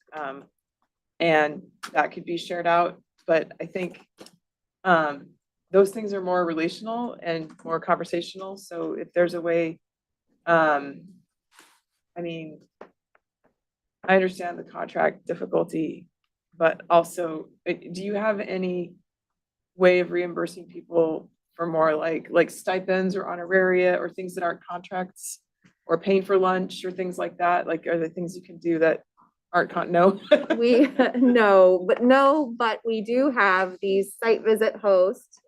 We do have the site visit host. So what we can basically do is host a site visit again at that farm, basically. And this is very valuable. I think the way that our staff team has been thinking about this is, once the report is finalized, we do create this one pager in Spanish, this one pager in Chinese, and it goes back. But it sounds like maybe what you're saying is actually before it's finalized. So Okay, so thank you. That is a difference than what staff has This been is like talking about. asking, did we hear you correctly? Did we Okay. catch the things you're concerned about? Does this resonate with you? You know? Okay. Or is there a hole? You know? So we will look into this. So what we will do from here, Tessa, tell me if this, jump in here if this sounds like a good plan. We have a couple follow-up items from the engagement, right? And part of the follow-up will be, what kind of mechanism might we be able to use to return to, get back in the hands of the people who've already helped us, what is going on right now, give them an update. That And sounds great. can I add something to that really I was quick? gonna add to that. Go ahead. You add No, just first, and I'll add. to the point, not just the people we went to do site visits, but the people who came and gave us In the presentations. meetings. They Yeah. specifically like sometimes made direct recommendations Yeah. to us. Yeah. And I just wanted to add to that, that we need, I feel really strongly that we need to give people the opportunity to give us verbal feedback. Yeah. And that, and to be able to be talked through the report rather than needing to read Mhm. 27-page report, because I just Yeah. feel like folks don't have time for that. Mhm. And, you know, Yeah, I strongly agree with that. Okay. Okay, this is all really helpful. We'll get back to you. This is important work to. Well, the site visits, like, we sometimes would do multiples in a region. Is it possible to like meet at one of their Yes. farms Yeah. and still compensate? It is. Okay. That is how we would probably do Yeah. it, is basically a regional site visit with, we call them co-hosts. Yeah. And it's a way to bring in the. And sorry, go ahead. Do task force members have to be there, or who has to be there? Could the site host just be there with the farmers? We can, I mean, there is nothing. You don't have to be there. No, Yeah. you don't have to be there. So like, It would know, help with the verbal. like in San Diego, someone from an RCD coordinated the farm visits. Could that person Yes. facilitate? I mean, or it would be great if somebody else could go from the task force, but Yes. just because that might be a lot of site visits. but there's folks So- in San Diego, right? Like, Right. isn't, Yeah. Emily? Yeah. Right. That it's her, so maybe if it, Yeah. maybe if it worked with her schedule. Yeah. About an hour and a half outside uh, of that. Yeah. Not to depending say on- that, it's depending on, yeah. I mean, I'm not Yeah, we'll- holding her, I'm just saying that maybe Yeah, there's yeah, a, yeah. maybe Yeah. there would be some synergy for some of us. Yes, Yeah. I think so. We will look into So that. it's sounding like that is higher priority than potentially doing a new set with these structured site visits like I just described. And it may not have to be either or, but there is some constraints here on how many places we can go and how many people we can. Unfortunately, I mean, that's just the reality.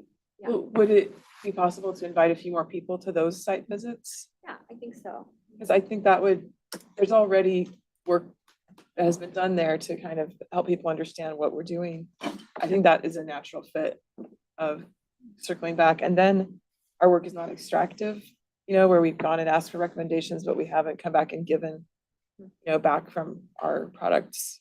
So I think if we use our initial site visits as a follow-up site visit and invite, it maybe invite those farmers to invite more people if they're interested or something like that. I think there's always a balance. Yeah. There's always a balance here, as Tessa's pointing to, between filling gaps and then following up, right, with engaged partners. I Yes. wouldn't be So- opposed to honestly filling gaps as additional new kind of visits, but like, we need to define what we mean by gaps and make sure that we are not having kind of that we're not really filling up, that we're not going to the North Coast region that we haven't gone to before, like if, to me, adding a place that we now haven't gone to before that has significant population of farmers would be a great thing to add. But going to a place that we've already gone before to speak to different farmers, maybe not, maybe we invite them to this thing with the farmers that we've talked to already and invite those new people to that other thing. Understood. Okay. Thank you for all of that guidance. On that note, but I think we can make up some time we had reserved at the end for public comment. So I think we're okay. But on that note, just looking at our meeting schedule, let's make a decision if we can about a potential August location, because it does take quite a while to identify a venue. So May, we're in Susanville. August, where might we be interested to go if we're not coming back to Sacramento or Berkeley? And it's, North Coast, is or- it helpful for me to flag why we have Sacramento for all of these? Just so that we were originally anticipating that really the focus would be on revising, like really kind of internal focus of the task force to getting work done. So Sacramento Bay Area seems to be a relatively easy location for most people to do. So that's originally why it was this way.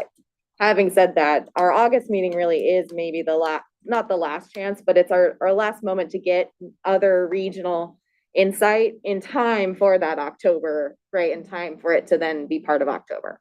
So that is kind of our, not last, but sort of last moment to do some of this more regional targeting work. In August, the North Coast sounds like a nice. Yeah. Not Sacramento. We had the August meeting in Fresno last year. Yeah. We had an experience.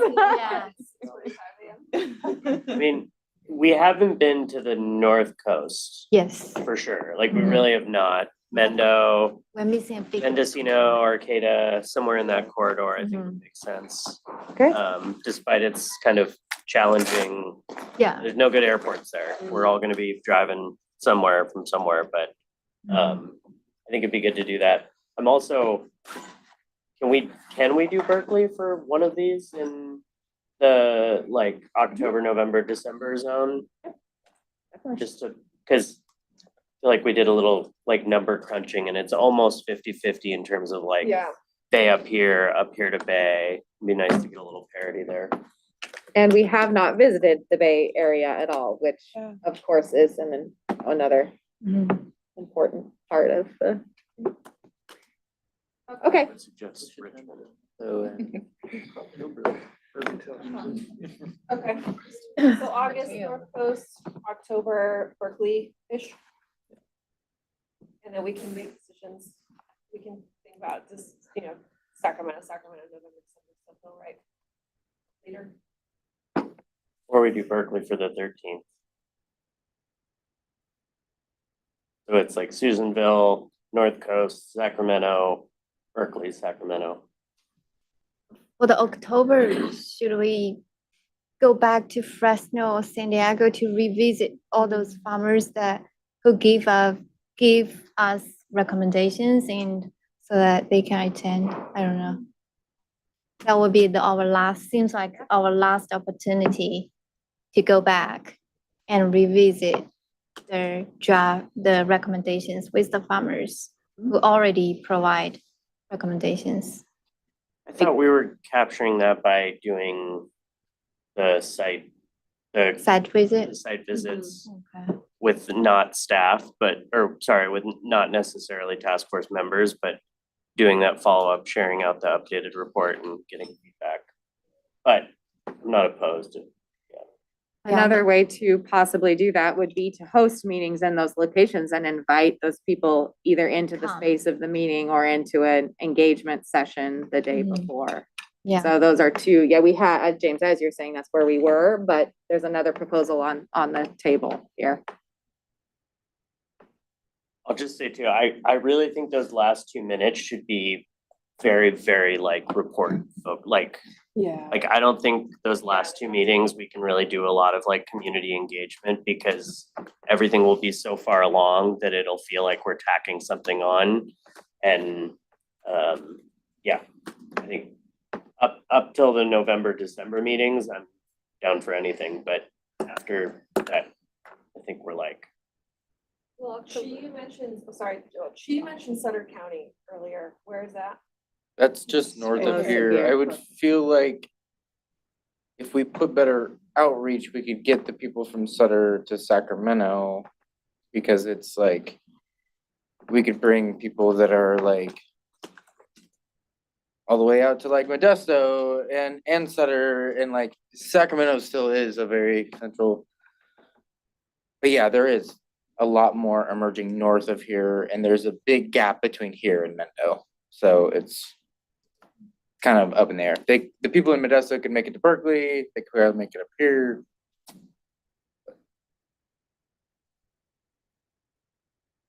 I'm kind of, I didn't get to say this earlier, but I do feel like if there's more of a full list for people to choose, oh, that sounds better to me because I want to hear it in Spanish and I'd rather do it virtually versus the local, but I don't know. I don't want to make it too complicated.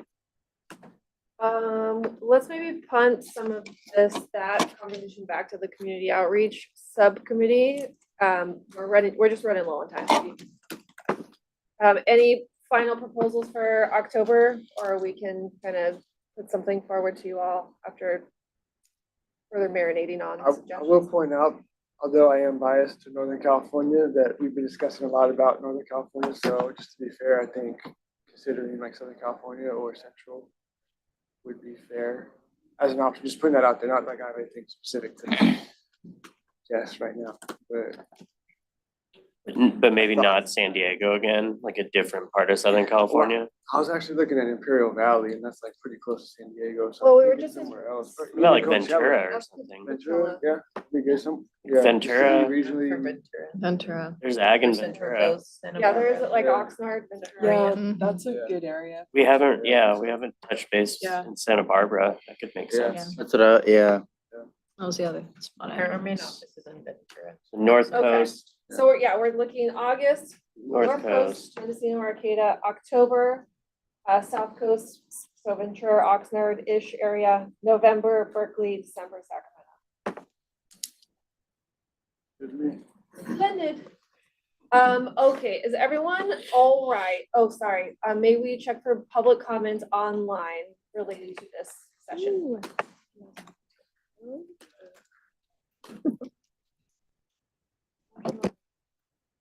Okay, no public comments on this particular session. Is everyone okay if we just condense to about like a 7 or 8 minute break? Okay, let's take a 7 or 8 minute break. We'll come back at like 3:32 and then we have one more conversation to have today. Thank you.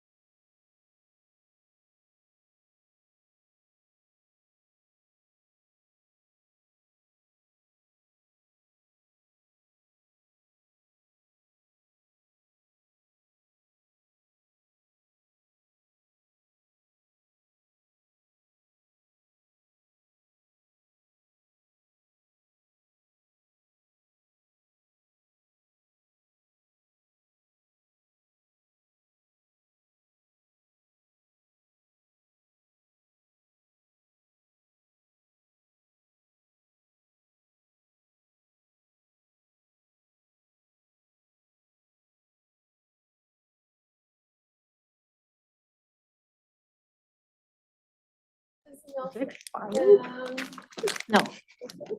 They are getting I don't coffee. think so. I Yeah. checked. Oh, wait, Q's back, never mind. No, it's just mine. Okay, great. Oh, Plain pink. Oh, yeah, I know. Blame. Well, let's get rolling. Yes, we do have to end promptly at 4:30 because the building closes at that time, so then we'll need to leave shortly thereafter.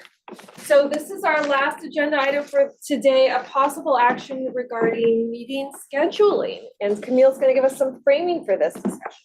Yeah, so as you all know, this was like an additional meeting that was requested and scheduled outside of the regular quarterly meeting schedule that has been on our calendars for some time.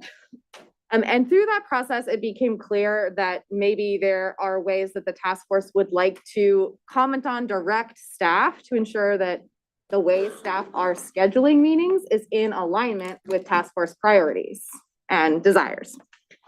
So we thought what would be helpful to do here, we agendized this as an action in case the task force members who are here today would like to put forward to draft and then adopt a resolution that directs staff on scheduling. That's one option.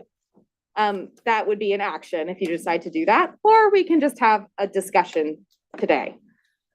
We thought the way to position this discussion, the best way to do it would be to tell you our current practice in scheduling, so you have a sense of the baseline, and then to open it up to you all to see whether there is more direction you'd like to provide so that staff can better align with the task force goals. So again, this really came out of the process of scheduling this meeting, and so we wanted to open it up for you here today. Right now, the way that we have been scheduling meetings, and this is true, it was true when we put all of our currently calendared meetings on our books, but it's also true of subcommittee meetings right now, the way we plan these. We make scheduling decisions based on the most task force members who can attend. So that's really the qualification, is how many people on the task force can be there. And that's normally how the decision is made. Of course, that's always secondary, actually, to compliance with Bagley-Keene. So things like subcommittees, it's a bit more flexible because subcommittees are virtual, right? They're advisory bodies to the task force. There's a bit more flexibility there. But for full task force meetings, like what we just scheduled today, we need 7 members to be in person. And I did reconfirm that with legal, just to make sure that I understood that process. So in this particular instance, there was the one day today that worked for that qualification out of the 3 weeks. So that's our current practice is, okay, is it Bagley-Keene compliant? And then how many task force members can be there? And that's how the decision gets made.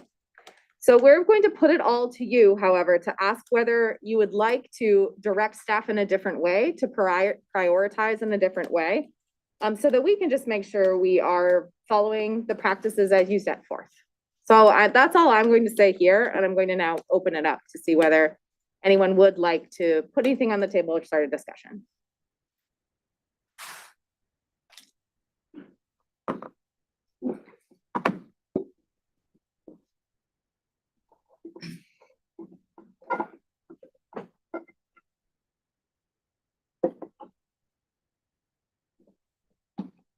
To clarify, any possible action that we would recommend would still have to be in compliance with Bagley-Keene.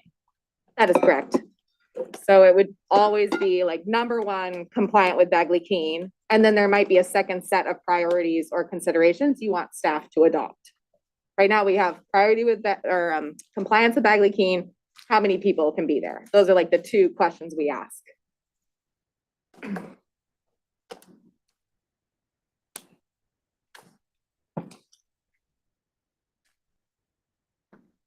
Well, wasn't there a discussion about making sure that we have the leadership present, chair and vice chair?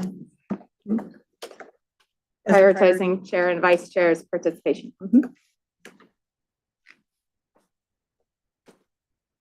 That's not currently a part of the, It is not currently a part of our practice. and is this coming up because there have been issues? It's coming up in the context of scheduling this meeting and the challenge in deciding whether to hold this meeting, given that not everyone was able to attend, which is which is pretty much always true in terms of getting 100% participation, but we wanted to make sure that if it was a priority for the task force to have, number one, Bagley-King compliance, number two, chair and vice chair availability, and then number three, availability of other task force members, that is a way that we can schedule. It's not our current practice, but if that's the guidance here, we will be sure to follow that. Is current practice that chair or vice chair, or could we convene without chair or vice chair? Just wing it. According to the bylaws,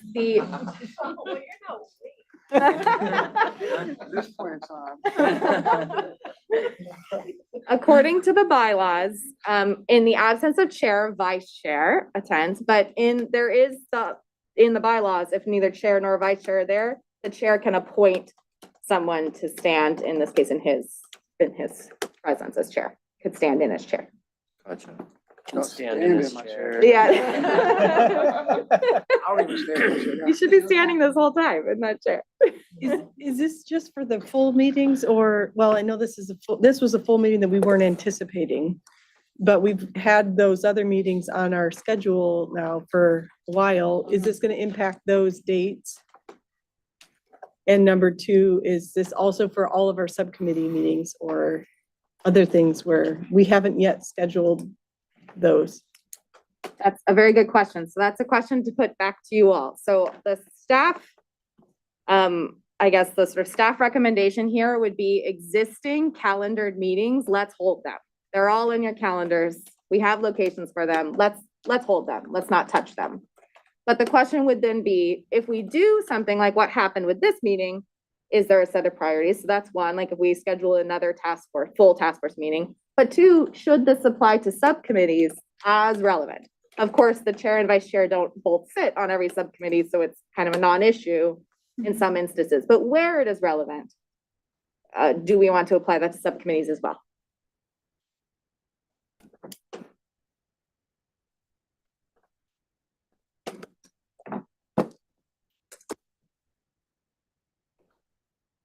I don't think so for subcommittees. That was a question. Yeah.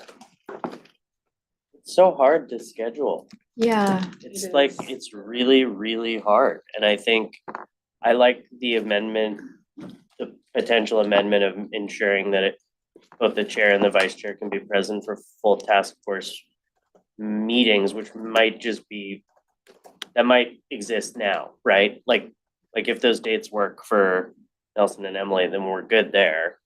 And everybody else has those dates too. So I definitely think we shouldn't mess with the dates that we've got held for full task force meetings. And maybe we can just implement that practice for any future ad hoc full team task force meetings.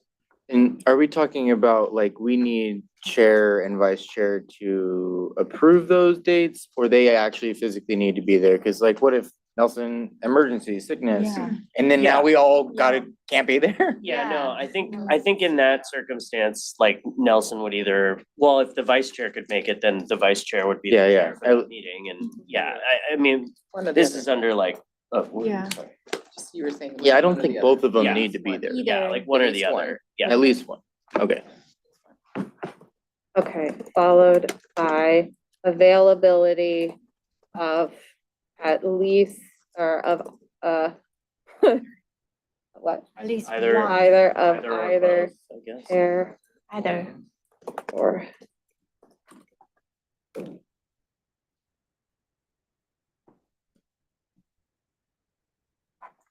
Does remote attendance count?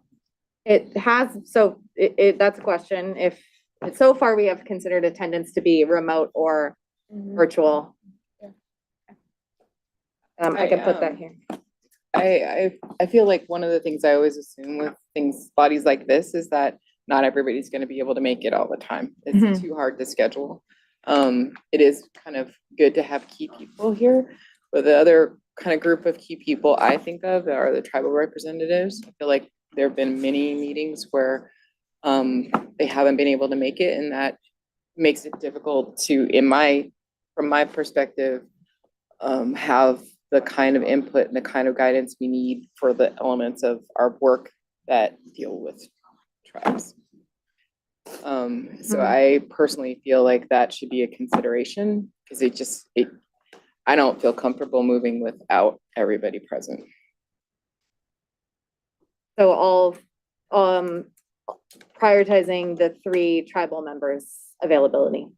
Yeah, I mean, at least the majority of them, because it just, that feels, just speaking for myself. Yeah. I would prefer to be, guided by their expertise and experience. Does it relieve some of the pressure there to say 2 of 3, just so that it doesn't put a lot of pressure on the tribal members in ways that other task force members don't have pressure to attend? Just, that's one thing I have in my mind here. 2 of, I mean, 3. Would that mean we wouldn't have convened today? Yes, it does. Yeah, okay. I mean, Yeah, no, and it makes sense. I just wanted to confirm. we had a topic that came up, and it would be great if, it's a major part of the work, and I don't know that we can speak for people. I don't think that's right, personally. We can give our opinions on it, but it's problematic for me. And I don't want to put extra burden on folks. It'd be good to hear what they're thinking, but it just feels problematic for me.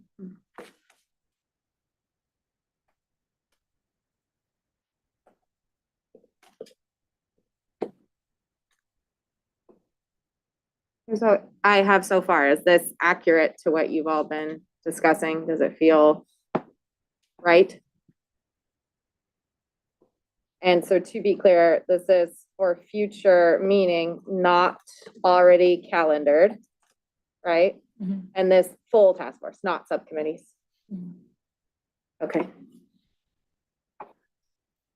Well, With that- have all of our calendared meetings been, do we have 100%, do we have attendance? I mean, I know they're in the future, but for emergencies and things like that, but have we identified any other conflicts already existing within future full task force meetings?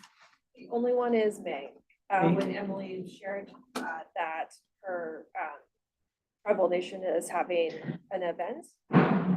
So she was previously committed, but then this got scheduled on top of it. But we've gone too far kind of down the pathway of scheduling that. So I think we kind of need to put, we can't go backwards from May.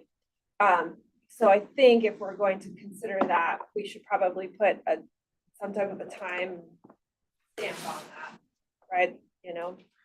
Because there's travel arrangements, hotels, contracting, finding a venue, securing a venue, all that stuff. At a certain point, you kind of have to move forward.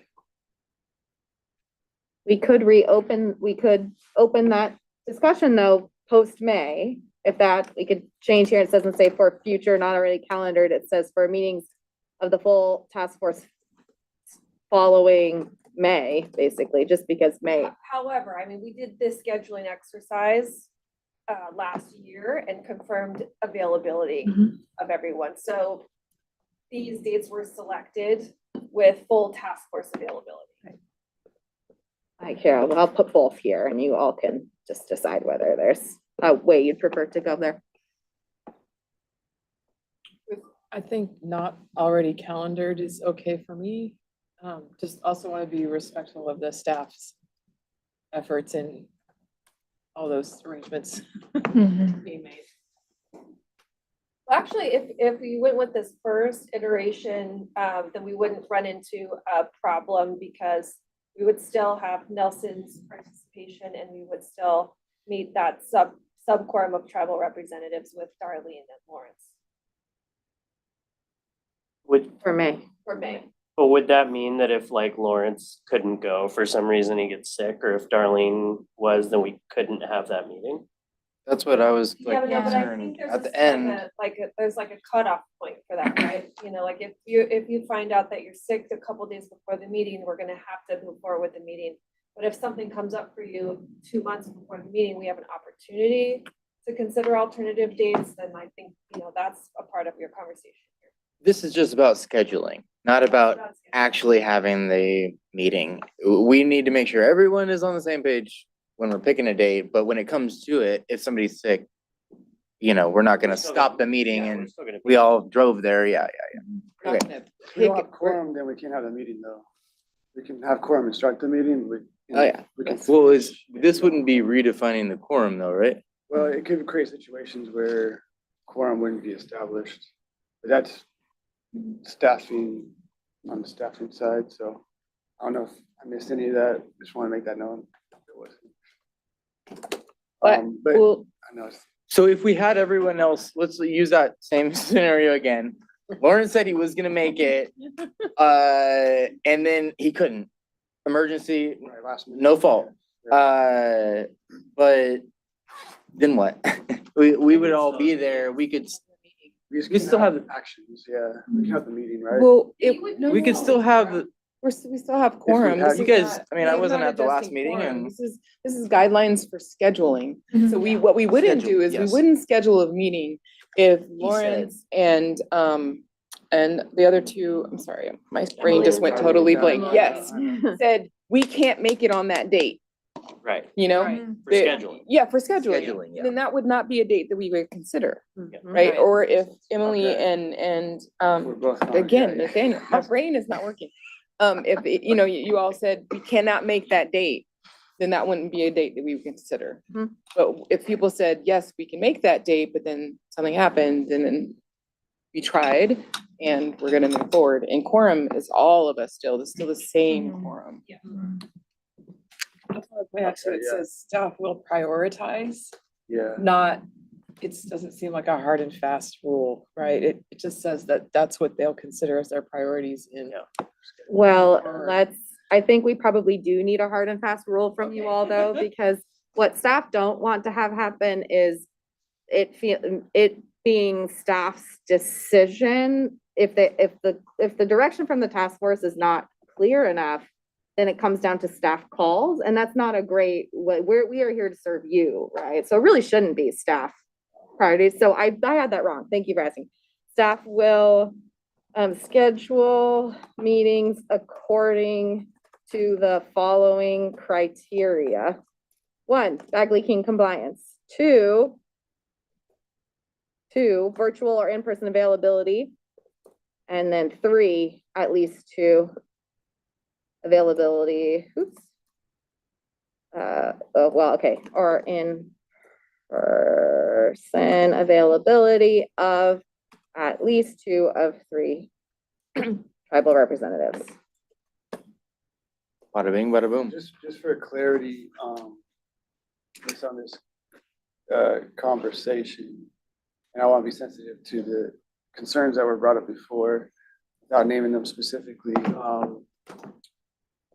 We're not saying, how it's written here, we're not saying that there needs to be a quorum of tribal representatives, because if we said that, then we would have to change our bylaws, right?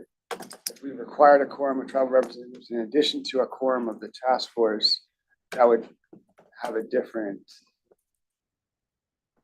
dynamic to if we have a meeting or not. I think if we were, Yeah. good question, Nelson. I think if we were going to change our definition of quorum, we would need to change the bylaws, because quorum is defined in the bylaws as a simple majority, which is 7 of 13.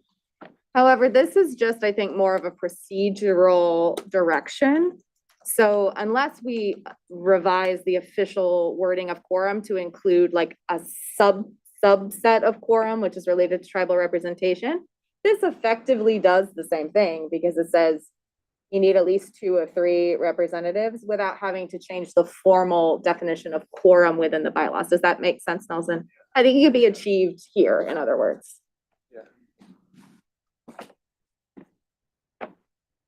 I have to step out. Oh, any comments here, Lawrence, before you step out?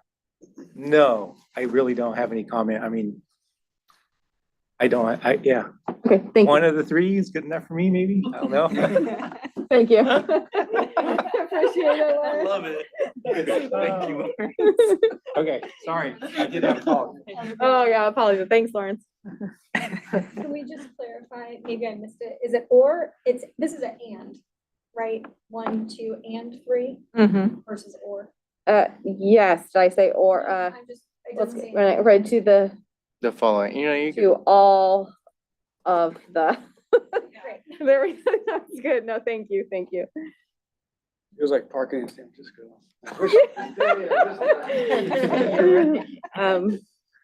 You have to like read If Bagley Keene compliance is maintained. Hearing Lawrence, I don't know about the seriousness of his final. Oh, that was comment, serious. but, anyone want to discuss item 3 here, because the proposal is 3 tribal representatives, these are some ones who people with one, and do you want to open it up for discussion? Like it as is. I feel, Go ahead. I was just gonna say, I feel medium weird voting on this without Emily and Darlene here to weigh in. Maybe, especially given that this is proposed for future non-calendared meetings, can we just throw this on the agenda for the next full task force meeting and then We can. just solidify it then? When we have like full attendance?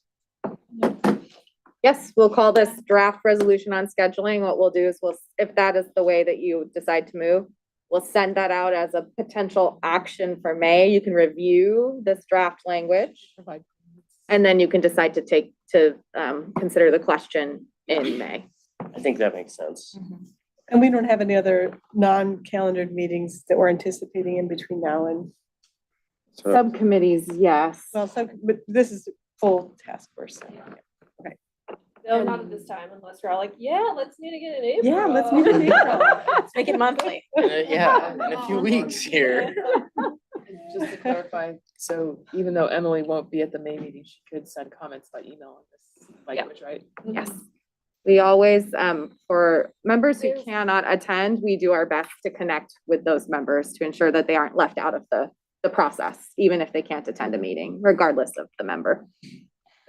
She doesn't have her schedule yet for May, so there might be opportunity for her to plug in at the appropriate times, occasionally. So, but we're not necessarily, she won't be able to travel in person. She'll still be able to vote if she can't attend that.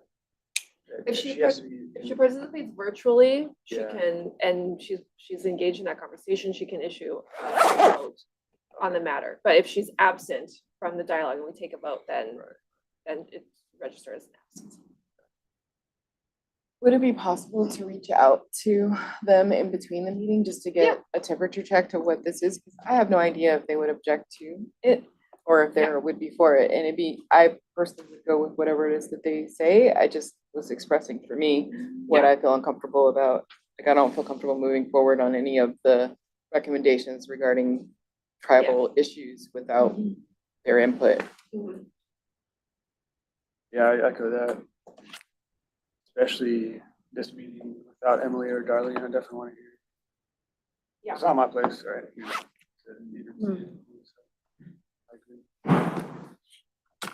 We did have a one-on-one conversation with Darlene because we knew she was planning to attend and brought up the subject of meeting scheduling, and she was comfortable with ideas that were being put forward. These ideas came up as well in that conversation. She didn't issue a strong opinion on the matter either way, but I think they'll appreciate waiting for the vote till May.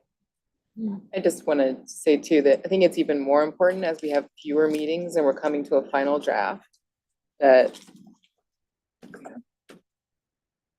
we're going to be able to move those sections of the document. I think it's even more important, to have folks there. Okay, I think we're swirling on this concept for a draft resolution, and then we'll agendize it for May. But we're not working to schedule any full task force meeting between now and May anyway. Any public comment on this conversation? No public comment on this conversation. Okay, fantastic. We are now moving into general public comments. Any general public comments? Also no.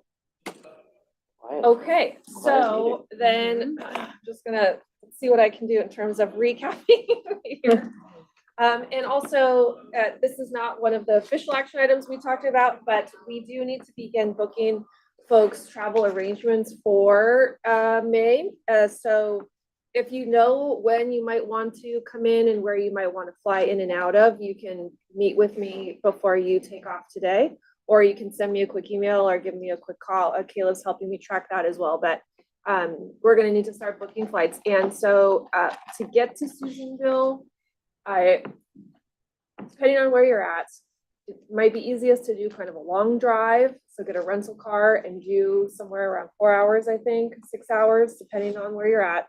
Or if you're farther away from that, flying into Reno is a good option. Getting a rental car, and it's about an hour and a half, hour and 45 from Reno. So just so you can think about that.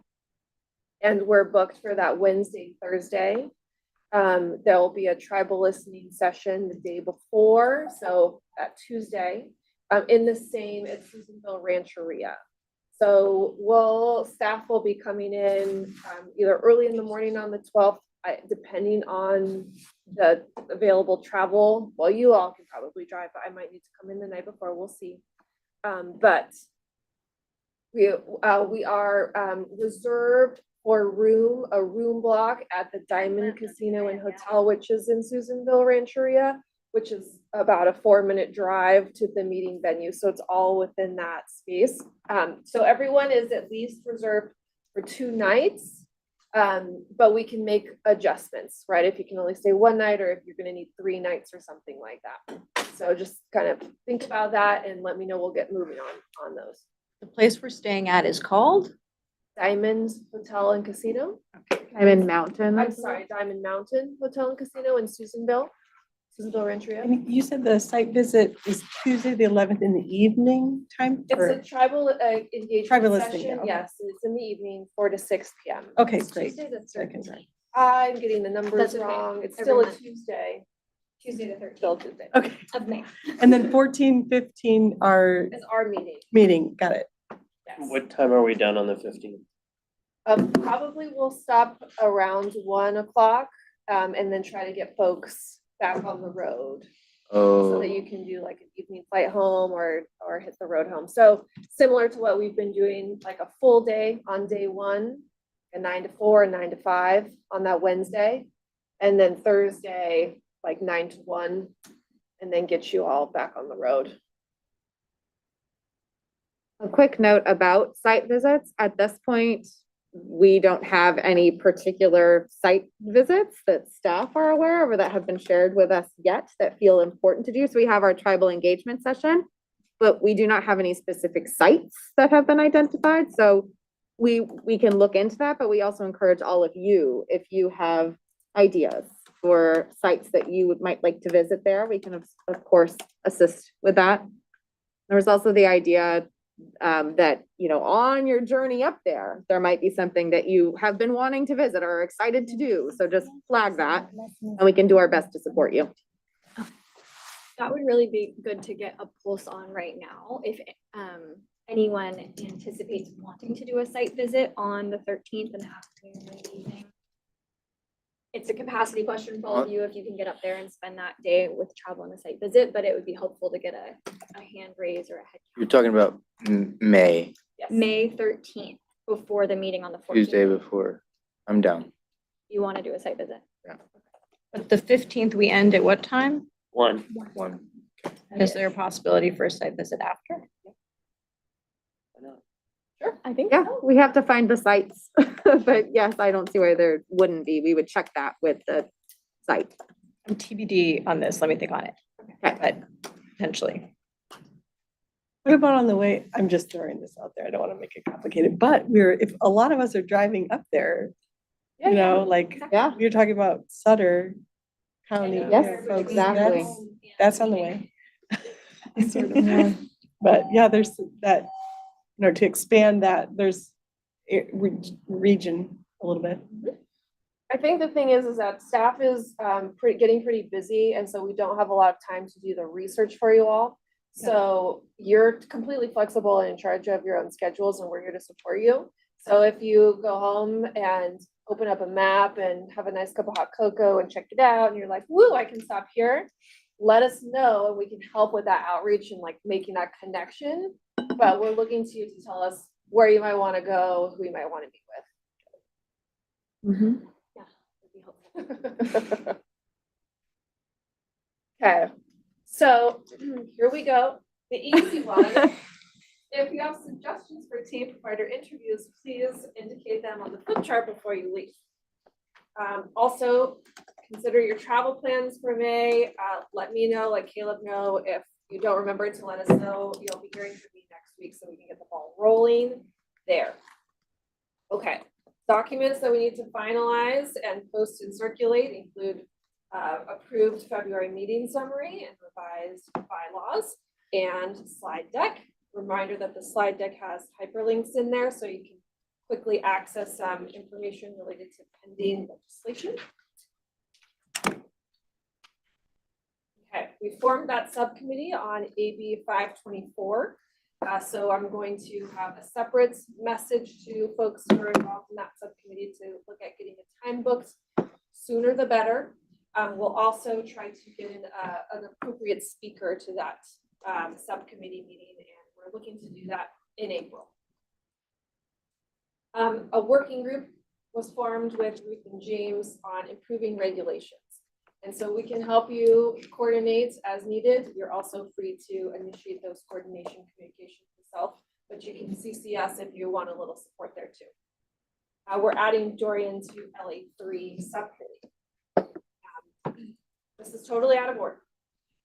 But in May, okay, so we want more discussion in May on legislation, specifically AB 524, Prop 4, a couple of the others. Let's bring in some guest speakers as appropriate there if we can. We're also going to be doing a deep dive into the survey response and analysis, and then naturally carrying on our conversations about recommendations. Plus more, I'm sure, plus. Okay, also related to this tracking of legislation, staff is going to share out some links on how to attend public hearings, just so that you all, if you want to, as individuals, tune in, listen. As you're doing that, if you have specific questions or comments on bill language or specific things you might want to discuss, either at that subcommittee level or at May meeting, you're welcome to communicate those to staff for compilation. That'll help us form an informed dialogue in May. And in May, we're trying to get speakers for all three of these bills that we had outlined today. Then we have two upcoming subcommittee meetings in April, SNCR, Sustaining Natural Cultural Resources, and grants, GNR, grants and resources. So those conversations are pretty much, we've got the agendas set for those, and those have been out. We need to do some internal mapping and work planning of when subcommittees need to start meeting on the in-between task force meetings, as that connects to this first review process with the advisory committee, later on the interagency team, and then bringing those comments back to the full committee. So we need to look at that cycle of review. Regarding that interagency review team, we are going to attempt and explore to adding DWR, State Water Resources Control Board, DPR, specifically EDD, and then maybe GoBiz to that interagency group. Connecting back to the advisory committee process, we did talk about giving some guidance to the advisory committee when they're looking at the draft concepts here, specifically asking them for feedback on strengths, issues, opportunities, considerations, and similar. Related to the outreach conversation, we had some agreement around just pulling a short description about the many outreach activities you all have conducted and putting that in aggregate form in the report body, if and when appropriate, including detailed information on the website as a reference, but scrubbing personal identification markers, and building a map because visualization is useful, but being pretty general about that, colored dots in regions, etc. Possibly including quotes from farmers in the reports with permissions and photographs with permissions. I think that document's stronger. May I actually ask a really quick question there, Megan, related to the guidance on that point? I've realized that past guidance from the task force has been to make sure that when we have a photo, the photo has an attribution, right?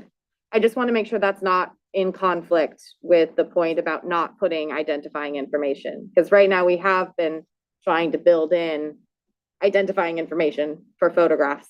That just occurred to me. I think photo credit is okay as long as the permission has been explicitly granted by the person in the photo Okay, thank you. Just wanted to make sure that, in a way that they understand and feel comfortable. Simple language. okay, thank you. Just wanted to make sure that that guidance hadn't changed. Okay. Thank you. Okay,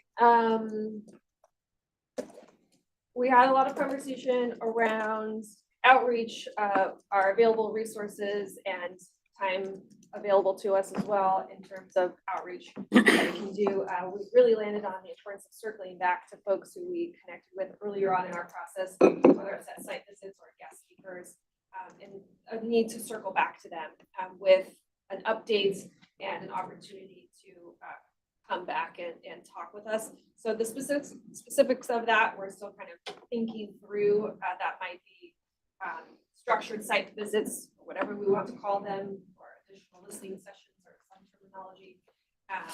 So we're gonna work on that and stop. Okay. Future meeting locations. We confirmed August in North Coast, Mendocino, Arcata, October, Ventura, Oxnard area in the South Coast, November, Berkeley, December, Sacramento. If we do end up scheduling additional full task force meetings, then we can talk about location as well. And we're going to bring that conversation about meeting scheduling back at our next meeting in May for a vote for potential action. Okay, and then of course, the work that we need to do on the report between now and May. So we had a lot of great conversation about the umbrella goals, some more clear recommendations and some ideas that we still need to continue to formulate and maybe try some things on for size. But generally, folks feel good about what's there so far. There's no red flags, nothing that's causing discomfort at the moment, given that it's clearly indicated draft. We understand this is an iterative process. So we'll be comfortable with putting some of these ideas forward for feedback from advisory committee members. And we'll work on these goals.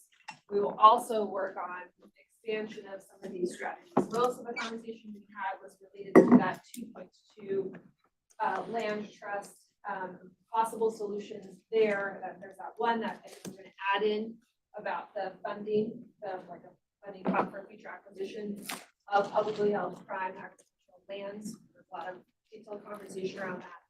But again, that's something that is going to continue forward for additional conversation as we iterate this process. What did I miss? Wasn't necessarily publicly held, but a fund for prime ag land acquisition, not necessarily publicly held. Not word, but I wrote here publicly held. Yeah. And just not necessarily. That was to be TBD. Okay. Okay. A couple of things that we know clearly need to be or will be discussed both at the SNCR meeting and the grants and resources, looking at specific programs and things like that, maybe possibly splitting out recommendation goal 1 into 2 goals. So we're going to carry on those conversations in a week's time. Well done, everyone. That was a very productive day today. Yay. Okay. If I missed any action items, please let me know. Caleb, did I miss any? No. Okay. A lot of notes to review. Chair Hopkins, closing comments. Closing comments. I salute everybody for your commitment, your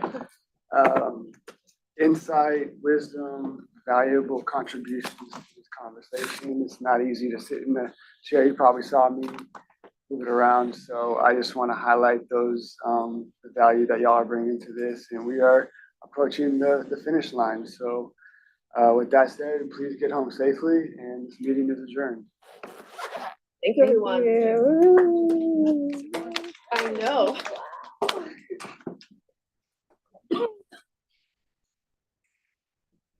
The train's coming faster. Traffic. You know,